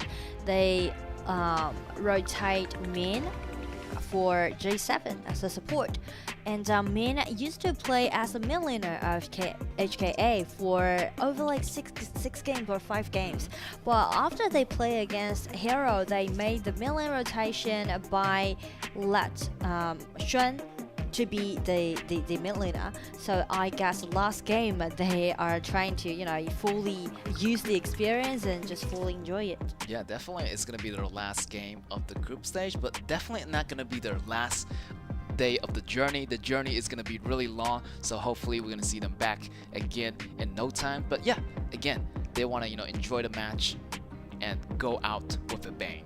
Yeah, I mean, like, since Min used to play the mid laner, so I guess maybe it's gonna be a multi pick, or those mage to be played as a support, maybe. Yeah, maybe like I seen like Zhuge Liang's, Zhuge to play the support. maybe. That's crazy. That's crazy. Yeah, but there's a lot of combinations. Yeah, we're seeing a lot of crazy compositions in this group stage. Also, in the whole course of the KIC. So yeah, so definitely it never amazes to surprise us here. These compositions just keep on rolling out. Like you just never know what they're gonna pick next. And for Beijing Weibo, definitely, as we mentioned, maybe this will be the chance for them to test something out, because we know the next game they are going to play against Nanjing Hero, right? And you definitely want to secure your victory, secure what we call the perfect points. So maybe they will go to those normal composition, but this might be their last chance in the group stage to test something out. Yeah, I want personally, I want to see Eclipse. Oh, yes. Because like I never seen this hero. Like I know this hero is really strong at immobilizing the heroes like Murad, or locking down some kind of high mobility hero. Like once you have Eclipse on you, like there's nothing gonna be stopping those like CCs. Then you would say you want to see the Eclipse played by Min or played by Xing. Oh, that's a good question. Maybe like both. They have to play it. They have to get it. Like a wombo combo. Maybe Eclipse and Angela. Eclipse hold the enemy down, and Angela can finish him off. Oh yes. And also another classic bottom duel would be Eclipse with Fawn. Oh yeah. Same logic as the Angela. Eclipse and Fawn give you that express ticket back to your fountain. You don't even need to come back. I mean, here and done. So yeah, a lot of great composition. You can test them yourselves with your friends in our HOA games. Also, we're gonna hop into our second round here. Game 2, HKA on the left on the blue, Beijing Weibo on the right on the red. And I'm seeing Liliana and Iggy already getting taken out. So really targeting Huajin over here on Beijing Weibo.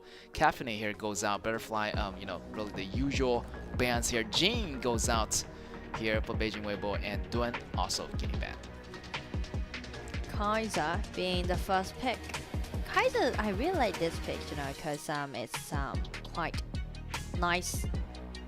I would say well-rounded pick. You could never go wrong with this Kaiser. They didn't ban out Prince Alani in the first round. So definitely, I feel like any single team on the red is going to pick up Prince Alani. And this main is also extraordinarily rare. I mean, it's those two assassins, the warrior assassin, the super assassin, invincibility assassin here, Prince Alani. Those two are dealt so much trouble. Here we have, Athena. We might see like a, sacrificial tribute type Athena here playing. Maybe the support here for Athena, but I'm not sure what's going on here. But it's gonna be risky because these assassins, they can travel super fast throughout the whole map. So even though Athena have the vision on Beijing Weibo, I mean, this Prince Alani can just go invincible.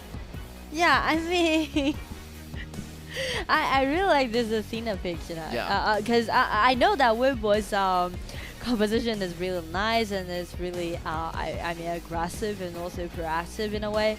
But this Athena, I say it might be a support Athena. And first, Min used to be the mid lane player, right? So he's actually playing another warrior right now. And also, it just made me feel like, when did Athena being so prevalent to be played as a support in KIC? Since last time we saw it maybe in the Wildcard qualifier, right? Played by Fair Esports. And then suddenly the sacrificing Athena just being like the main trend, being so trendy. Yeah, this is trendy. Like, I feel like with the trend going on, I feel like Athena is like at the T0 tier of being played as a support. I mean, you get vision control, you get harassment, and I mean, you just constantly getting the small pokes. Even though you know you get sacrificed, but you can't really disturb the rhythm on the opponent side of the map. Yeah, I mean, and also it's really fun to play in that way. Yeah, right? yeah. You don't really go to the usual confront. Instead, you're just trying to do some harass, and it's kind of annoying. Yeah, it's kind of annoying. Like if I see that happening, I'm just like, yo, I'm getting no privacy. Like he's just watching everything I do. Like what is this? Like no privacy here. I need some privacy.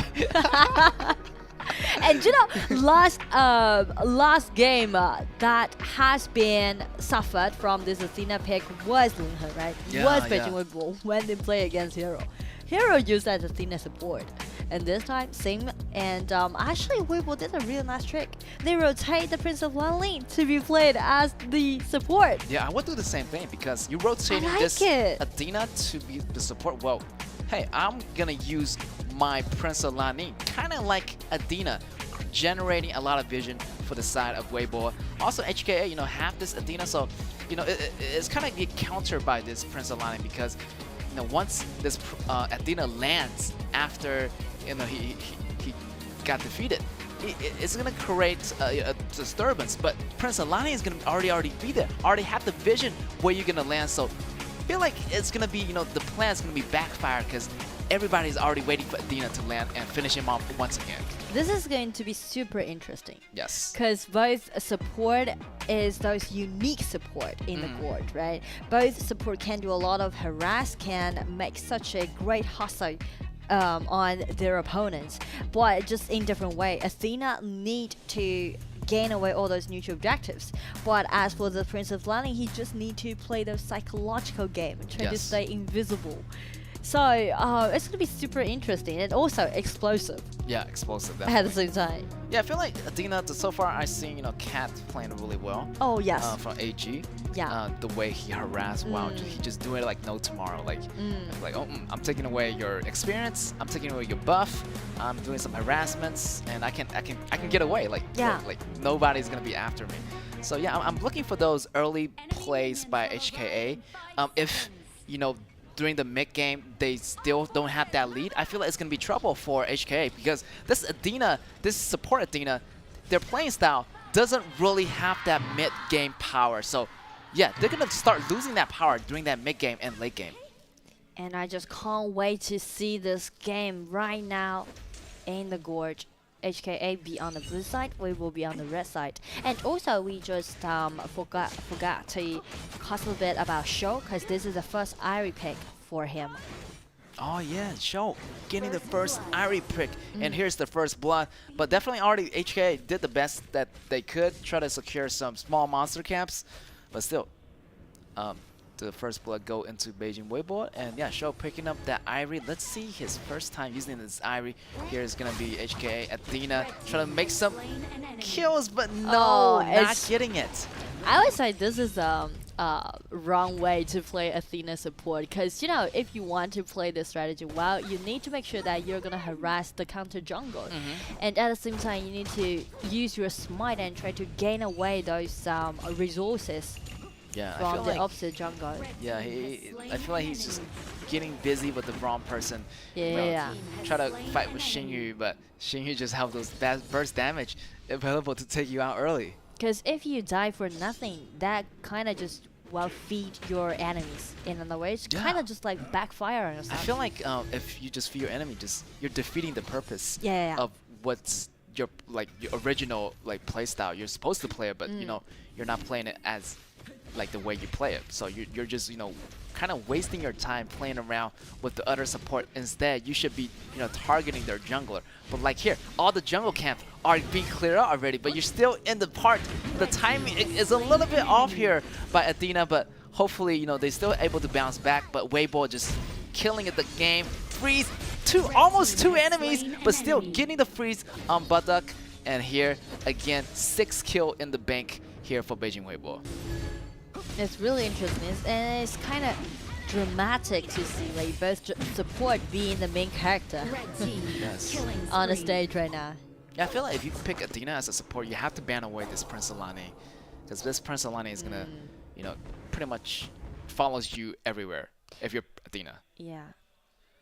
And then I'll just give my credit to the head coach from Weibo, because he really did a smart draft.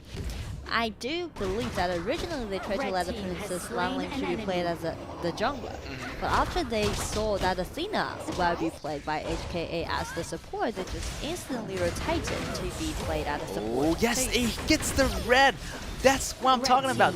Now finally, I feel like this Athena is kind of doing something. Definitely just harassing, try to get the red away to deny their AXP.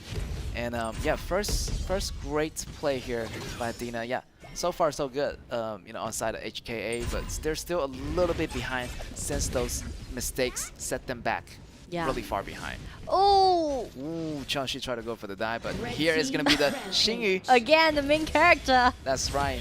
He's gonna be the cleanup staff, clean up those kills. I feel like the Athena just kind of gradually get into it, but the problem is a little bit late right now because it's gonna be the 4-minute mark, and if we check Linhen's gold, and he's almost got like 3,000 gold.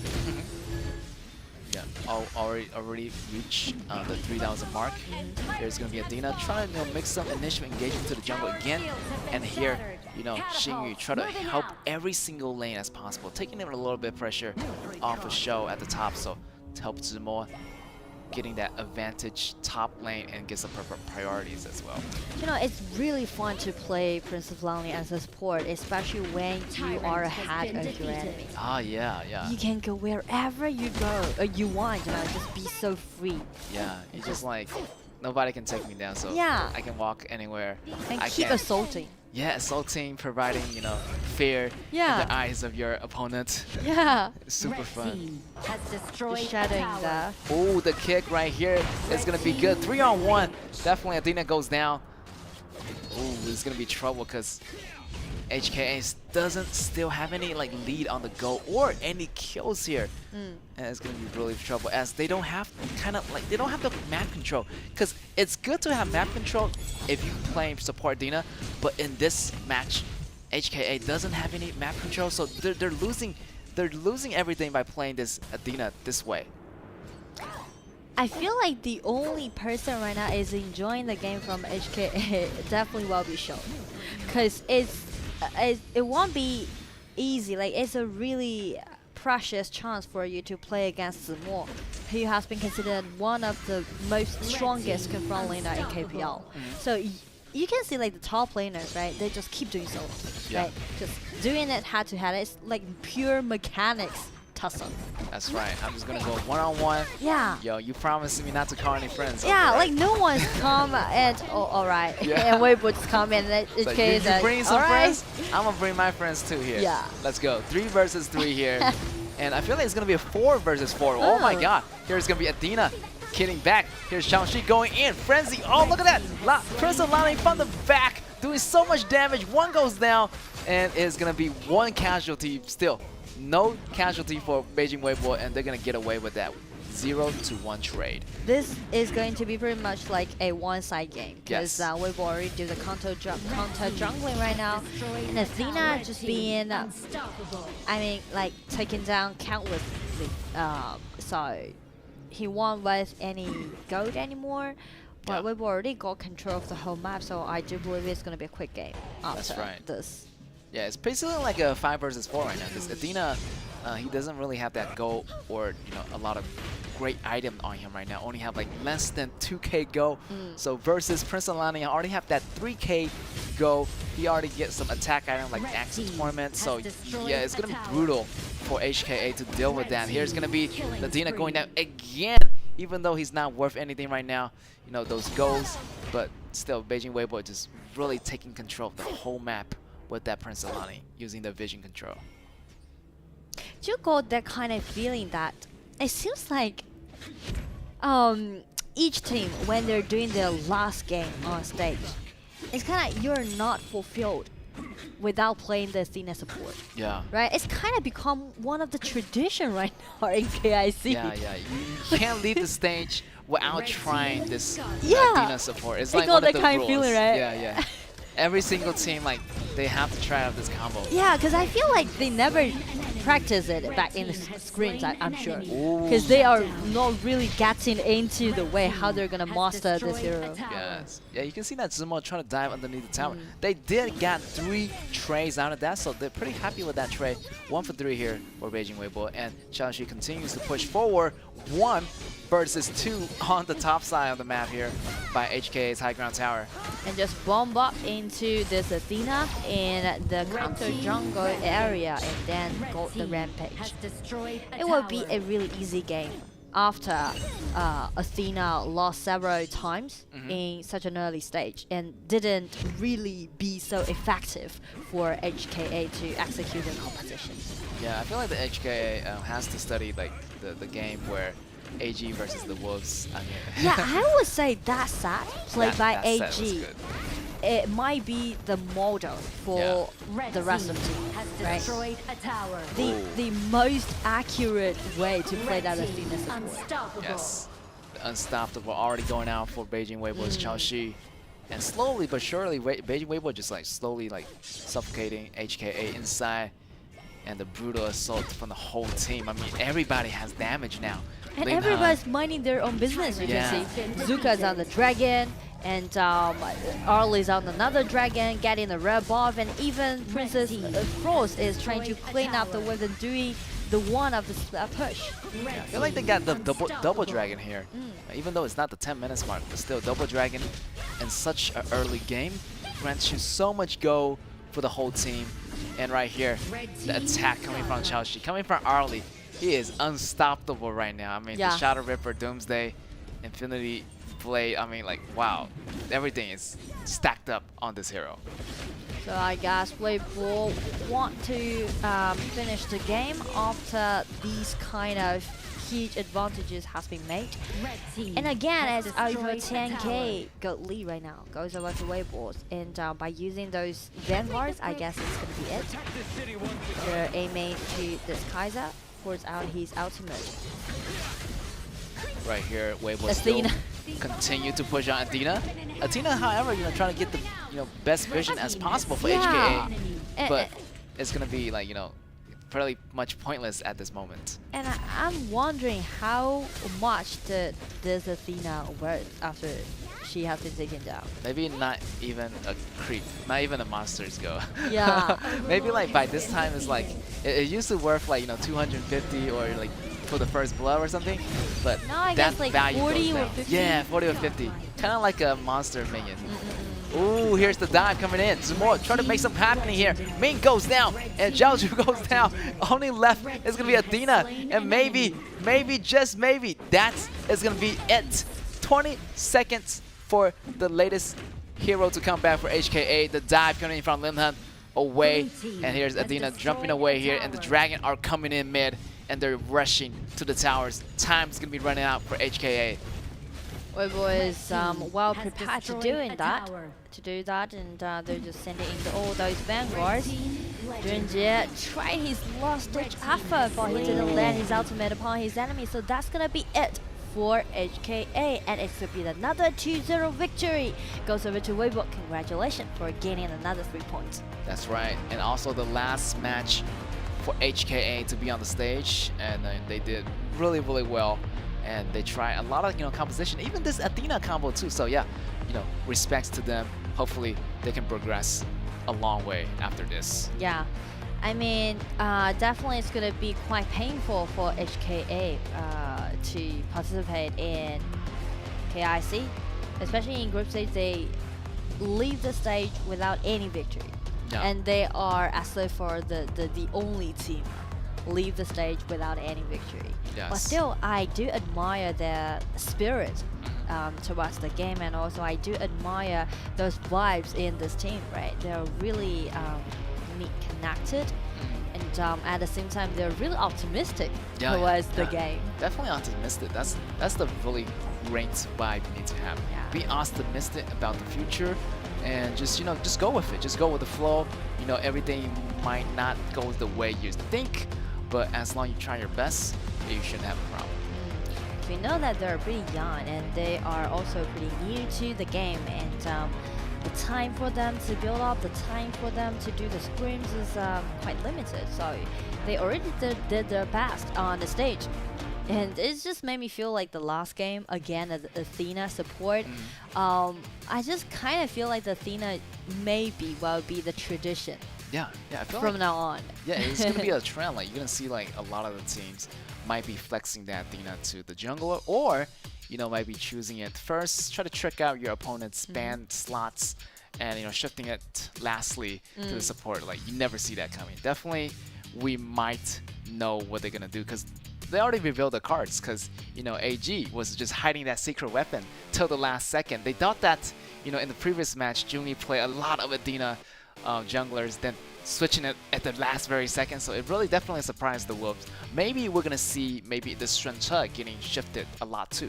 You never know. Is it gonna be top? Is it gonna be jungler? Or is it gonna be support? So we might see those surprising picks later on in the BO7s. And a lot of flex picks actually, because we know that we're doing one limit AOV hero, so when we're jumping into best of 7, and also we're lack of the hero pool in this patch. So definitely flex pick will help you to gain a priority in doing the ban pick. And speaking to Beijing Weibo, actually they got one individual flex picks, which will be the Prince of Lanling. Yeah, I feel like Prince of Lanling is definitely it has to be the first ban for me. Like, I feel like this hero is so dangerous. I mean, like the invisibility. I mean, like, you have 2 skills at level 1. Like, that's overpowered. You like, come on. And that said, you also have main. So I feel like those 2 heroes are really great bans for the blue side if they want to take out those 2 heavyweight combos in the beginning. But still, there's a lot of ways doing the ban picks for the drafts. It's really up to the coaches, and really up to their playstyles of how they can handle each other. But yeah, for me, Prince of Lanling definitely a dangerous character. You can just shift that hero to any position, the jungler or the support, mostly in the pro matches. And we can go back to the team stats. It seems like Athena pretty much would be the counter side MVP. Look at that, the damage he already done, the damage he taken. I mean, he's doing his best to disturb Beijing He did Weibo. everything. Yeah. But again, it's not easy, right? It's really tricky to master this hero, especially to be played as support. Because like the aiming, the angling, and also the target that you choose, and also the pace that you lead in the early game especially will be so important. It's gonna decide what kind of thing will happen to your own faction. Alright, we have our MVP for this game. It's gonna be Xingyu from Beijing Weibo, using that Prince of Lanling. Look at that vision score, really gaining so much vision for the whole team. And yeah, the KDA was spectacular. I mean, look at that outstanding KDA. Even as a support, he's just playing like he's like a jungler or something. Yeah, I'm like neglecting the total goal that he got. It's pretty much like the jungler. Yeah, yeah, he's like taking every opportunity he can to make those, like the first skill, the combination with the ultimate, a lot of burst damage in those within few seconds. And one of the highlights from Xingyu is that the first round you can see actually Athena tried to get a counter jungling, but he was tracked by Xingyu. So after that, after the first skirmishes between these 2 support, everything just went wrong for HKA. Yeah, and I feel like also, Prince of Lanling's passive, he runs faster when he's running like towards his enemy. Oh, so yes. That's a true assassin. Like, he just can't wait to kill his opponent. I'm coming to you. That's right. That's right. And I feel like, yeah, he's like the assassin in the night, like the thief in the night. He's gonna steal your kills, take your away, and yeah. And we're gonna go into a small interview here, and let's see what they have to say about this. All right, thank you guys. Welcome back. This will be the interview area, and joined by me will be Show from HKA. Please say hi to the audiences. Hi, I'm HKA Show. All right, nice to see you here, and this will be your last matchups in KIC 2023. So, any differences do you feel, comparing with the tournament you have in GCS？ 这是我们这一次世冠呢，可能是最后一天的比赛了嘛？那和你们比较熟悉的赛场对比起来，你觉得世冠 KIC 有什么不同的感觉吗？就是2个版本就是完全不一样，都要重新适应。然后来到我们场馆呢，会有一些新的体验吗？场地很大，就是跟 GCS 的完全不一样。All right, the gaming metas are completely different, so we have to, make adjustments to this newly developed meta. And as to the arena, I think arena is super big. It's completely different with the one we're used to in GCS. So actually, Florentino is playing bland all the time. Do you actually see this coming? 我们看到你的弗洛伦应该是你的招牌英雄，因为一直被ban，你自己有想到过这件事吗？其实我是觉得他们应该是不会惧怕佛罗伦的，只是可能有给到尊重。对。All right, for KPL teams, I think that maybe they're not so afraid of Florentino, this kind of player, but still, I really appreciate them to give me such a respect. So actually, we're seeing, you have to practice HOK heroes a lot, maybe in the recent 2 months. So what will be the heroes that you really love during the practice? 我们知道，其实你花了非常多的时间，可能近2个月开始学习王者上的一些新英雄。那这些新英雄的学习过程当中，觉得哪个英雄特别有意思的，或者比较难的呢？应该是姬小马，就是。他进场跟退场的时机都非常重要，所以这一点比较难练习一点。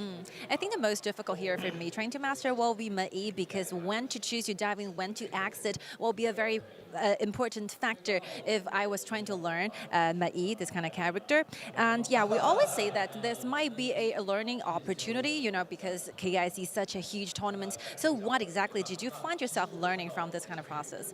非常多的队伍都会跟我们说，其实可以跟非常强的 KPL 队交手嘛，也许也是一次收获一些新的经验的机会。哎，你觉得这一次的机会，你学习到的或者收获到比较多的会是什么呢？我觉得就是有一个大比赛的经验，让我在舞台上不会那么畏惧。I think the rise of the mentality is extremely important, because if I have this kind of experiences when it comes to such a tournament, it gives me such a relaxation when I'm actually in the game on the stages. So you actually have laning phases going against Zimo, Xinghen, and X0. Which will be the player leaves you the most impression about? 我们和非常多的优秀的对抗路选手对线，有 X0， 有Xinghen呢，包括呢也有子墨。哎，哪一个选手跟你对线过程当中，感觉给到你压力是会最大的，或者说你印象最深的？印象最深的应该是子墨，因为他给我的兵线压力是最大的。All right, I think the player leaves the most impression will be Zimo, because he really gives a lot of pressure during the laning. So lastly, do you have something you wanted to share with you, maybe for the supporters and the fans overseas? 那我们其实最后的环节嘛，也是想要做一个告别。那有没有什么话想要在此刻跟大家分享的呢？很感谢这一次可以参加 KIC 这个比赛。下次。如果还有下次机会的话，我希望可以拿到更好的名次。对。All right, we're really grateful for the opportunity to give it given to us in this 2023 KIC, and if we have the opportunity in the future, we'll definitely make it better next time. We strongly believe this. 我们也相信你们下次一定会表现得非常好。Thank you for your time. 非常感谢秀接受我们采访。This will be the end, and we'll be taking a short break before we come back. Stay tuned. Bye bye. Bye bye.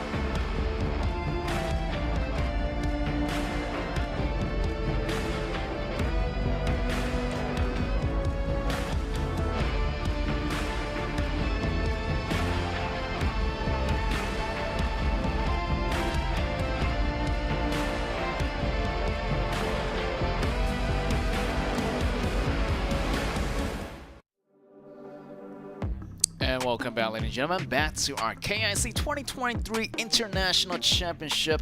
And we are going up with the next matchup.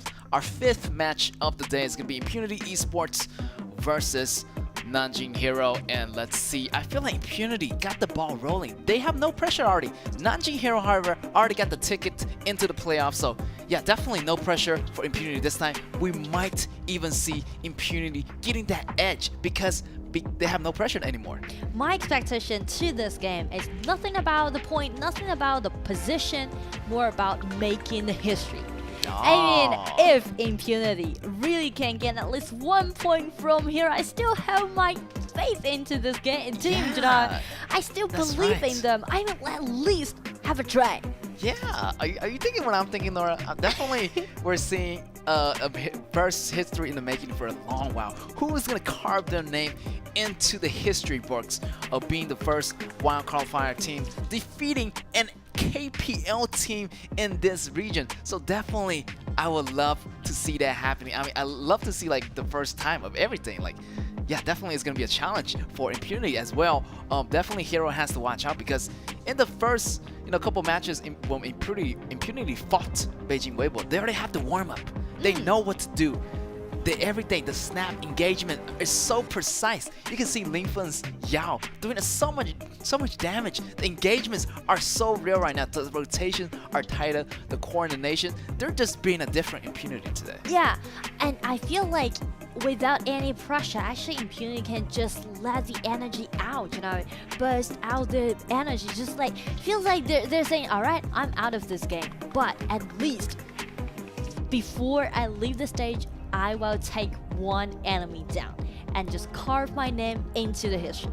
Because we've waiting for these kind of things happen for such a long time, and still, even though they can't make it to the next stage, but I still keep my faith into this game. Because fairly speaking, if I'm gonna name 3 teams that might have the chance to beat at least one team from KPL for one game, then Impunity will be included into the name list, and also Moss Tigers and Once in Esports. Yeah, I feel like they do have the potential. I mean, if Impunity don't do it, I feel like Moss Tiger and one team able to finish those tasks, being the first wild qualifier to go against KPL team and getting the win from them. It definitely is going to be a really hard challenge, but yeah, definitely it's not going to be impossible.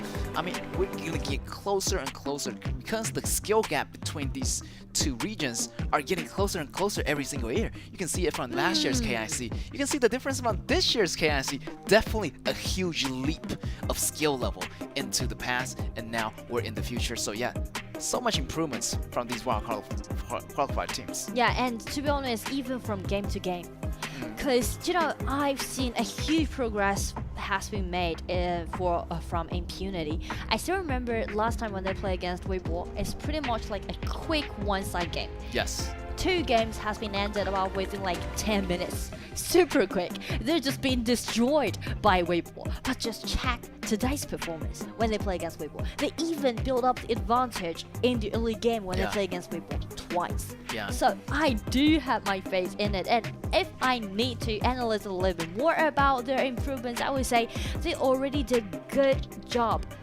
by confront the KPL teams in the early stage. But the problem is only like how they're gonna snowball the game. They don't really understand what's gonna be the break for the snowballing.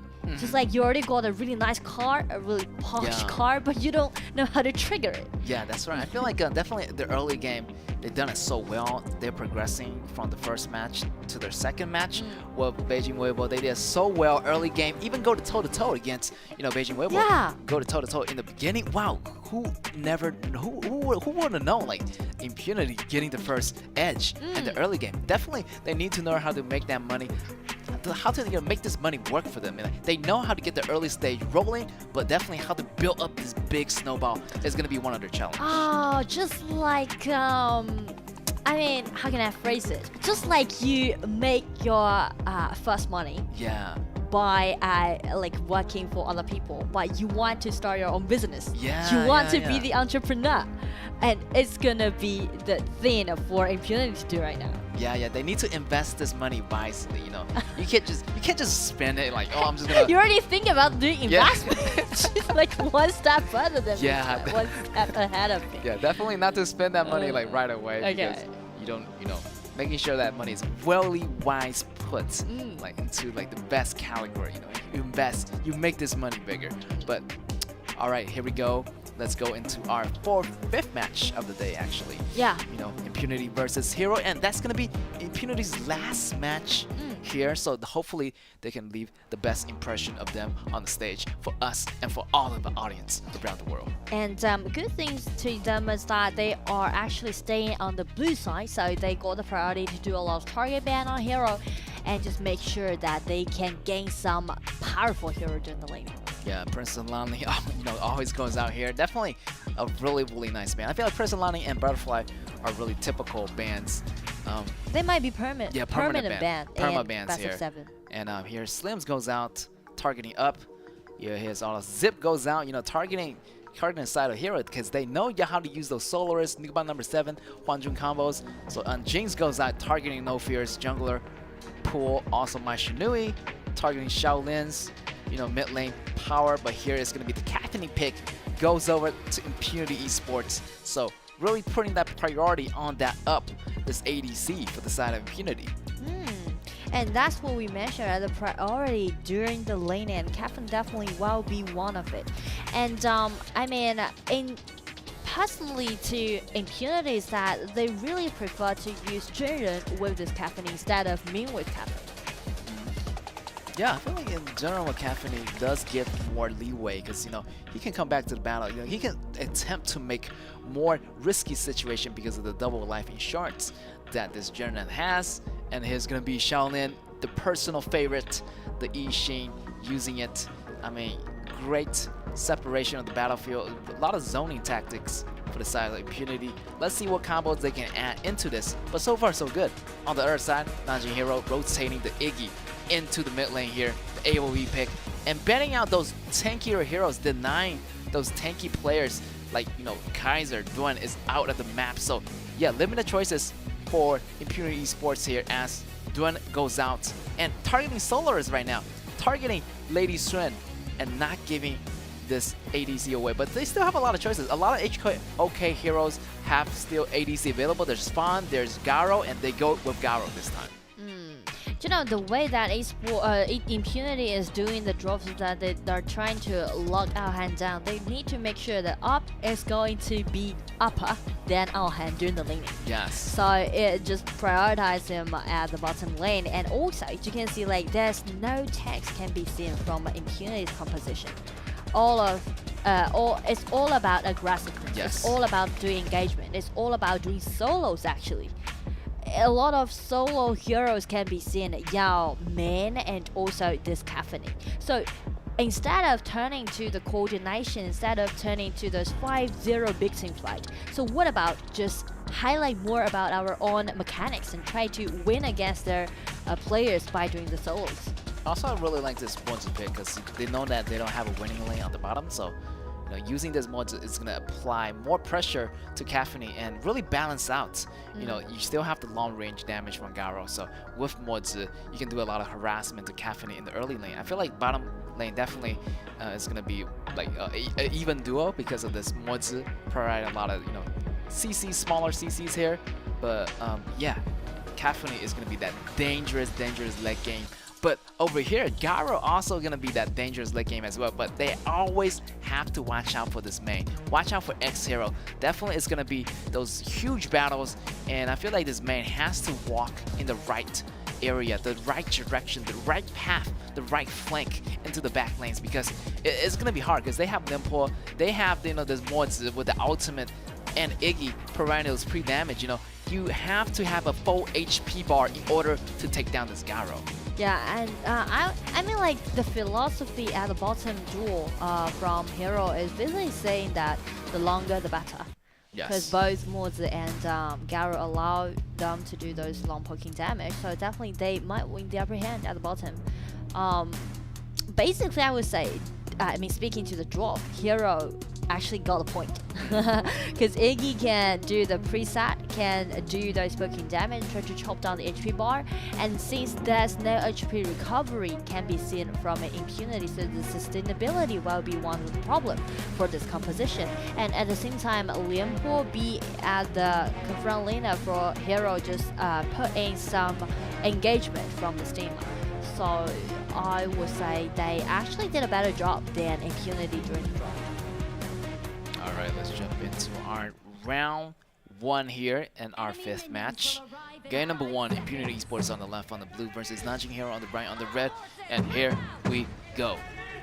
And I'm expecting to see Impunity, really improving every single round. The more they fight, the better they get. If Impunity really want to start the thing in that strategy row, then Yixin, after clean up the first 2 lanes, he need to give up the mid lane and try to rotate down. Just ambush a little bit on the Scarab. Ooh, be trouble, because look at the fast rotation from Hero. Wow, Linghan better not go that down. Hurt, oh that my hurt. god, he goes down. That is gonna hurt the early games of Impunity here. The red goes to Bell, and yeah, like feel like this support, he has to get guard of that area because this Jaren actually went to the top lane. So really leaving the opening here for Impunity's red jungle allows Hero to make that first initial engagement, the first counter jungle on Impunity's side. Yeah, like here's the detail, right? Hero trying to gain the priority on the top side, so that's the reason why they just rotate no fear to be at the top lane at first. But initially, Hero didn't expect that they want to do the elevation, but after they spot out the support from Impunity was actually on the top side of the map, so basically means you are lack of member at the bottom. Yeah, and that really opened up the jungle here. Oh, Lingfeng getting knocked back again. Oh my god, another kill for Bell. 2 kills. This is hurting even more on top of the, the damage already been done already. Lingfeng still not level 4 yet. And yeah, it's a really daunting situation for the junglers of Impunity Esports. Because the flexibility from Hero that we can see in the early stage is really inside. And another the flash by Up saved his life. But he still needs to get back to the fountain and just make the HP recovered. So that actually just let Hero to have the opportunity to keep pushing at you. And now they're aiming at this Yixin. Yixin with his passive, he can escape away, but still he has been taken extremely low. And after Caffeine and also Yixin being so low with the HP, Hero can actually go for another invasion to the red buff side. You can see Lipo already be down there, and Bell constantly doing those harass on Impunity. This Iggy uses his ultimate and get Rampage. Yeah, Iggy dropped that ultimate. Ultimate misses, however, still picking up with that first fireball skills, but still, you can see that crucial setback that Impunity has in the very beginning. Like, one member, goes to the top, no vision on the red, and you lead like a chain reaction, You can see that from that moment, the jungler fall behind, it leaves the opening for the bottom to fall behind. Everything just like a domino effect. You can see that Hero just snowballing the game at such an early stage. Hero is different. Hero is different. After like the break that they had, they got like 1 game off, right? They kind of just put themselves together because last game when they played to HKA, kind of different. I'm kind of worried about their states, but as you can see, it's totally different right now because they need to make sure they need to be well prepared to up against Weibo for the next matchup. Yes. Because due to the previous matchups, you can see the team who play back-to-back, and then they need to up against teams from from KPO region. They're kind of, not in that zone, because you might be a little bit off guard, and since the game is not that high tempo when you play against those teams from other regions, you might a little bit, just lower your guard a little bit. Yeah, exactly. I feel like Hero definitely picked it up. So like they're on their highest zone right now because they want to prepare themselves, for Beijing Weibo as well. So they're not letting their guard drop at all. And look at the early game. Super great here for the side of Nanjing Hero right here. Look at Up doing the burst damage of the ultimate. Try to scare away a little bit of Hero and not letting them getting the bottom tower that quickly. Tyrant has been defeated. So from now on, in 2 or 3 minutes, Hero will just gain some neutral objectives and try to solidify their goal difference to make sure that they got enough goal lead. And at the same time, they might do the rotation like Garo to play at the top lane and carrying the red buff to keep pushing forward. Because they are trying to press a little bit on pressure a little bit on X Hero right now. Because X Hero will be the only one from Impunity's composition allowing them to do this bad push. Because Yao are far behind against Malfair right now. Yeah, I feel like from the beginning, the invasions by Hero just came in unexpectedly, and everything was just overwhelming for Linfeng. Linfeng had nothing to stand by because the support was on top, and he was just constantly getting invaded. The damage coming from Iggy was so much crazier than I expected. The fireballs and Iggy got 4 kills already. So yeah, Iggy is up there with the goals, with the first core item already being built. I mean, those pre-damage is gonna really hurt in those later games.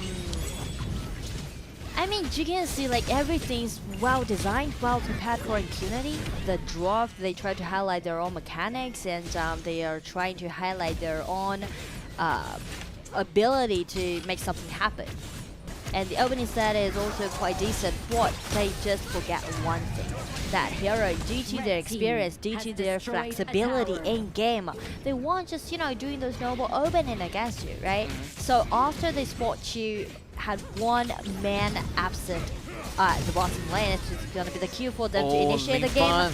Double lines is gonna be there, but still he couldn't get away, almost getting away, but still got destroyed here by the side of Hero. Hero getting 2 kills out of that, 2 for 0 here for the side of Nanjing Hero. It's already been so wrong for Impunity right now. Because we know that this team is a really good, aggressive team. They can build off those advantages after they do the early invasion. Because just call back a little bit, the game 1 they play against Weibo today. Yes. They actually made a really clear strategy to directly aim at Linhen, the early jungle, right? And try to harass them a lot and try to build up the advantage. But everything just went wrong after this game. They've been, like the red buff has been stolen away by Hero. After that, everything went wrong for Impunity. Yeah, I feel like if the early game went well, I mean, the rest of the game is going to be a little bit better. But still, the early game totally put Impunity in a really tough position. It's going to be really hard for them to bounce back because they lost that early game edge. If they do have the early game edge, then this would be a different story. But however, Hero does have the more flexibility. They can adapt on the fly to any situation, knowing that their early game is really strong, so they target the early game of Impunity. So this is a really nice calculation by Nanjing Hero. They just find one window open for them, is that he got the priority to clean out the minion waves in the early game, and right now Hero trying to close out the game. It's going to be Lianbo, his ultimate, smash in and just force Impunity back into their high ground tower. And here's going to be another problem for Impunity. We mentioned about their lack of engagement back into the draft. And if you fall behind, the only way for you to turn the table around is that you need to fight back. But without any engagement, without any initiation that you can offer to your own faction, how you gonna turn it around? That's right, they need to find an opening, they need to try. Instead of just waiting for stuff to happen, they need to go on the proactive right here. I really like this X Hero scouting out, using the second skill to dodge, the second skill coming from Joku, and let's see if Hero can make this happen. Hero jump in, ultimate on them, put the bomb drop in on Bell. Linfeng has to run away. The pass is going to help him to trigger those damage slowly going into Linfeng's HP bar. But right now, still, Impunity Esports still want to make this happen. Here we go. X Hero go after Ohan. Ohan gets knocked back. Here we go, the catch-up damage. Here we go. That's what I'm talking about. You have to make something happen like this. Impunity taking the edge, taking control right here with that camp on that left corner of the patch on the top lane. That was a showcase for X Hero, right? He actually ambushed that before Garo even got to the lane. And even Garo flashed over the wall, he can just use the second skill and try to chase him down. Yes, right there. Second skill with the first skill to kick him back. What an impressive gank by that one man alone here by X Hero. Like, yeah, they have to do more games like this, because if you target their, ADC, they don't have any damage, so you can actually survive longer in the battle, and that allows more opportunity for the whole team to take down another damage dealer. It's gonna be Bell, and if they do well, they can actually really have a great chance of fighting back. Blue team. This kill just allows Impunity to buy more time for them and try to farm out a bit. But that's not enough for them to turn the table around. It's just gonna slow down here a little bit, because lack of the marksman is gonna impact their push-in efficiency, right? You can't tear down the tower, take down the tower without your marksman. That's right. More advantage of the marksman, because the marksman is going to be dealing the most damage at the end game. Here's going to be Infinity Blade already, Shadow Ripper, Sun Chaser, and definitely more items are coming in for this Garo as Alhan and the whole team take control of the 10 minutes Tyrant. So that's going to be the arrival buff for the whole team of Nanjing Hero. The movement speed boost and the damage boost available in that team fight for that 90 seconds. And also, last kill is something to do with like those experience that X Hero has. You can caught our hand off guard once, but you can't just constantly do the same trick. Because Hero are actually being extremely cautious, checking those vision, and also try to let Lianpo to be the first hand. Oh, here's Ling. Try to make some moves here, Lingfeng, but still the damage is way too much. He goes down, the resurrecting, but here's the combo coming in, the CCs from Joku. Musashi also comes in, the ultimate lock happening down. Caphany has been taken away, the most crucial member from Impunity, and also Main just got the double kill, so does No Fear. It's gonna be double kill, and right now it's gonna be the last team fight, I guess. Even the mods just flash in and try to cut this Megami down, and Megami try his best, try to guard his crystal with 1 versus 4 to a support. That's too much. He's trying to gain more time, but still, No Fear just got the killing spree, and it's gonna be the end for Hero. Congratulations for gaining the first victory. Nanjing Hero gaining the first victory in game number 1. Yeah, it didn't really go as well as I expected for Impunity Esports. I feel like their early game definitely went wrong in a lot of situations. So yeah, definitely work on their early game again. Having that vision control and having that, support. Definitely guard your jungle, because that on the other side, Iggy and also this mods have so much damage in the beginning and really caused a lot of trouble to Linghan that game. And I do want to break it down a little bit more, because we mentioned about the draft, right? We mentioned about the draft. Basically, Nanjing Hero has a priority on the lanings. Yes. And that's the opening window for them to do the early invasion towards their buff.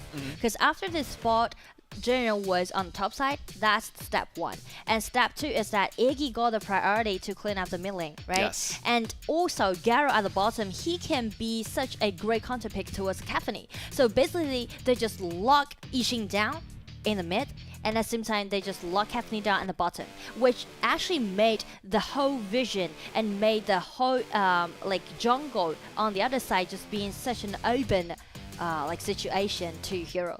Yeah. And they just sneak into the red buff and just grab it away. Yeah, I feel like in the very beginning I remember the second skill from what's the first skill from Iggy, clean up the camp so fast on the mid lane, whoa.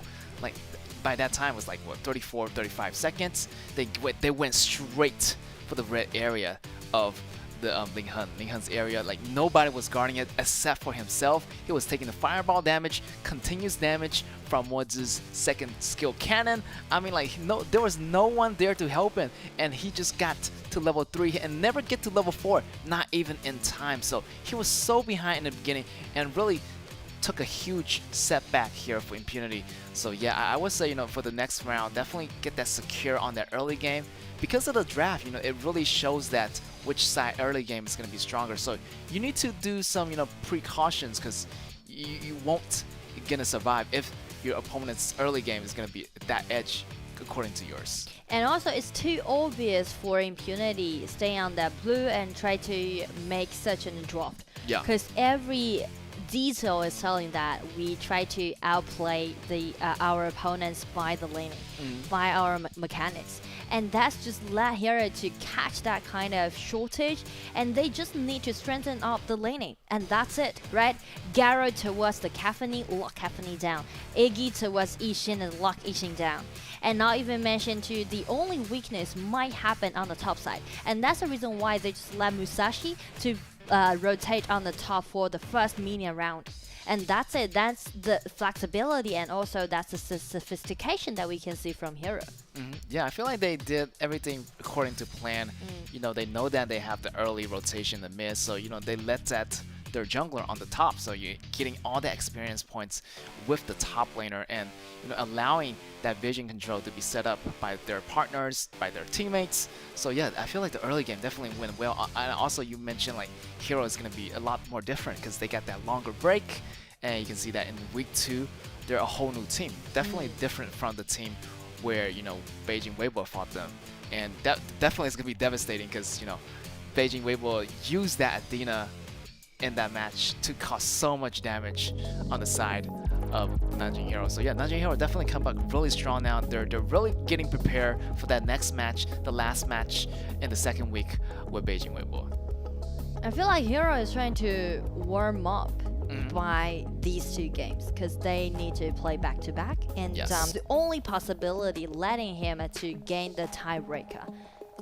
Yeah, tiebreaker definitely they want to show that you know getting the first place it's gonna be a lot better because you know you're not gonna run into RW. But yeah, of course, try to secure that perfect point for Beijing Weibo also is gonna be really important. And yeah, securing those points is gonna be their ultimate goals for both teams. And you can see that pretty much one-sided game ever since the beginning. Everything went wrong for Impunity towards that first 4 minutes. The early game didn't do so well. You can see that snowball effect on the bottom here on Nanjing Hero, gaining the Tyrant, gaining the Shadow Tyrant once, and just the goal just kept building up, and they kept getting kills, 8 towers in the pocket of Nanjing Hero, and you know ultimately win it around that 11 minutes mark. Yeah, Hero just outplayed the game. You can see the flexibility. I still want to highlight the first tactics that they use, especially for Bell and Joku. Their rotation just make everything be possible for Hero. Yeah, I feel like those 2 really did a lot of trouble here for the side of Impunity. You know, do a lot of rotations, and that allows No Fear to to come in and just pick up the kill. He's like the janitor, like picking up the kills for the whole team. And Bell, not to mention the damage he dealt. And look at here, MVP goes to Bell. Definitely his early kill really got the ball rolling for the side of Nanjing Hero, and the damage per go. And look at that, 181.5%, and that's a really high go percentage on a mage, on a mid laner. And there's 2 reasons that I want to, 2 highlights that I want to put on the spotlight is that one, we mentioned again and again, right? The first rotation he made with Morton. And secondly, the pace that he just led in game around 2 minutes or 3 minutes. He rotated to the bottom and helping Aohan to totally suffocate that Caphany at the bottom. And after the rotation, they just accelerate the pace. Yeah, I was really confused because usually Yao start with the blue, but I guess he's trying to start with the red. So his pathway, he's thinking like he want to start with the red, then maybe move up to the blue and go for a gank on the top side. But the plan was totally ruined by the side of Nanjing Hero, going into the jungles at 35 seconds. Yeah. And after that gank at the bottom by Iggy's rotation, just everything just being so clear and obvious that the victory goes over to Hero. Because again, due to the composition from Impunity, once they fall behind, there's little thing that they can do to push it back. Because their lack of engagement, again, right? No one can be the engager for the whole team. X-Hero, that gank was really nice, really decent, but it's more like caught our hand off guard, but you can't do it in a constant way. Yeah, I feel like that was the only part that the Impunity got the really nice gank on that part, and Nanjing Hero, a little bit overconfidence at that moment, but the second time they never made that mistake one more. So yeah, I feel like this is gonna be really good for Nanjing Hero because of that gank that X-Hero does. So that really put the guard up for them next time when they faces Beijing Weibo. But still, everything was being done at an extraordinary pace, the efficiency of the push, and like for Nanjing Hero, their composition is so good when they are ahead. Yeah, and I do believe that they will just keep the tempo rolling on, and we will check it, we will see it after the short break.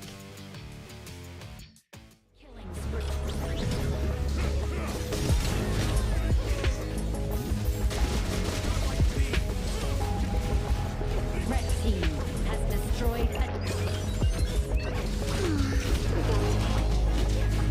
Blue team has destroyed a tower.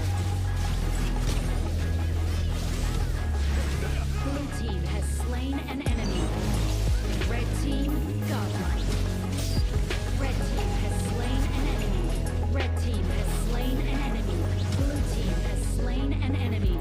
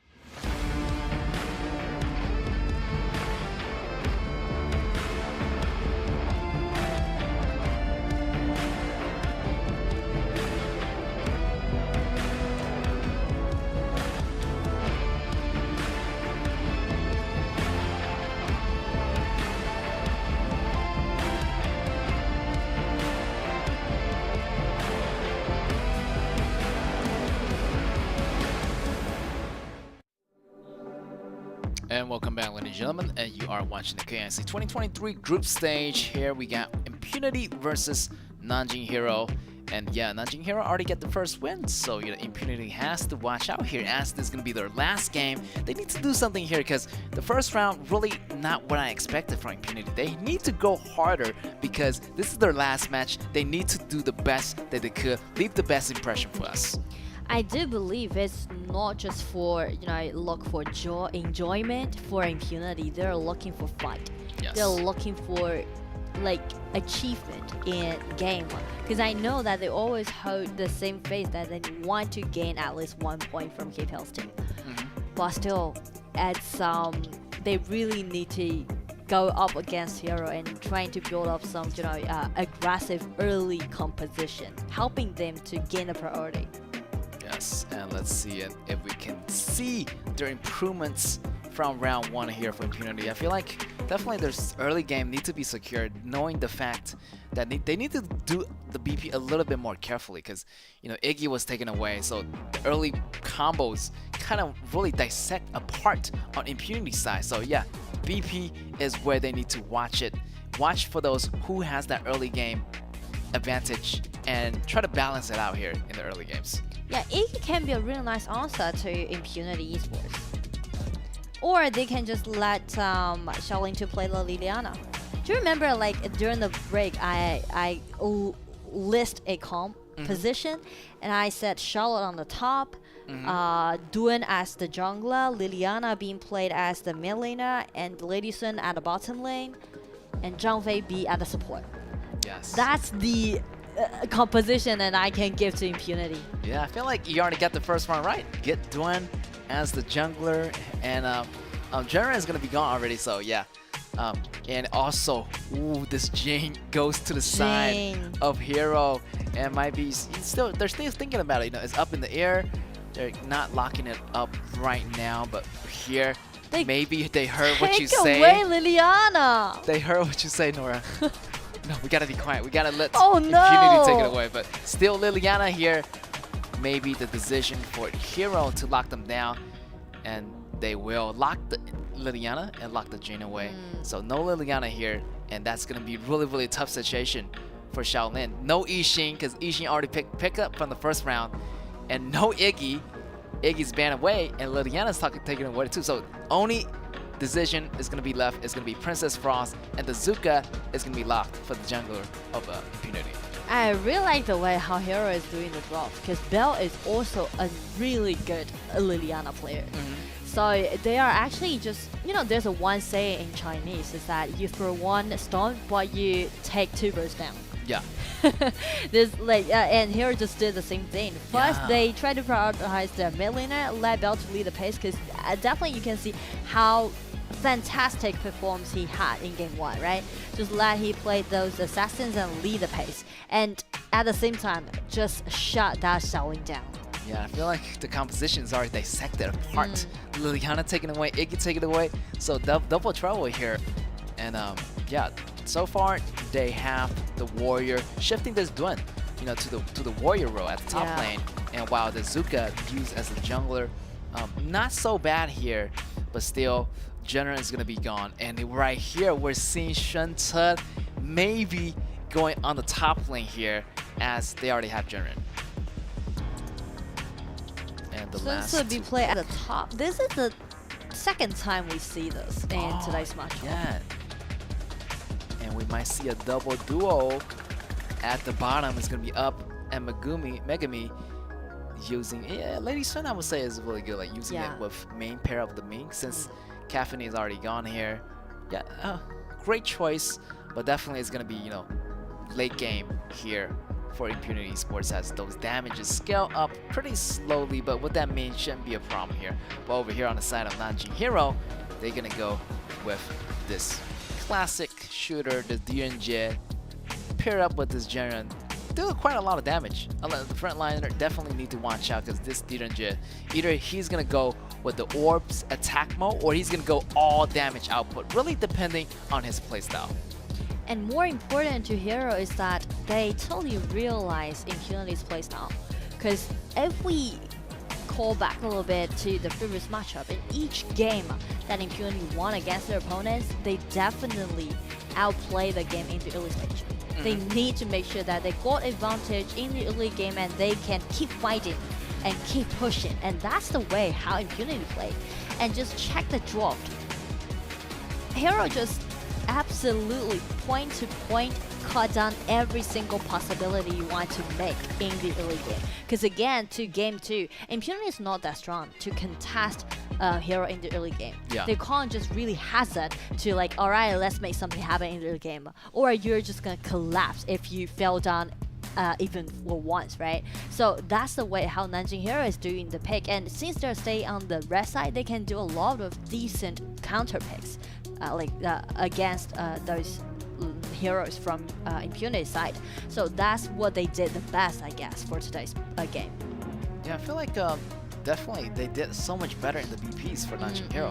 Definitely those 4 days of break, definitely they get their mind fixed up. They got their mind back into the game. Yeah. The BP is well put, and you can see that, you know, doing that, you know, killing 2 birds with 1 stone kind of tactic, locking down the roads of Impunity and taking away their hero 1 by 1. And let's jump into that game number 2 here. Impunity Esports on the left on the blue, and versus Nanjing Hero on the right on the red. And this is going to be the last game for Impunity. It's going to be another kind of start for Hero to up against Weibo. Oh, you can see that. All their flags already just waving them around, supporting them. the stadium. The fans are ready. We are ready. Let's go here.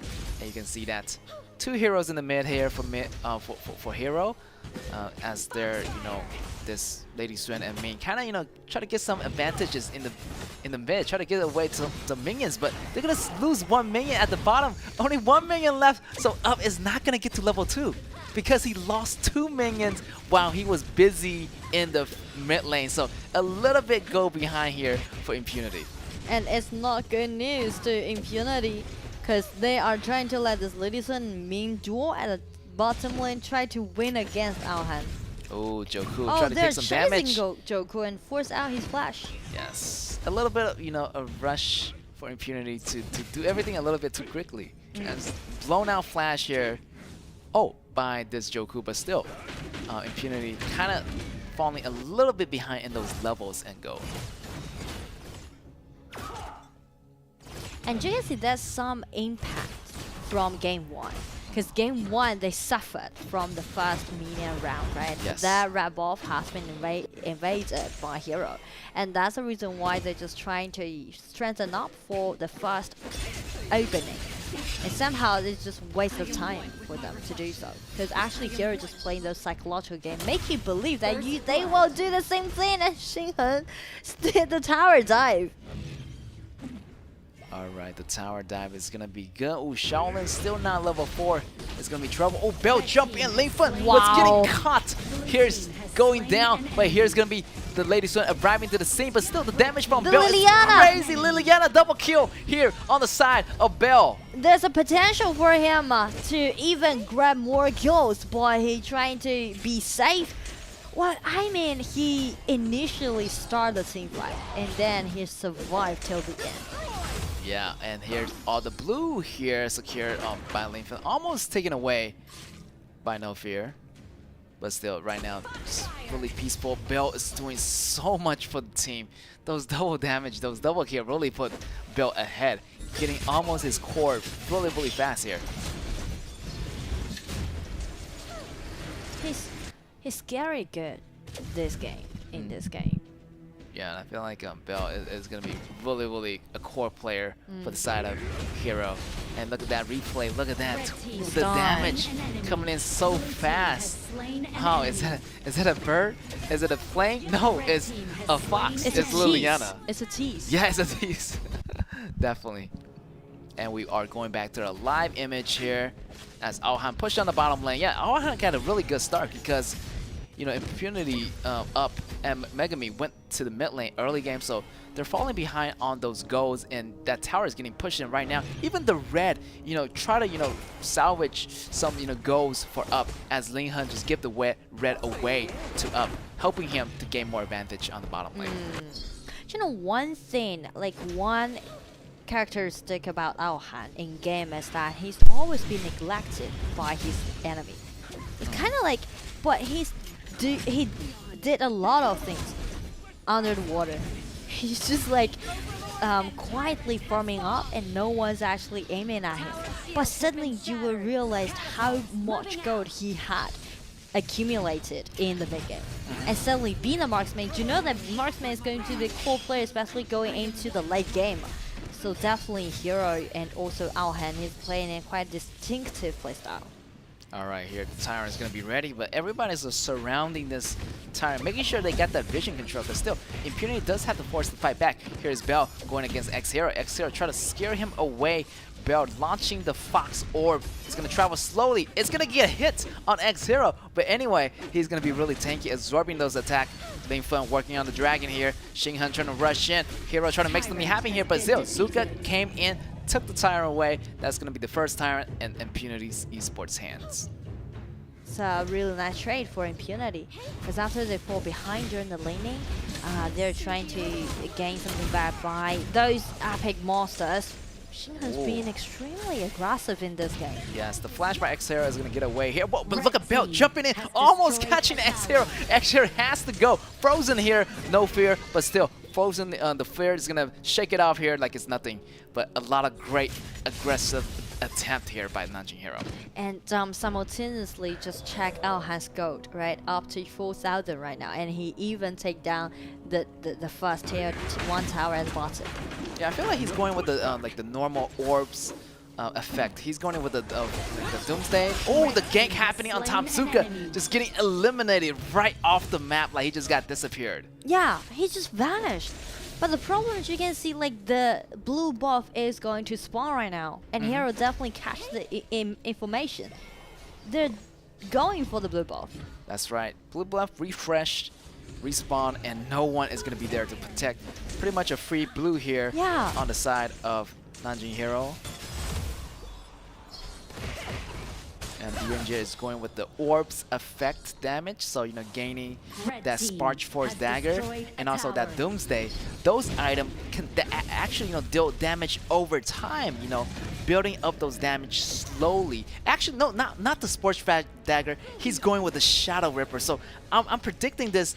DNJ is actually going all damage, not the orbs effect build. They want to maximize the damage out, maximize the power, so that actually they can close out the game in a earlier stage. And that's what we're talking about, right? Alhan is pretty much like the man behind the scene. He did so many things.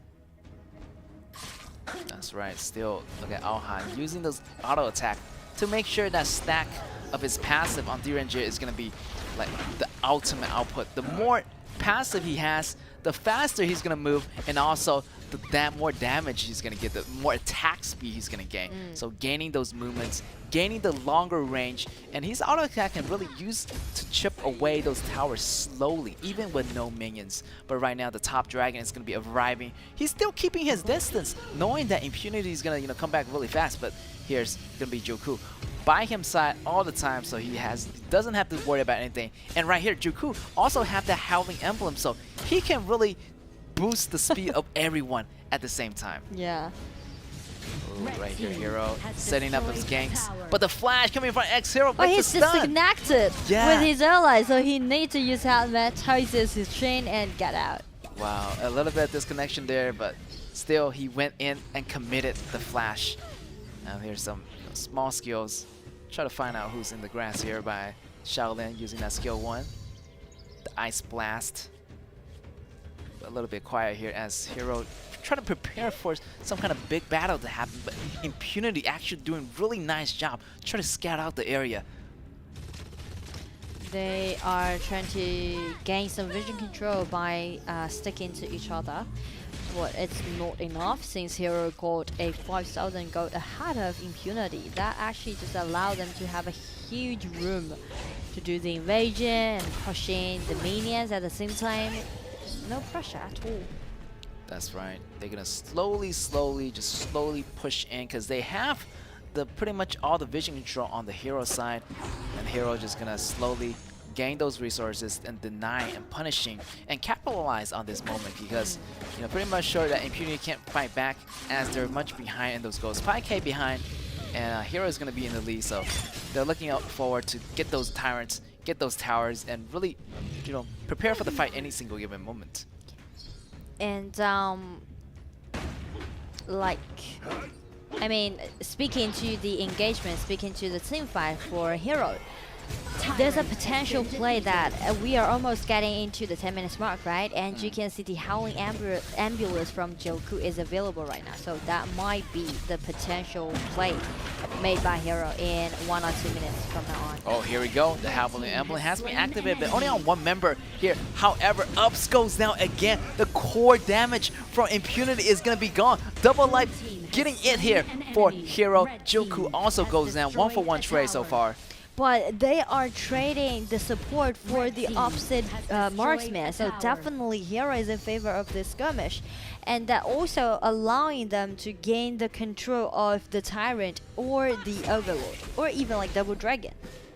That's right, Double Dragon is pretty much possible here on the side of Nanjing Hero if they time it right.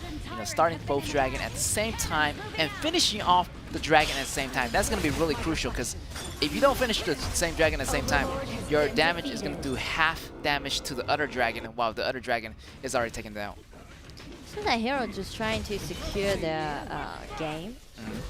They are not in rush about taking any risky movement. Instead, they're just trying to solidify their advantage. And also taking one Shadow Overlord on the top side, and they're turning their hat into this Tyrant.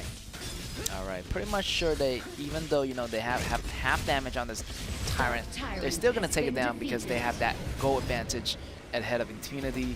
Impunity still being really cautiously, grouping up, not letting anyone stand alone. So, they have to watch out for the positioning because Xinghan is gonna be ready to use that ultimate. Also, the spell, the Fox mode, is already ready to jump in at any given moment. Here we go, the boat coming in. Hero getting those stuns. Shaolin used the Splendor but gets taken out. X-Hero, Shaolin goes down. What an incredible gank by Xinghan, the initializer from the side of Nanjing Hero. And Hero is definitely ready for the last battle. They are trying to close out the game. Everything is just chasing Impunity's member, and they are just scattered by these kind of surrounding Hero. They're just chasing in such an eager way. Oh, everybody just taking the tower. Oh, that second skill by Ohan just dodged the damage coming from that tower. What a play! What a show off. What a great skill. Because it's not like it hasn't been written into the skill description, right? You will gain like 0.1 seconds of invisibility. Yes. When you trigger your second skill, and it's gonna be a snap engagement from Hero. And here comes the captain, and they want to clean up the battlefield. Liliana sacrificed himself, but got a double dragon. So it's gonna be a miraculous team fight for Hero to do. And right now, right here at the bottom lane, it's gonna be the minion into the high ground tower. Well, that really escalated really fast here with that snap engagement in that red side of the jungle. Now, they're going to try to end the game here. The AoE is going to come in from Shaolin, but it's not going to work. The minions are still rolling in. Megami getting those damages, getting those double kill for Ohan, and that is going to be game. Congratulations to Nanjing Hero, getting that 2-0 against Impunity Esports. And even better is that we can definitely see Hero. They are different compared to the last game that they played against HKA. This time, they are really getting into the zone because they know they are going to play back-to-back, and they want to get revenge on Beijing Weibo for the next matchup. Yeah, I feel like they're ready, man. Look at that. Look at the aggressiveness. Look at the aggressiveness from Bell. I mean, they're really fully prepared for this. They know that they need to get this revenge. They've been thinking for a long time. They had their breaks. They get their man back in the game. They want to have that revenge of that 2-0 that, Beijing Weibo did to them last week. And yeah, they are just fully ready. They are out for blood, and you can see that determination in their eyes. They're fully prepared. Yeah. And on the other side, Impunity just finished their last matchup in KIC. And this is KIC again. They just stopped it at the group stage, but still, they make their name into this KIC. Yeah, definitely. Great job for Impunity though. Like, they leave the stage with no regrets. They put their, the heart and soul into this game, and this is gonna be their last game. And yeah, great game for both sides. And yeah, hopefully, this is not the end of Impunity. This is only the start of the journey. And I mean, the battle is only once begun. The battle might be lost, but they haven't lost the war. They still have a lot of chance to come back, maybe into those KW again, or coming back next year a little bit stronger. But definitely we see a huge progression in these wild qualifier teams. They're gaining so much from this competition. They learn from each other. They learn a lot from the KPO teams. Yeah, and also I want to share a background story for Impunity is that actually they got a gift from HOK. They got a gift from this tournament that they made a really good friend with Moss Tigers, because we know that they've been the rival for such a long time, play against each other from the start of this year, like from April, I guess, till November in KW Season 2. So they've been playing against each other for such a long time, but online. They never never meet each other in person.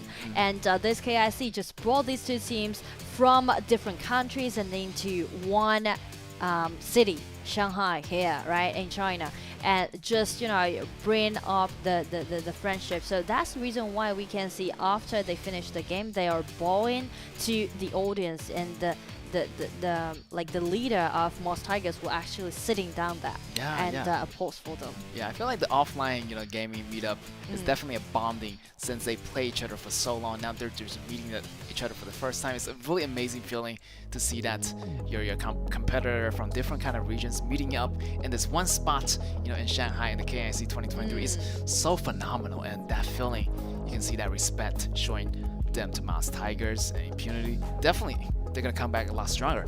And yeah, we're gonna see more of those wild qualifier teams because we still have one team and Moss Tiger on tomorrow's matchup too. Yeah, and I feel like Impunity won't just leave like immediately. They may stay for another day and just encourage more Tigers for tomorrow. Yeah, definitely. They want to encourage the wild qualifier teams, to defeat. They still have a chance in the running. Moss Tigers and one team is still in the mix. So yeah, definitely Impunity is gonna stay around, providing a lot of encouragement and support for those teams in the group stage. But we're gonna dive into this team stat here. This match in this round 2, Nanjing Hero got the win. Look at the Bell's damage. I can remember Bell being super aggressive this match. 1 versus 3. Yeah, 1 versus 3. Almost got the triple kill. Yeah. And even diving underneath the towers, using the flash to go after Dun. When he's playing Liliana, just insanely good. And definitely the MVP will give to Bell the Liliana. And actually this is the second MVP for him to have, right? Last time the Iggy. And you can see like he's really into the zone and he got such a clear mind towards what he's gonna do in game. Yeah, you see that team fight presence, 91%. Total goal 9.1k damage, 79.7k. That's a lot. That's a lot of damage dealing by the side of the mage here, and we can see and the replays. In the very beginning, I remember this double kill.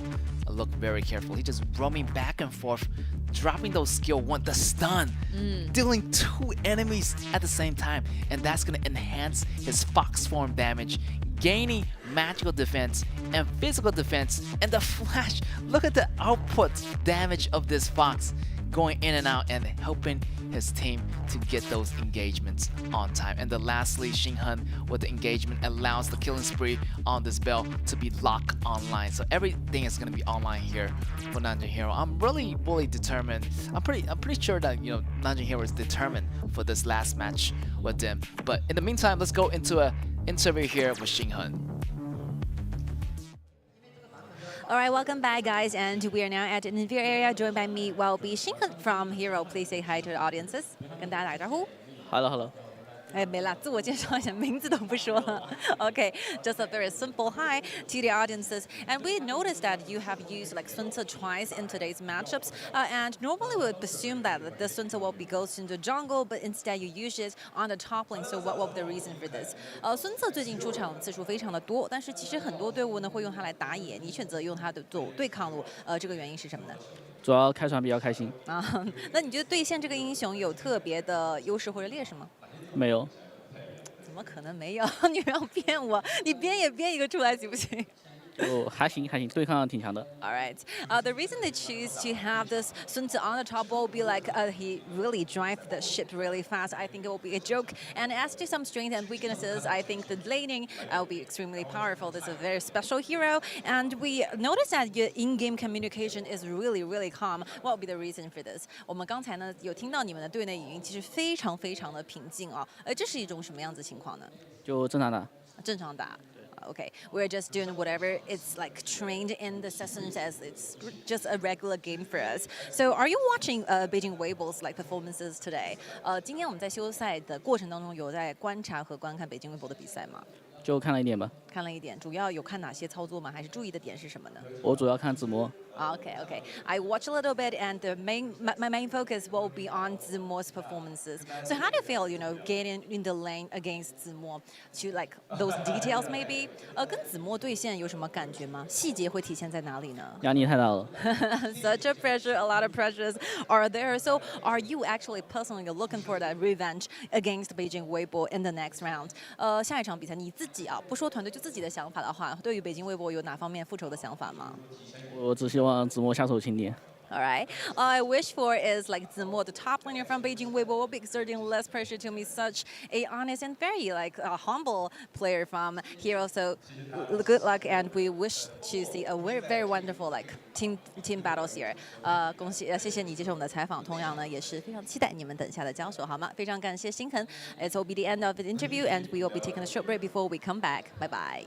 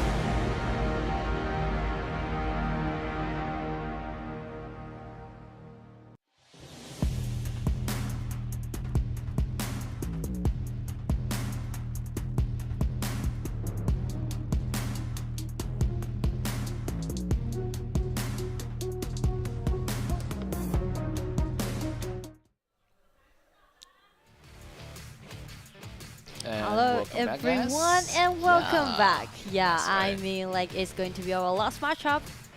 That's right, and I feel like they do have to go for a tiebreaker. Definitely Nanjing Hero do have that confidence because I see the way they move in this map. So aggressive. Everything is on point. The macro, the micro, the management of the waves, the rotations is really tight. And you can see that, you know, Nanjing Hero, when they fought against Impunity, they just shut them down. They didn't even give them a time to breathe. So I feel like they are ready for this. They are ready for Beijing Weibo. Yeah, and you know what really brought up the atmosphere is that actually the same for Weibo when they play against HK, right? Yeah. So actually both teams are really in the zone right now, and you can see the arena is just being really hyped. Yeah. Everyone's, even like the crowd, they're not sitting on their seat. They're actually standing there and just use their like the biggest voice and try to cheer their favorite players up. Yeah, they bought like a you know, like a chair ticket, but you know, now they're standing tickets now. Yeah, definitely. I feel like both teams are ready. Like you're going against the fire against fire. I mean, I don't know what to expect. I'm just wishing to see this battle once more time. It's like the battle of the century here, that kind of feel, because you know, you have one side of Beijing Weibo. They definitely have more experience because they fought in the BO7s. So fought in the group stage as well. So I feel like they do have that extra edge of knowing a little bit more experience because they fought that longer KIC route versus Nanjing Hero. They only have that second round of KPO qualifier. However, yeah, it's going to be really tough because both sides, their coordination is so tight right now, and they're going up against each other in the final match of the day. It's going to be Beijing Weibo versus Nanjing Heroes. And still, there's only one possibility that we will witness a tie happen. That might be Hero 2-0 get revenge on Weibo. Because last time when they played against each other, Weibo 2-0 finished the game that they played against Hero. So this is the only possibility that we will see. That's right, as we are jumping into our last match. Game 1 here, Beijing Weibo versus Nanjing Hero. Definitely, they need to get the revenge on Beijing Weibo because the 2-0 definitely really hurts their scores, and making sure like they try to get enough points to bounce, you know, at least get more points. Try to at least go for that tiebreaker, get into that first position into that Group C. And I really want to break the draft down because we would say basically it was because of the draft last time. And that Hero just fall behind from the first stage, because actually we can take the game at two different phases, right? The first phase will be the BP phase. You need to make sure that you are having the even drop against your opponents. You can't just fall behind, or you're just gonna lower down, you're gonna decrease your winning rate against your opponents, since we know that both teams are really strong using their mechanics. So definitely the BP phase will be on the spotlight for tonight. Yeah, I feel like you know, Nanjing Hero does get the blue position. I'm not sure. Like, we have to make sure, like, you know, if they do, they have to be careful of those BP. Like, not what happens last do not time. pick Hafany for the first pick, or you might see Jin or Prince of London will be taken away as a duel. Yeah, it's gonna be really tough because like Simtrick. They have to take away their heroes, take away the threats before you pick anything. So yeah, the BP phase, definitely the draft is going to be more carefully considered here on the side of Nanjing Hero. Or just, you know, ban away that Princess Lanling, you know? Of course. Take it an easy way. Yeah, ban away the Princess Lanling, or, you know, ban away that Hafany on the red side if you are on the red side. But yeah, hopefully their draft is going to be much better, learning what they made a mistake in that last round against Beijing Weibo. So this one, they're gonna take a lot of precaution, and they're gonna be more vigilant as they face them for the second time. Try to get that revenge. Yeah, and also I'm looking for some secret weapon showed by both teams, because due to the previous matchup, especially we want to highlight AG against Wolves.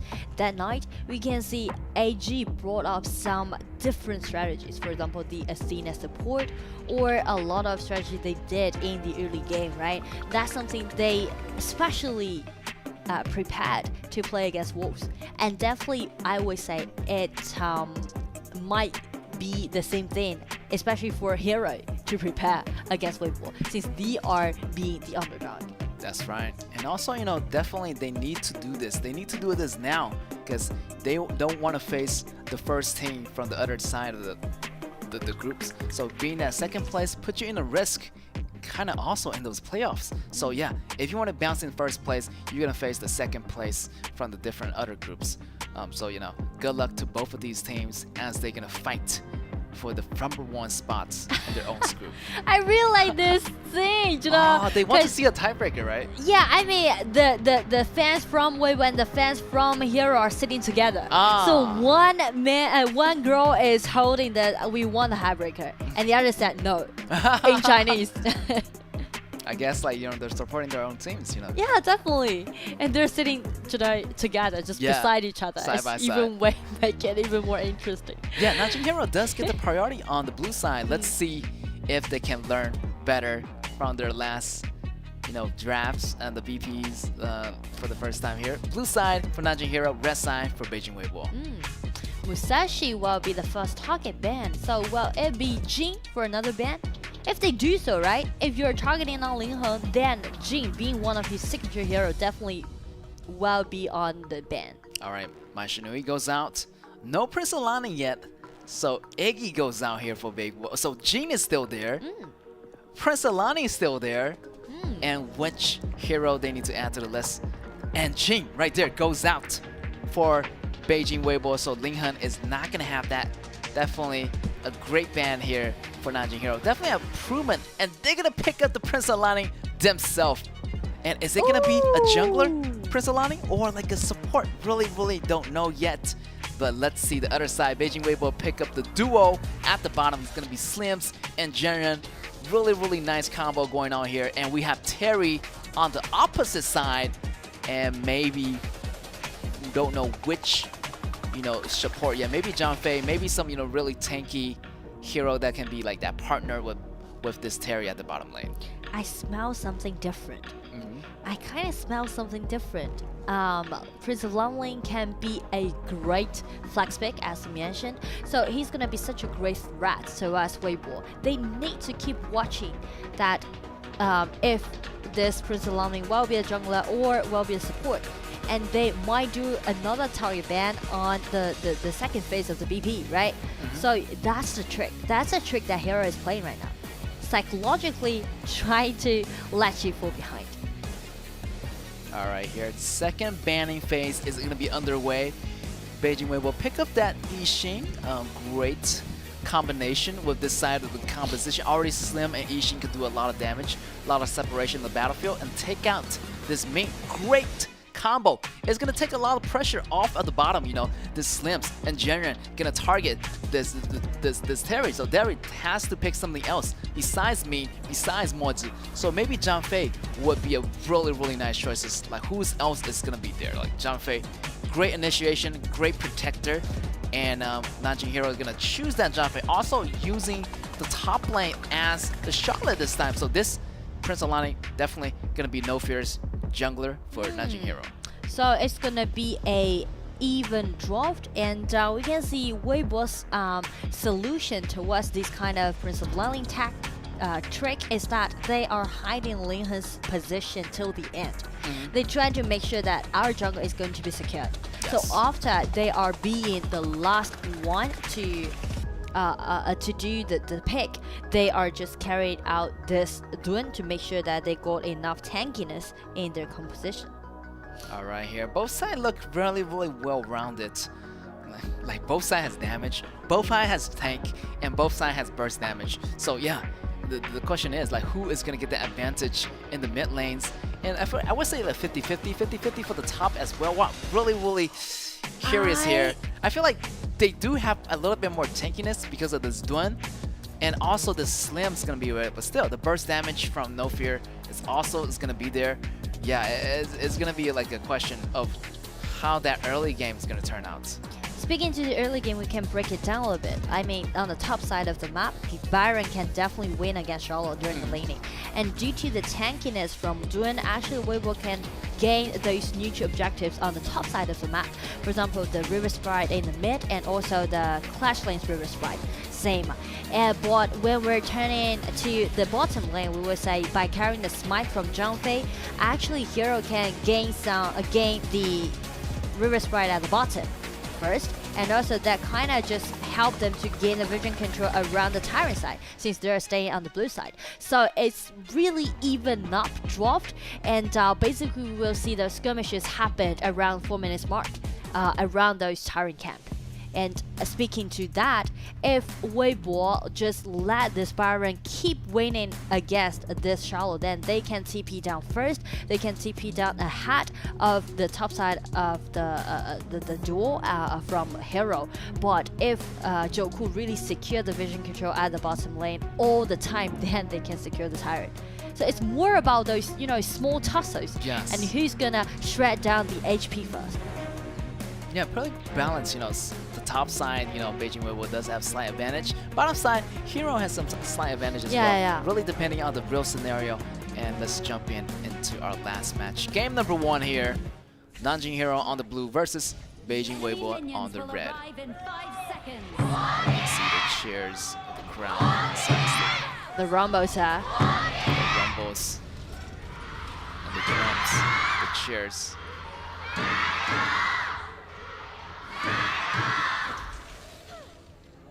All right, I really like their signs, like, don't go into the overtime. We want to get off early. No more tiebreakers. that's the thing for Weibo's fans. Yeah, but on the other side, definitely Hero's fans are eager to see the tiebreaker. Oh, look at the tray of HP. Oh, he has to use that flash, or else First Blood is gonna fall into the hands of Nanjing Hero. Quick movement by this Xingyu, using that flash to get over. So no flash on this Xingyu might be a little bit dangerous for him to go on the bottom lanes here. And you can see Hero win the advantage, right, at the bottom lane. And since Xingyu's flash is not available, that will even make it worse for Weibo. Yes, right here, both sides. Still no First Blood, so no. But still, the flash already blown out here for one of the supports from Beijing Weibo. Definitely bottom Hero is doing a really nice job here. On the top, however, still a little bit slow, but still, like you said, Byron's going to have that small advantage over the Charlotte at the top. So really, really depending on, whose jungler can make it into those ganks early. Like, the ganks has to be going on. Is it going to be in the mid lane? Is it going to be on the bottom lane? Or is it going to be in the top lane? And we're talking about 4 minutes mark. I mean, if both teams play in a cautious way, for example, Xinghen know that, alright, you're gonna highlight your top lane, so I'm gonna back off a little bit, but Joku, the reason why he's being here, I know that we talked about, right, he needs to secure the vision control at the bottom side, at the river side. But the problem is, he already been taken half HP down, right, before the skirmishes happened, but he's still standing there without the ultimate, without a really healthy HP bar, and that's the reason for Weibo to claim that kill. That's right. I feel like he has to go back and recover, but he just kind of want to wait there, secure that vision. But yeah, the damage is coming in from Chaoxi and Xingyu is way too much. We have to go into the replay to see what exactly happened. How many hits he took from that slam, from that Jaren. When he's wandering around the Tyrant camp, he first been stunned by Xingyu, and then half of his HP has been chopped down by Chaoxi. And then he's still standing there and trying to secure the vision control, but we will won't allow you to do that because everyone just doing the preset for the 4 minutes mark. That's the reason why we're seeing those peaceful opening. Everyone is just trying to gain the priority by chop down your HP before 4 minutes mark. Ooh, a lot of damage here on the side of the top. Zumor has to use the flash to get away before No Fear getting caught him in the last moment, in the last second. But yeah, the flash is gonna help in HP. A little bit of desperation for Hero here, and No Fear is gonna be running away, getting invincible. Xinghen running away, but No Fear has nowhere to go. He's gonna get caught, and that's gonna be another kill inside the pocket of Beijing Weibo. This back and forth matters a lot. The reason why Hero is being so aggressive, and it's gonna be a 1 versus 3. Everyone trying to get Xinghen down, and they are even trying to do the tower dive. Xinghen try his best, try to make as an even trade, but still, there's too many people there.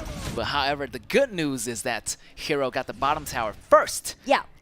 That allows this Terry to operate different kind of lanes allows heroes to do more strategy and farms. Definitely the core player, the core damage has to be this Terry here. Terry has to pick something up here for the whole team. This is a trade. This is a trade for both teams. Actually, again, they are doing the preset for gaining the Tyrant, but everything just went chaotic after that skirmish happened on the top. Because Xinghen just being super aggressive against Zimo, he know that he need to chop him down. But after that, you can see Weibo just chase him down. So that was the back and forth.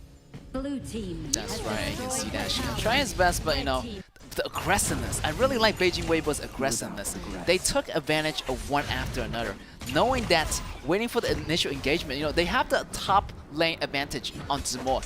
And No Fear came to gank. He used that flash to get away, then the turnaround happens for Beijing Weibo. This allows them to get the early kills, and right now they're taking control of the river, and they got the first Tyrant here for the Beijing Weibo side. By losing one tower, I would say it's a fair trade.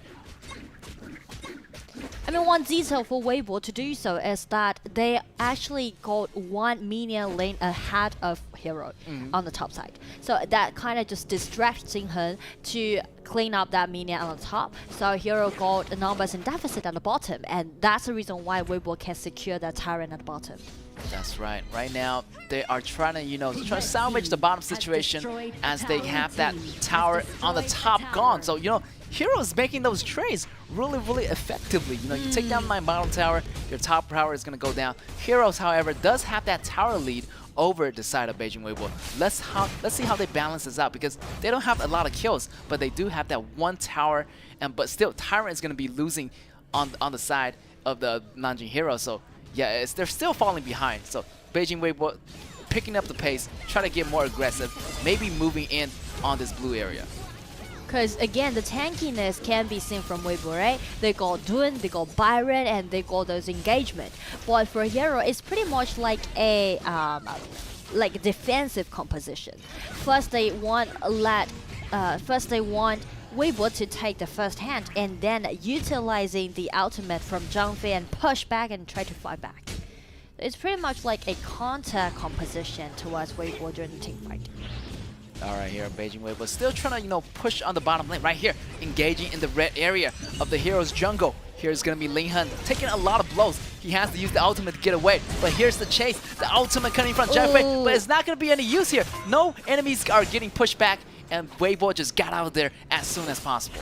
Yeah, that's the thing about the drop, right? Weibo, they're full of those mashes during those engagement. They can use this Dun, just steal away the red buff and use his ultimate, try to let him escape away. And at the same time, Yixin can always use his ultimate and try to cage in people and engage. But for Hero, you can see like how desperate they are that Zhou could just break out his ultimate. That's right. He don't mean to do it, but he know that he needs to be proactive. But the problem is that there lack of the possibility to do the engagement.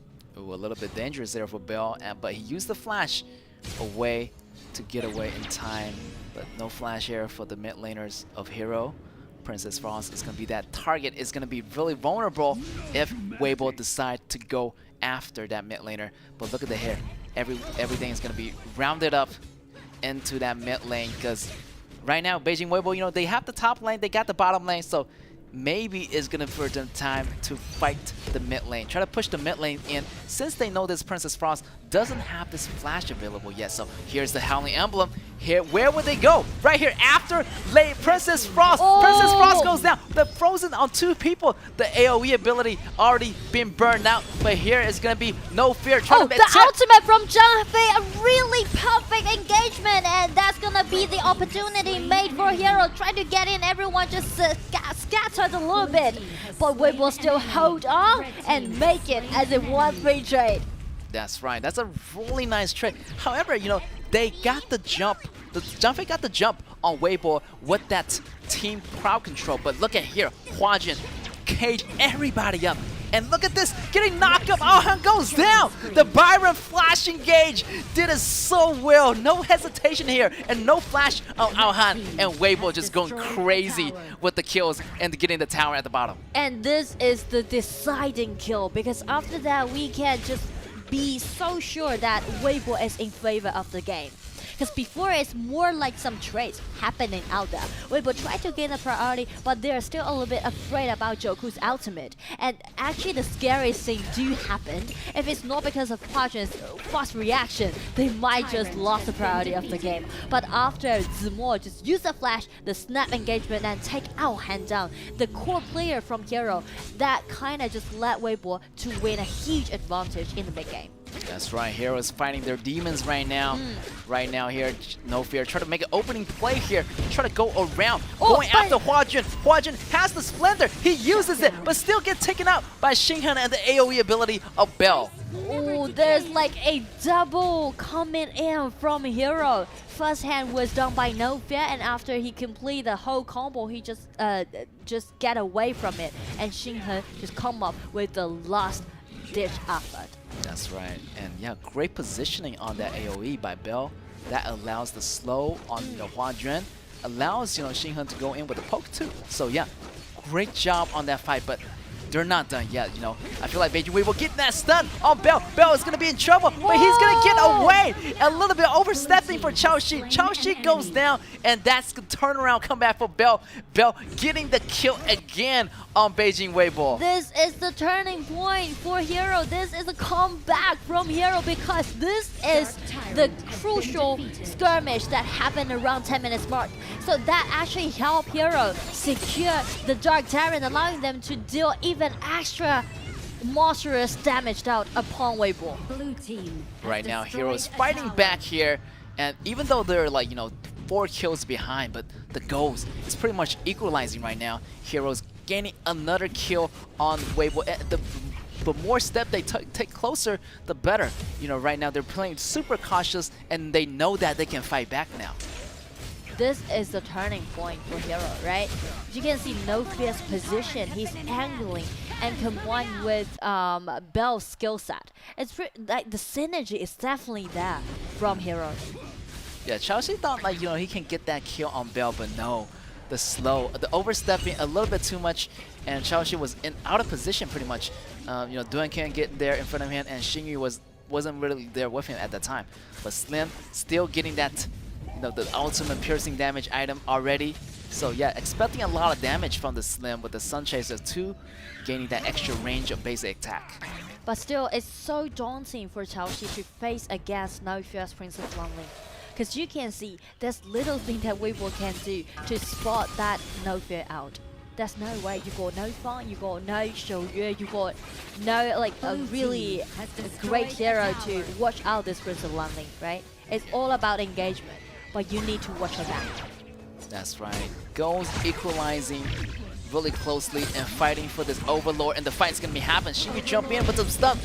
Overlord goes to the side of the Hero. Hero still chasing. Hero used the ultimate of the Janfei, but still creating no effects, but just kind of scaring off Weibo for a bit. This is a really nice skill trait for both teams. All right, Beijing Weibo kind of take a step back.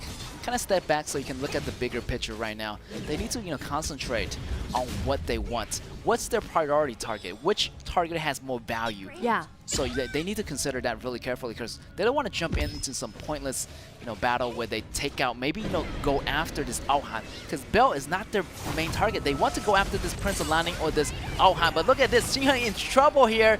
Almost getting locked in by Huajin's ultimate. It's gonna be a opportunity for Hero since Weibo just waste too much skills on that Xinghan. So it's gonna be the counter attack from Hero. They just catch the opportunity, break out their ultimate, and even force out Xingyu's flash. And the ultimate from Terry! Ultimate, the boomerang, pick the come kill! Back.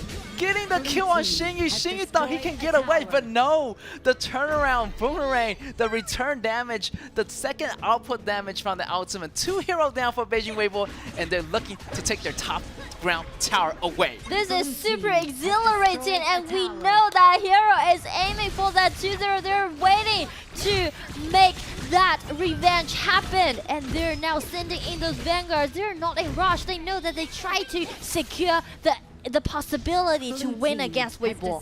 That's right. Right now, they're they can't actually rush in and clear up those jungles, and right now, as they have the push, they have the map control, not you know, not to be too happy because here's a rush coming from Beijing Weibo with a Howling Emblem. What are they gonna do? Kind of falling back a little bit still. Not to get too happy too early. The minions under pressure. As you can see, Weibo, both mid lane and also the top lane is under attack. They need to send someone back to clean up the minions. But the problem is, once Byron just showed up on the top side, it might be the time for Hero to attack Weibo. And you can see Joku just break out his ultimate, but for nothing. So actually Weibo won the opportunity again. They can try to vie for this Dark Tyrant, but Byron has been caught. Byron's waited by Hero's members and just find a really nice spot on Zemo. And now they're just utilizing those minions and force Weibo to give up that Dark Tyrant. And they are actually in close. They're surrounding, they're waiting for a really nice trap to happen. And it's a Terry defeat that's doing and even lock up the Weibo's members. Yes, in the meantime, they already got that Tyrant, so they have that damage available. Xiaoxi can do the damage on foot. He's rushing, jumping in the front. After Xinghan, those damage are going crazy right now, but the damage coming in from Xiaoxi just bit too short. Getting the kill on Xinghan, and Xinghan couldn't get away in that last moment. Even with that flash, you know, Xiaoxi still picking up those 2 kills here. This is crazy. This is crazy. Everything just overturned in 1 second. So many back and forths happened in the 1 minute. No one knows what's going to be the result of the game. That's right. Not that promising. Wow, both sides super high intense. just giving their best right here at Howling Emblem again. They're traveling on the train, going into the red area and catching this Alhan. And here's gonna be it. The cage is gonna come in. Resurrected. Alhan needs to fight back. It's going to be no fair and helping Alhan out, but he's going a little bit overstep. But no worries, it's gonna be his ally come and to aid him. So it's gonna be Hero and Alhan still keep fighting. Got the rampage and even got another kill. It's gonna be the double kill for Hero. It's gonna be the miraculous comeback from Hero. They have been assaulted by Weibo by their attack, but still they counter attack on Weibo, and it's going to be game 1. That's right, game 1 right here. Hero acing Beijing Weibo in the end games.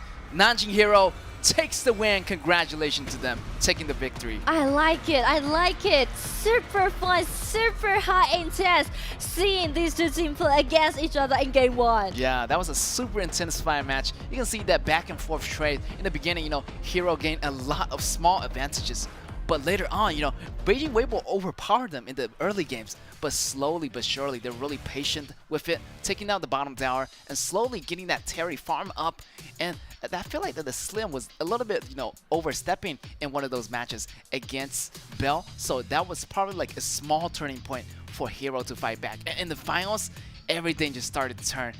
And, you know, in the end, Heroes took the advantage. Yeah, I can feel you. You know, Yeah. we are just like out of words because we Yeah. didn't expect that this game 1 would be in such a high tempo way. It's right? crazy. We never imagined that both teams were just being so aggressive to make a lot of things happen. So there's too many turning points actually. Yeah, it's yeah. not like one deciding point helped them to win out the other. Actually, once one team just fall behind, they definitely will just fight it back.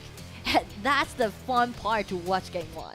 That is crazy. Like the moment they took that dragon, I feel like they had a chance, but still they fought back really heavily. Slims getting that double kill on the bottom against Charlotte, and also John Fei falls down too. And at that point, I thought, you know, like the Beijing Wave was coming back. But still, the comeback damage from Terry, nobody can stop him. The resurrection triggers, and he used that resurrection, switch out for that destiny, gaining more time to deal out those damage one by one. And not to mention those clutch kill by Terry at the very last moment. Him and John Fei pushing it to the end and gaining the victory of the first round into Nanjing Hero's hand. Yeah, I mean, like, we shouldn't forget that Terry was the first hero in that battlefield has been taken down, Yes, right? yes. He has been denied. He has been eliminated from the first time, initially from the team fight. Yeah. But you see, like, after he used the item and resurrected, and he just fight till the end. Even got the double kill. Yeah, definitely. He survived. Like dressed to kill, switching weapons at the last very Crazy. moment, providing so much time, so much clutch time for the turnaround comeback. So yeah, a lot of the skills reset on Terry, and he was able to do those damage really, really clean. And we just have to go into the team stats to tell you a little bit more in details here. Both sides doing a really extraordinary job. You can see both ADCs getting a lot of go. 14k go, almost 15k go.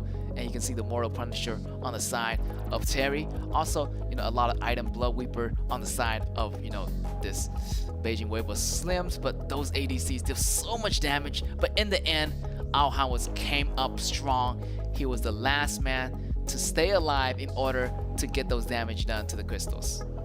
Such a high intense game. Everything just went head to head. Yeah. And just check Aohan's damage out up to 40.2%. And also Qiaoxi, oh he got 46.1% of the damage out. Both marksmen, splendid job. That's right, top of the line damage here for both of the marksmen. Aohan really knows his position, and he has those quick hands, switching the items at the last moment, so he can gain those resurrection times in order to buy that destiny. Yeah, really clutch here, and yeah, desperate timing, and that's what you need for desperate needs. And Hero gaining the first win. Yeah, maybe they're gonna get that 2-0. Maybe we're gonna go for a tiebreaker. It's possible here. The chances are more now because they have the first win, so all they need to do is get this 2-0, then we are going for the tiebreaker. So far, everything just happened exactly the same way as yesterday. Yes. Every single game just went exactly as yesterday, and also the current situation. And definitely the MVP goes over to Aohan. And actually, this might be the first Terry that he played in the group stage. Yeah, there's a lot of first Terry players today, Qiaoxi. Yeah, Qiaoxi the too. opposite marksman. Yeah, I feel like the Terry definitely is going to be bringing it up. Maybe that they're saving Terry for a long time, or definitely Caffeine and Slims are not available, so they have this Terry as a backup. But look at the damage dealt to the towers, 37.4k damage, and that damage dealt 147.4k. KDA 6-1 and 5 across the board. Really nice. And we have to go back to the replay, see that his positioning, such an awesome time. And right here, you see the boomerang, going after Xingyu. Xingyu thought he can dodge it, but getting the kill, getting the double kill. Oh my god, the damage coming in, and he thought he can get away, but no, coming back, he get the damage off of him. And also the last team fight, the deciding last team fight. And right here, I feel like this Beijing Weibo has the Tyrant. He could fight back. And right here, Slim is going crazy right here, but still, Terry haven't go down. And this is a part, they went after Terry. I thought Terry was in trouble, big trouble here, but the resurrection popped in. He's still alive. He maintained his ground, using the Arcana, using the lifesteal he has to bring those HPs back into a healthy state. And you have Prince Alani pretty much taking a lot of the damage, allows Aohan in time to come in for the rescue. And also we need to highlight No Fear in that one, because he also comes in and uses his own burst out damage upon those backliners from Weibo and just help them to build up the advantage at the last team fight. Yeah, definitely the last team fight is where the action pack happening. And wow, so many turnaround points. We just don't know which one is going to be the best one. But yeah, a lot of back and forth, a lot of tug of wars. You can see that Beijing Weibo gained some advantage in the beginning. Then the Nanjing Hero fighting back. What a miraculous combat, I would say, for both sides. To be honest, I feel like I'm awakened from game 1. Yeah, just like awakened, like just like a shot of confidence into my adrenaline. And I feel like they also use their own performance, just light up the field. Yeah, they light up the stadium, like the fire, and they're just pouring the gas onto the fire, making the fire bigger. Yeah. And it's just glowing, amplifying the sounds inside the stadium. As we are in the ESP Tonight Stadium tonight in Shanghai, and the audience are just cheering. You can see that back and forth, and we're gonna have more of that for you in a short bit. So let's take a short break and we'll be right back.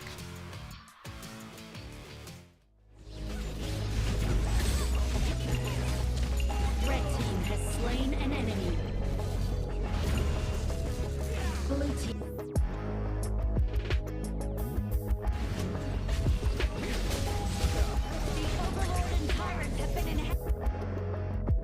Red team killing spree. Blue team killing spree. Blue team killing spree. Nice killing. Blue team double kill. Fabulous. Blue team rampage. Do you really think you can hide?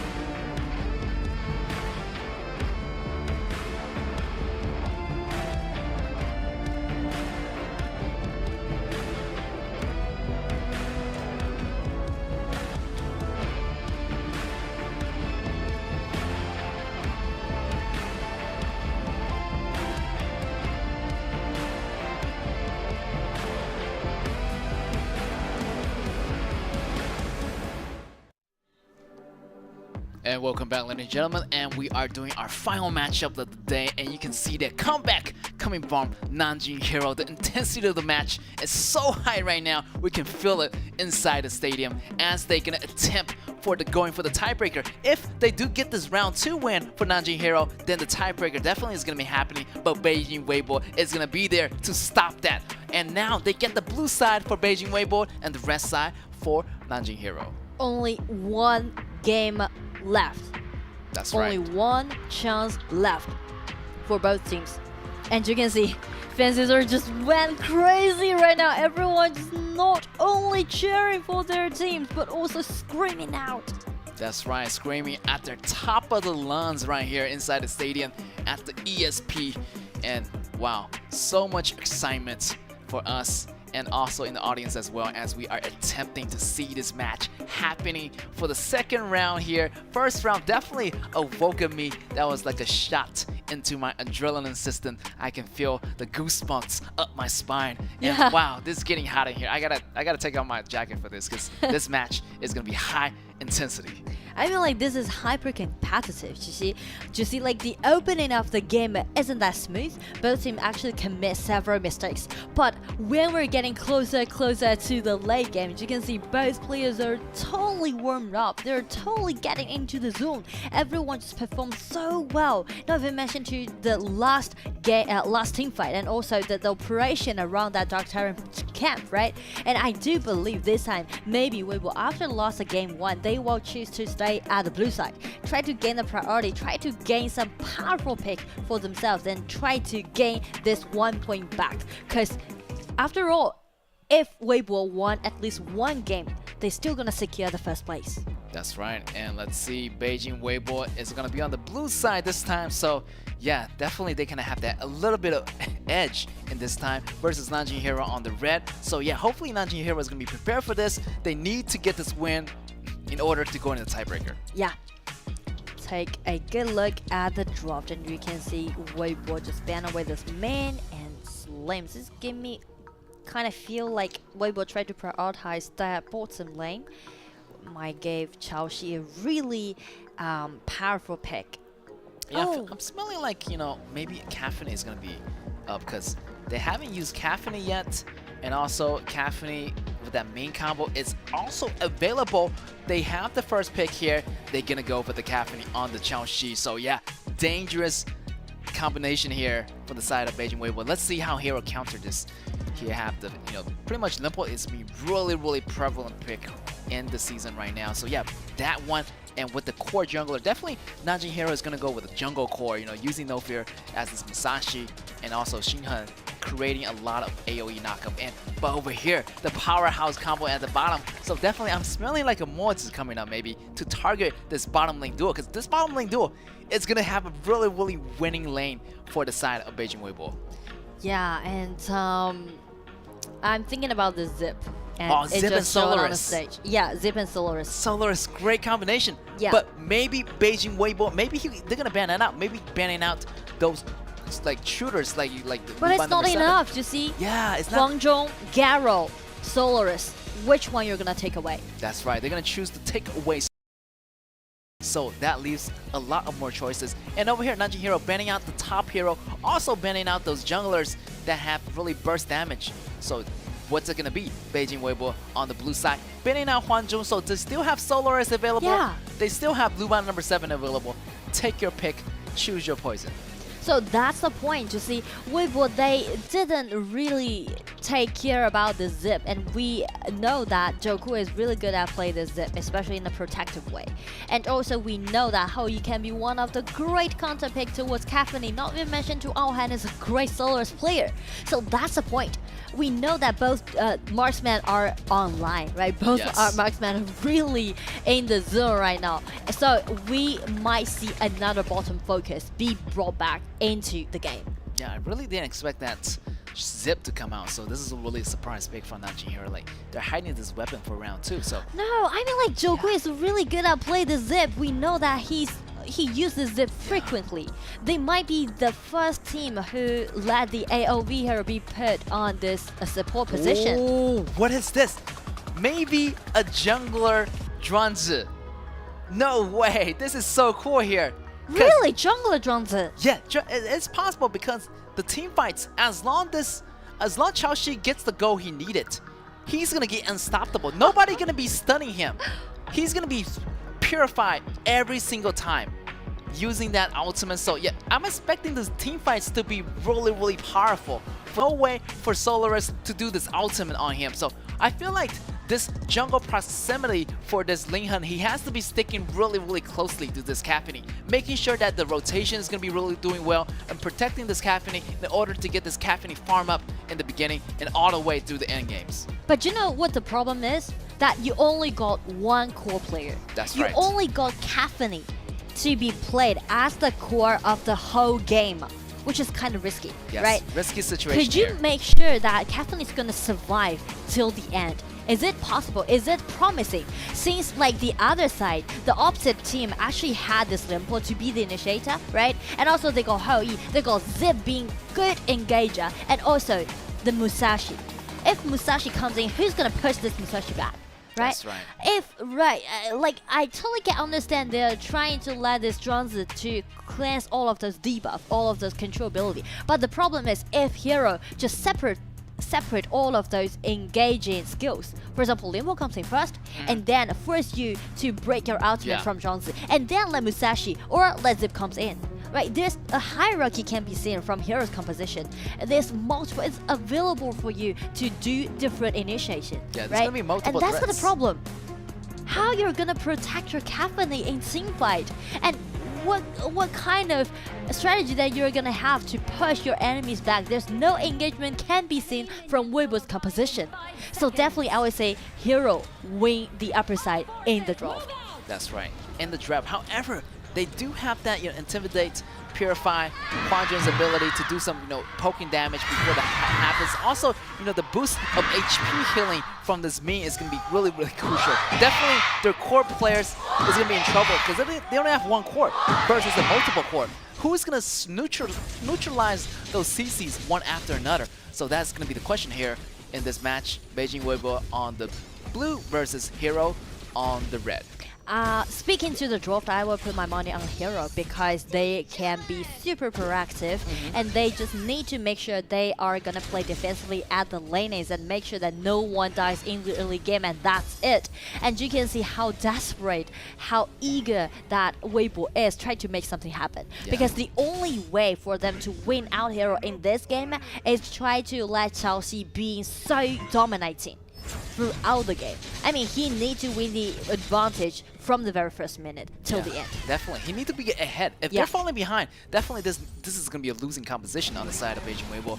Definitely Chaoshi has to be the hero here. So everybody has to protect the president. That's going to be Chaoshi here for the side of Beijing Weibo and try to rotate everything at once. So it's going to be group up, so it allows the hero to make an easier engagement. Multiple CC control here on the side. Definitely waiting for the first cleanse to go down, then re-engage later on. So yeah, a lot of dangerous threats. Hopefully Chaoshi can survive this. If he does survive the early game, do a really good job and get the ahead of the goal, yeah, Weibo has the lead, have the chance to win this, but really short of those chances because Hero has those multiple threats coming in. It's going to be a hard chance for Beijing Weibo if they want to win this one. And that's some tactics we are talking about for Hero when they're doing the team fight. But before the team fight happens, before the mid stage, you know what Hero's gonna do? They just need to prioritize No Fear's farming pace because Musashi is going to be so devastating when it comes to the mid stage, right? So they need to prioritize Musashi's farming pace and at the same time, just let Ao Han to play defensively at the bottom. And that's it. Play safe in the early stage for Hero and wait for this Musashi to have at least the exit tournament. Oh, a little bit dangerous for Chaoshi. Chaoshi chopped out Flash, exhausted already as Hero try to make those ganks happen. Here's the Flash also on Bell, exhausting out. But here, Chaoshi survived that fight. Thank goodness. He's going to be sticking there at the bottom and keep farming. Definitely keep the pace of the farm up here. Definitely, he do not want to lose a single goal here for the side of Beijing Weibo. A little bit dangerous for Weibo as, you know, we're getting closer to the 4 minutes.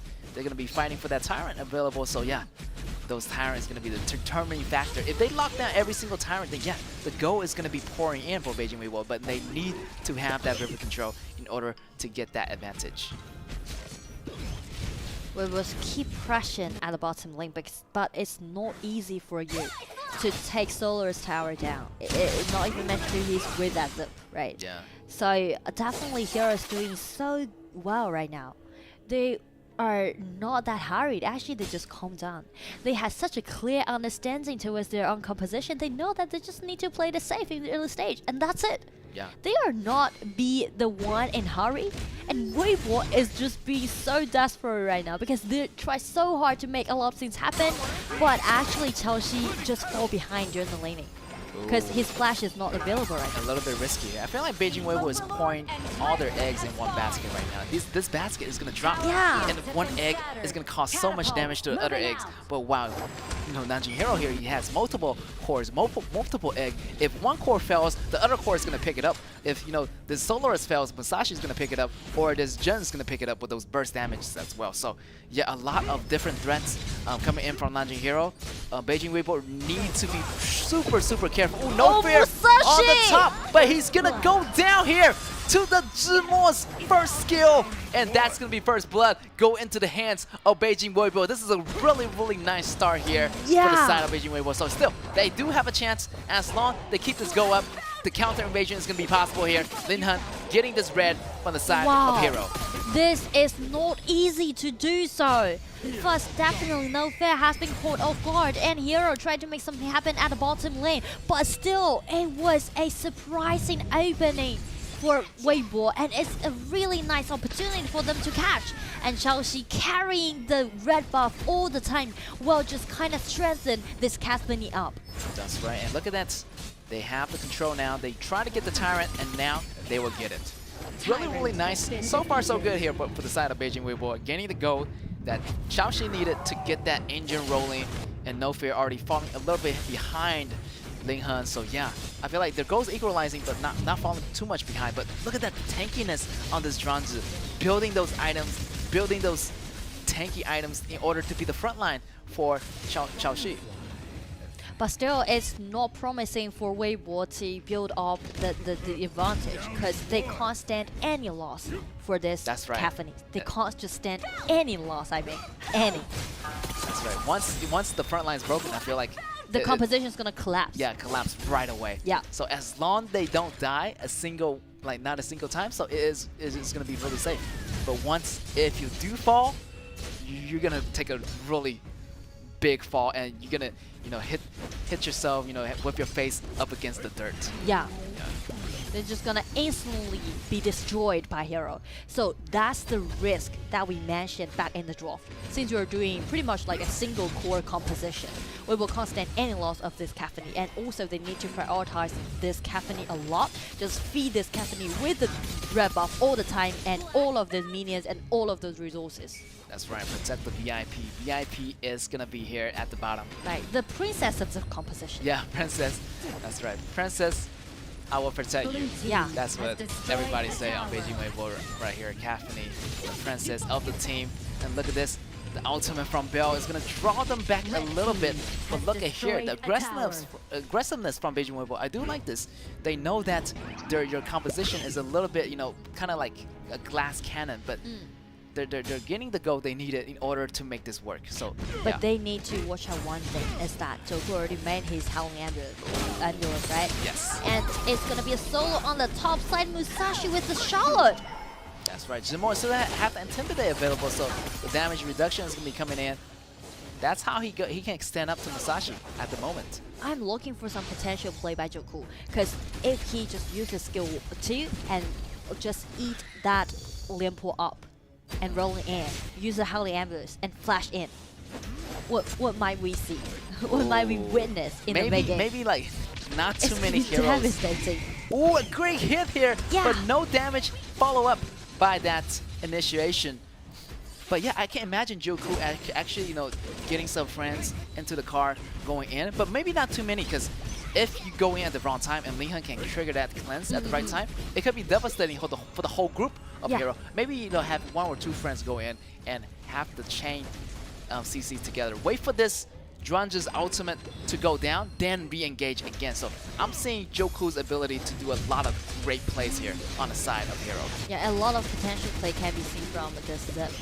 And at the same time, Hero got a really nice hero is this Millie, the Jin. Because Jin can pre-sell off poking damage. And once Weibo try to push in a hard way, they can just let Bell to break his ultimate and shred down the HP bar from Weibo's member. Solaris got that stun on Xingyu, but Xingyu is not going to be in that area. So yeah, great Solaris ultimate available, but so far none of those hits are really priority hits. Not really working. Oh, Chelsea's damage. Wow, aggressiveness. The second skill, he can dash forward and switching the weapons in that current stage into a laser. Ooh, that laser really hurts the tower. The tower is getting destroyed. Here's gonna be Joku rescuing everybody, getting them out of the battlefield. I mean, so far so good for Weibo, and they just gain this kind of advantage by themselves from a minor opportunity that Hero gives to Weibo, and it's gonna be the ultimate from Solaris and break out the items and help them to buy a time. And like Chelsea, I'm out of my words, How on earth that Chelsea can play so good today? I mean, he's really outstanding for today's matchup. His positioning definitely is gonna be under really a lot of scrutiny, because the previous time he wasn't like that much of a good positioner. Now his position is so good, dodging that Solaris ultimate, and look at that, being so aggressive, passive aggressive. He knows that he has the flash available, and he doesn't even need to use it because there's a lot of support from the team. You have the cleanse, you have the healing ability, you have the shield from the support, so a lot of great arsenal here, and they gained the control. Now they're going for the Tyrant, but right here is going to be the time for Hero to go in. They're going to make the Dragon trade. The Dragon trade. Dark Tyrant. Because actually it comes up to the 10 minutes mark, but since the gold difference doesn't being maximized a lot, right? The gold difference is not that significant. It's quite an even gold. So Hero is not in the rush. Hero is definitely not in a rush. They just need to play defensively and just let Weibo to commit a mistake. Yes. One mistake, if Hero catch that, they can turn the table around. But it's so tight right now. You can see that instant cleanse by this Linghan as soon as that Solar's ultimate landed on this Caffeine. But look at him. He's buying the CD boots. He has a lot of CDs. Since he's a jungler, he's going to keep on getting those blues. So 40 CDs on this Strongest allows him to use the ultimate more over time right now. And look at this instant cleanse ultimate, immune here by all the damage within that second. So creating a lot of shield, an extra shield also with that support item. Oh, it's gonna be a big team fight as we can see. It's super chaotic right now in the battlefield, and Sean will find a real nice spot, try to get in, and the passive has been triggered, and also the Intimidate, they're chasing in. Musashi has been taken out, another passive has been triggered from this Charlotte. He's chasing this Limbo down and even waiting for more. This is another base, the triple kill, and it's even going to be a quadra kill for Zimo. What an incredible job has done by this confront laner. And look at that damage, and oh my god, the damage coming in from Chaoshi is outrageous. And you can see that quadra kill by that Zimo, the quickness, the pace, the positioning of the whole team of Beijing Weibo is just outstanding, unparalleled to the damage that they've done before. This is incredible. You see like Charlotte's position. After Hero, as we mentioned, lost the first hand priority, right? They tried to retreat, but the problem is that you can see Weibo, the Zimo just break out his Intimidate and just being so tanky. He's just being so invincible during the team fight. Yeah, Triple kill! Oh, and even a quadra. I feel like Beijing will just have to, you know, group up together and protect Caffeine. That's all they need to do. Yeah. Because they have so much skills that can avoid a lot of damage. Linghan can be the frontliner. You know, Zimo can get the burst damage out. Chaoshi can be the finisher. Everything is in place. Zimo being the finisher or Chaoshi can do the damage. So they have everything right now. They have cleanse, they have AoE ability to zone out the enemies, and they have main there to protect Caffeine. Caffeine almost got that flash available in the short term. Already have that red on this Caffeine is going to be crazy. Also buying another armor on this Caffeine, allow this Caffeine to survive even longer in those battles. And right now we've already made a huge advantage by their own mechanics. Outstanding performance. But still, it's not promising. Still, you know, because I really want to make it clear again, because since it's too obvious to read their composition, it's pretty much like a one core playing style. So they need to be extremely cautious. They can't commit any mistake to let Hero to catch and fight back. That's right. I mean, it's going to be a challenge, you know, fighting an uphill battle here, because the high ground tower is going to be really hard for them to take down. Here it's going to be Alhan doing some damage, but the damage is not going to be hurting, because the goal difference, pretty much, you know, they have the goal lead here for Beijing Weibo, but just a little bit. But still, it's going to be a challenge for Beijing Weibo to push down the high ground tower. Yeah. Now the heroes are together in a group. It's going to be even harder for them. And also, a lot of mistakes can be seen when those teams trying to get their hand on those high ground towers. Yeah. Because you will squeeze into kind of like a fixed position, and that will just let Hero to have the priority, have the possibility to fight back. Since they got Zip, they got Lianpo, they got Musashi, all great Hero to do those counter fights. Yeah. I'm smelling a Howling Emblem here, because maybe they're doing the double dragon right now. But I would say Hero won't take any risk movement right now. Oh, they're sending that Solaris right here. It's going to be a hit on this Huajun. Oh, however, they do not want to take that risk. Yeah, it's uncontested. Yeah, uncontested right now, as they just not want to go for that risk. They want to, you know, actually get a really nice position, because they still don't have the buff. They know that they got the Tyrant buff for Beijing Weibo, so that next team battle definitely is going to hurt for them to go and engage. And hopefully, they can wait until this Tyrant buff is over. Maybe in another like 45 seconds, then Hero can start the engagement. Yeah. Hero know that there's still possibility left for this team to catch, right? They only need to wait one window that might open to them, and they can just turn the whole thing around. 15 minutes already for Weibo. They need to be extremely cautious, but so far they did so good. Yes. They have no mistake. No mistake at all. Look at that goal. No mistake. 12.5k goal for this captain of Chaoshi. Another no fear. solo. 1-for-1. Intimidate is going to be out. Here's going to be Joku escaping away with the Musashi. definitely do not go one-on-one with the Zimor. I feel like it's going to be a waste of time because his intimidation is going to keep pulling out and no damage pretty much is going to be done to Zimor on top of those passive splash gradation, even providing more damage reduction for the Charlotte. And I feel like Weibo is going to do something to the top high ground tower right now. They're sending the strongest vanguards into the tower. KIC2023 has destroyed only one mission in his mind is taking down the high ground tower. And next will be the crystal. Because again, if Weibo win this one single game, they can just secure the first position in Group C. That's right.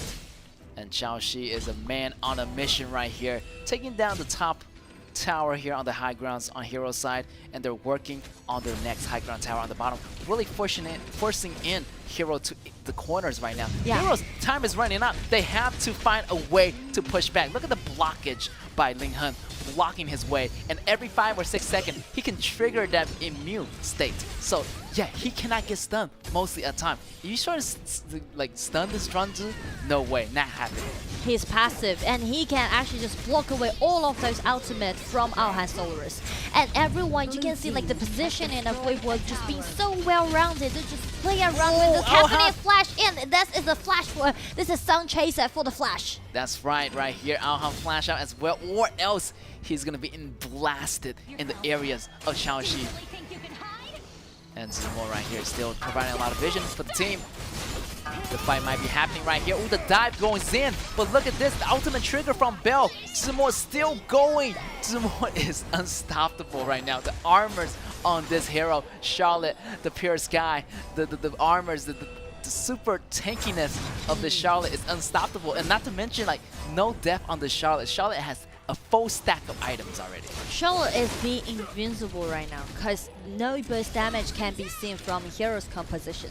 The only hero that is possible to do that might be the Musashi, but as you can see, Musashi has been taken down twice in a row. So that just lost priority Here's for the the Tower hero. emblem, but no, they didn't catch no one. Huajin used the Splinter to get away. The flash is gonna be out. Here's gonna be No Fear going after Ling Han, but it's not gonna be used. KIC2023 is still alive. No Fear has the resurrection. It went wrong, but Hero just put all in, but everyone just used all of those mechanics onto Weibo's members and just let Charlotte to get the chance, and it's gonna be the comeback, the miraculous comeback from Weibo. Got KIC2023 a triple kill, and the Charlotte even going to be like the ace hero, and they guard their reputation. That's right, no overtime for Beijing Weibo as they take away the Taiwan away from Nanjing Hero. Congratulations to Beijing Weibo in game number 2.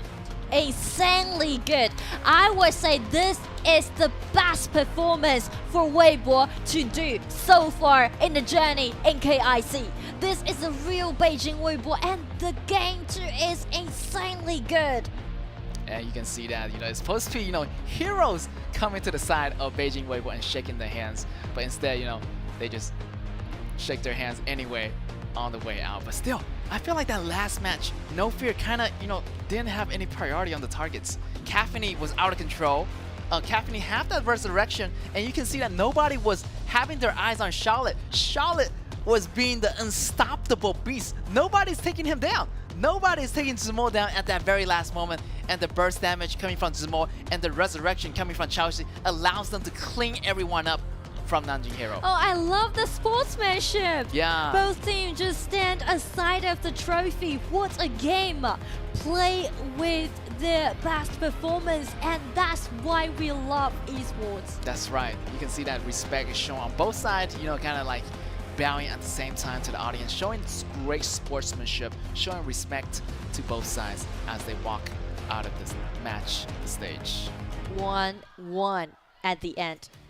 I love it. I really like the last matchup that we caused today. I really love this game right now. Super exhilarating, and I just feel like I feel so glad to see these two teams can compete in this way, right? Yeah. First game, Hero really did a great job, and they just fight the chance back, and they got the slight chance to make it to the tiebreaker.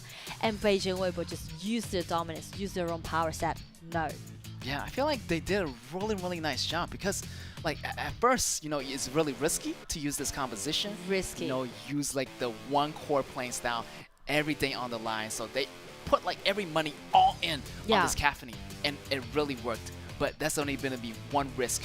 You have to stay ahead in the beginning. You can't let this caffeine go behind, like stay behind. That's what they did really, really well.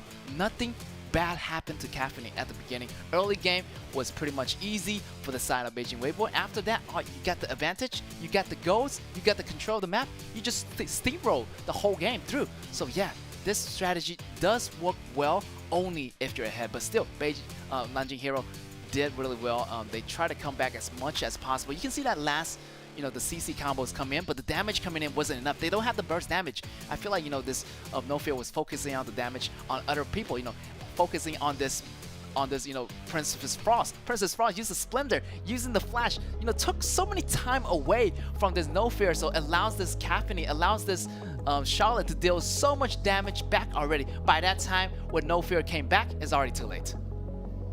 Wow, what a game. I mean, what a game. We're so into the game, you can see, right? Yeah, we are so into the game because, again, we still want to make it as clear as possible is that the most tricky part for Weibo is that taking out such an obvious composition. You can't be so easy to be read by your opponents, especially you're competing in super, like, hyper competitive matches like this. But still, they go with it. And even like unexpected performance has been shown, not only by Chaoxi but also Zimo, the Charlotte. Who can imagine the Charlotte just forming up in a quiet way, but suddenly make his name into the game by that quadra kill? Yeah, he's playing in a more defensive style because he could go for the flash if you want to get more aggressive. Since he's protecting this Caffeine all the way from the beginning to the end, he go for the Intimidate, and he can actually 1v1 No Fear the Musashi, in the very, very beginning. And here is going to be Zimo getting that MVP for Beijing Weibo. And look at that team fight presence, 100%, 13.8k go, 69.4k damage dealt, 6-0 and 5 KDA. What a splendid, amazing figure here. Amazing job done by Zimo in this part of the game. So there's two things that we will need to make sure, helping them to win out Hero in game 2. One is what we said, Caffeine needs to be secured enough, right? And that's something to do with his own mechanics. He just needs to play defensively and that's it. But the most tricky part is on Zimo, right? Because they need to shut that Musashi down. And you need to gain for that opportunity. You need to make it happen, right? You need to catch the opportunity. And Zimo made it. Only like 20% of the winning rate for Weibo. But after he just shut No Fear down around like 4 minutes mark. And just higher the winning rate up to like 80%. Yeah, so you can see that Zimo got the first blood on the top. Not easy. Yeah, not easy at all. And here's guys, No Fear getting caught again, and this is the last battle. Yeah. You can see that, the No Fear, targeting this Quadrant in the very beginning, and the turnaround damage coming back. And probably this is not going to be the last battle here, because almost the last battle. But the deciding part. Yeah, deciding part. It really turns around. You can see that quadra kill coming out here for Zimo, the unstoppable warrior that's gonna be in the match, and almost getting the pentakill. Oh my god, maybe the first pentakill almost happened right there, but quadra kill, it's gonna be enough. And we're gonna go into a interview here with Zimo in a bit, but still, so much amazing stuff has been happening in this KIC. I'm so curious about what he's gonna say in the interview, and let's give it over to Day 3.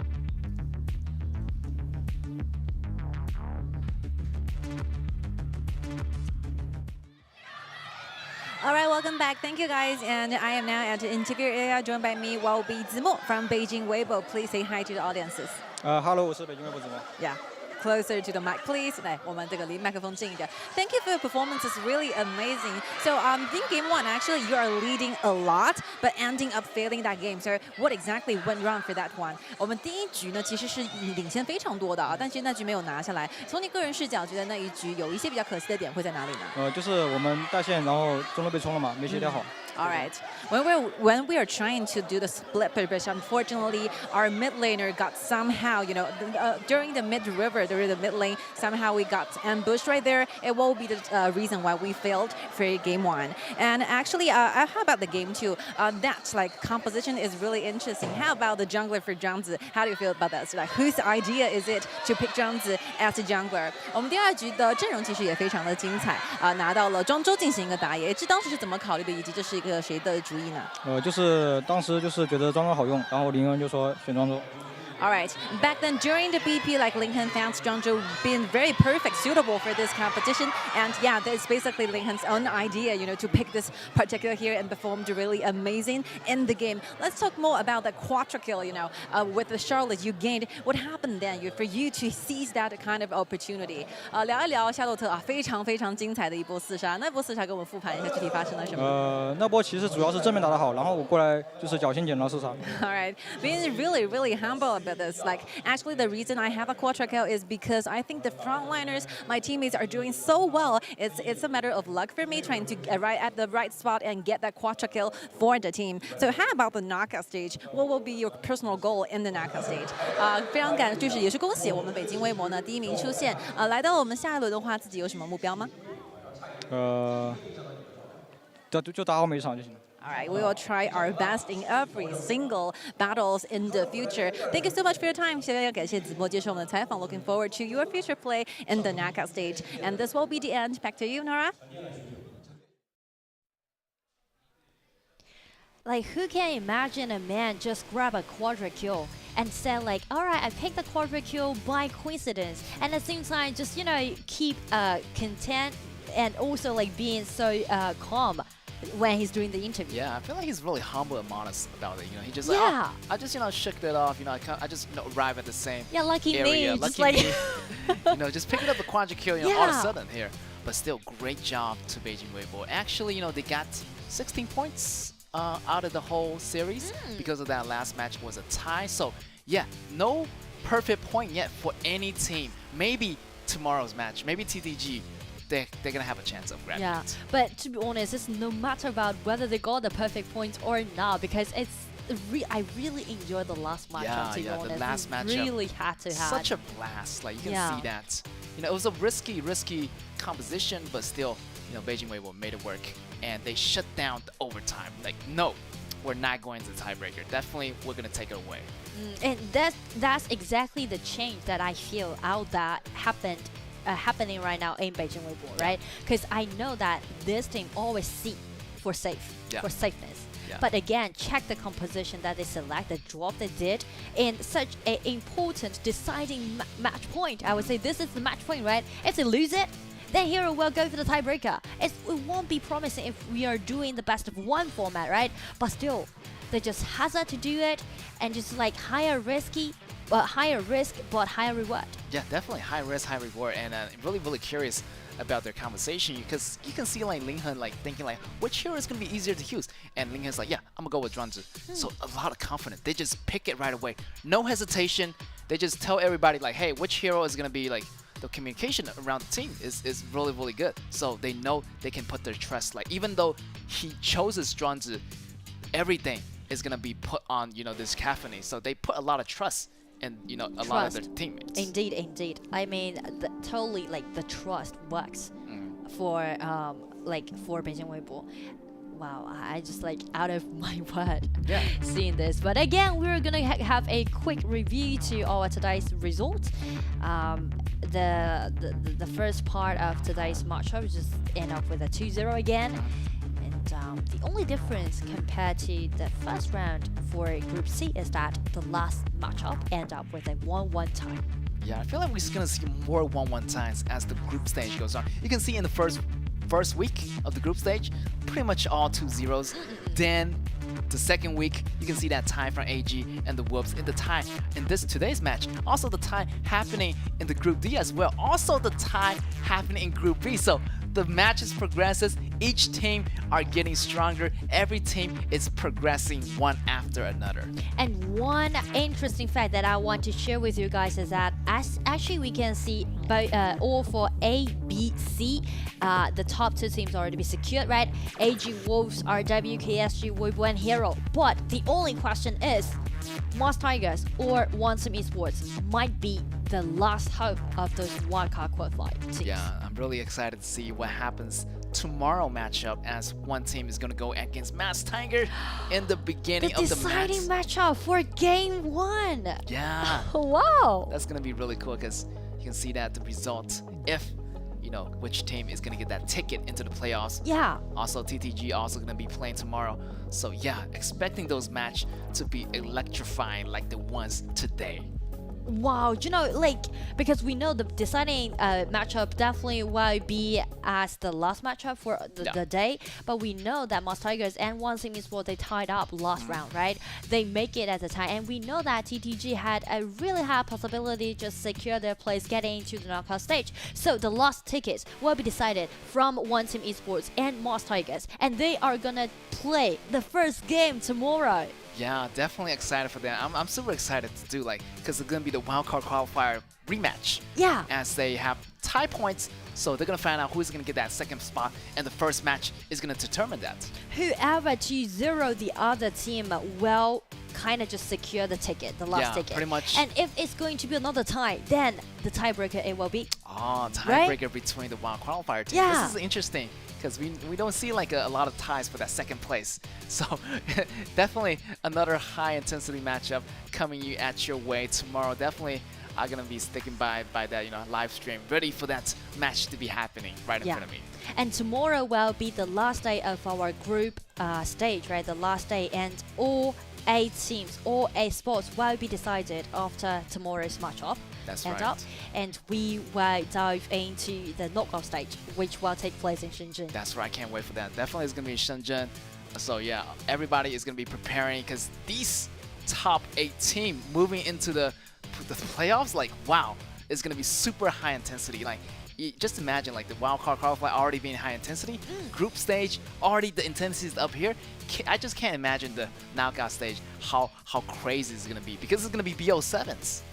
And can you believe that we are actually half done with the KIC? Yeah, halfway through already. Like the time really flies. I thought it was like, you know, a couple of days into the KIC, but right here, halfway through, time passed so fast. And we've seen so many different things.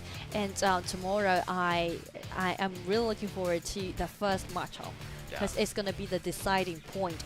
And we know that if it's gonna be another tie, then we might see another tiebreaker. And also another question will be, will TTG be the only team who got the perfect 18 points and get into the knockout stage? Yeah, from the looks of it, yeah, definitely. I feel like they do have a really nice chance of doing it, and that might be the first team to do it. So yeah, that's all for us today. And I'm your caster Get for today. I'm your caster Nora, and tomorrow we will still be here. And please stay tuned, and we will see you guys tomorrow. Bye bye. Bye bye. See you guys.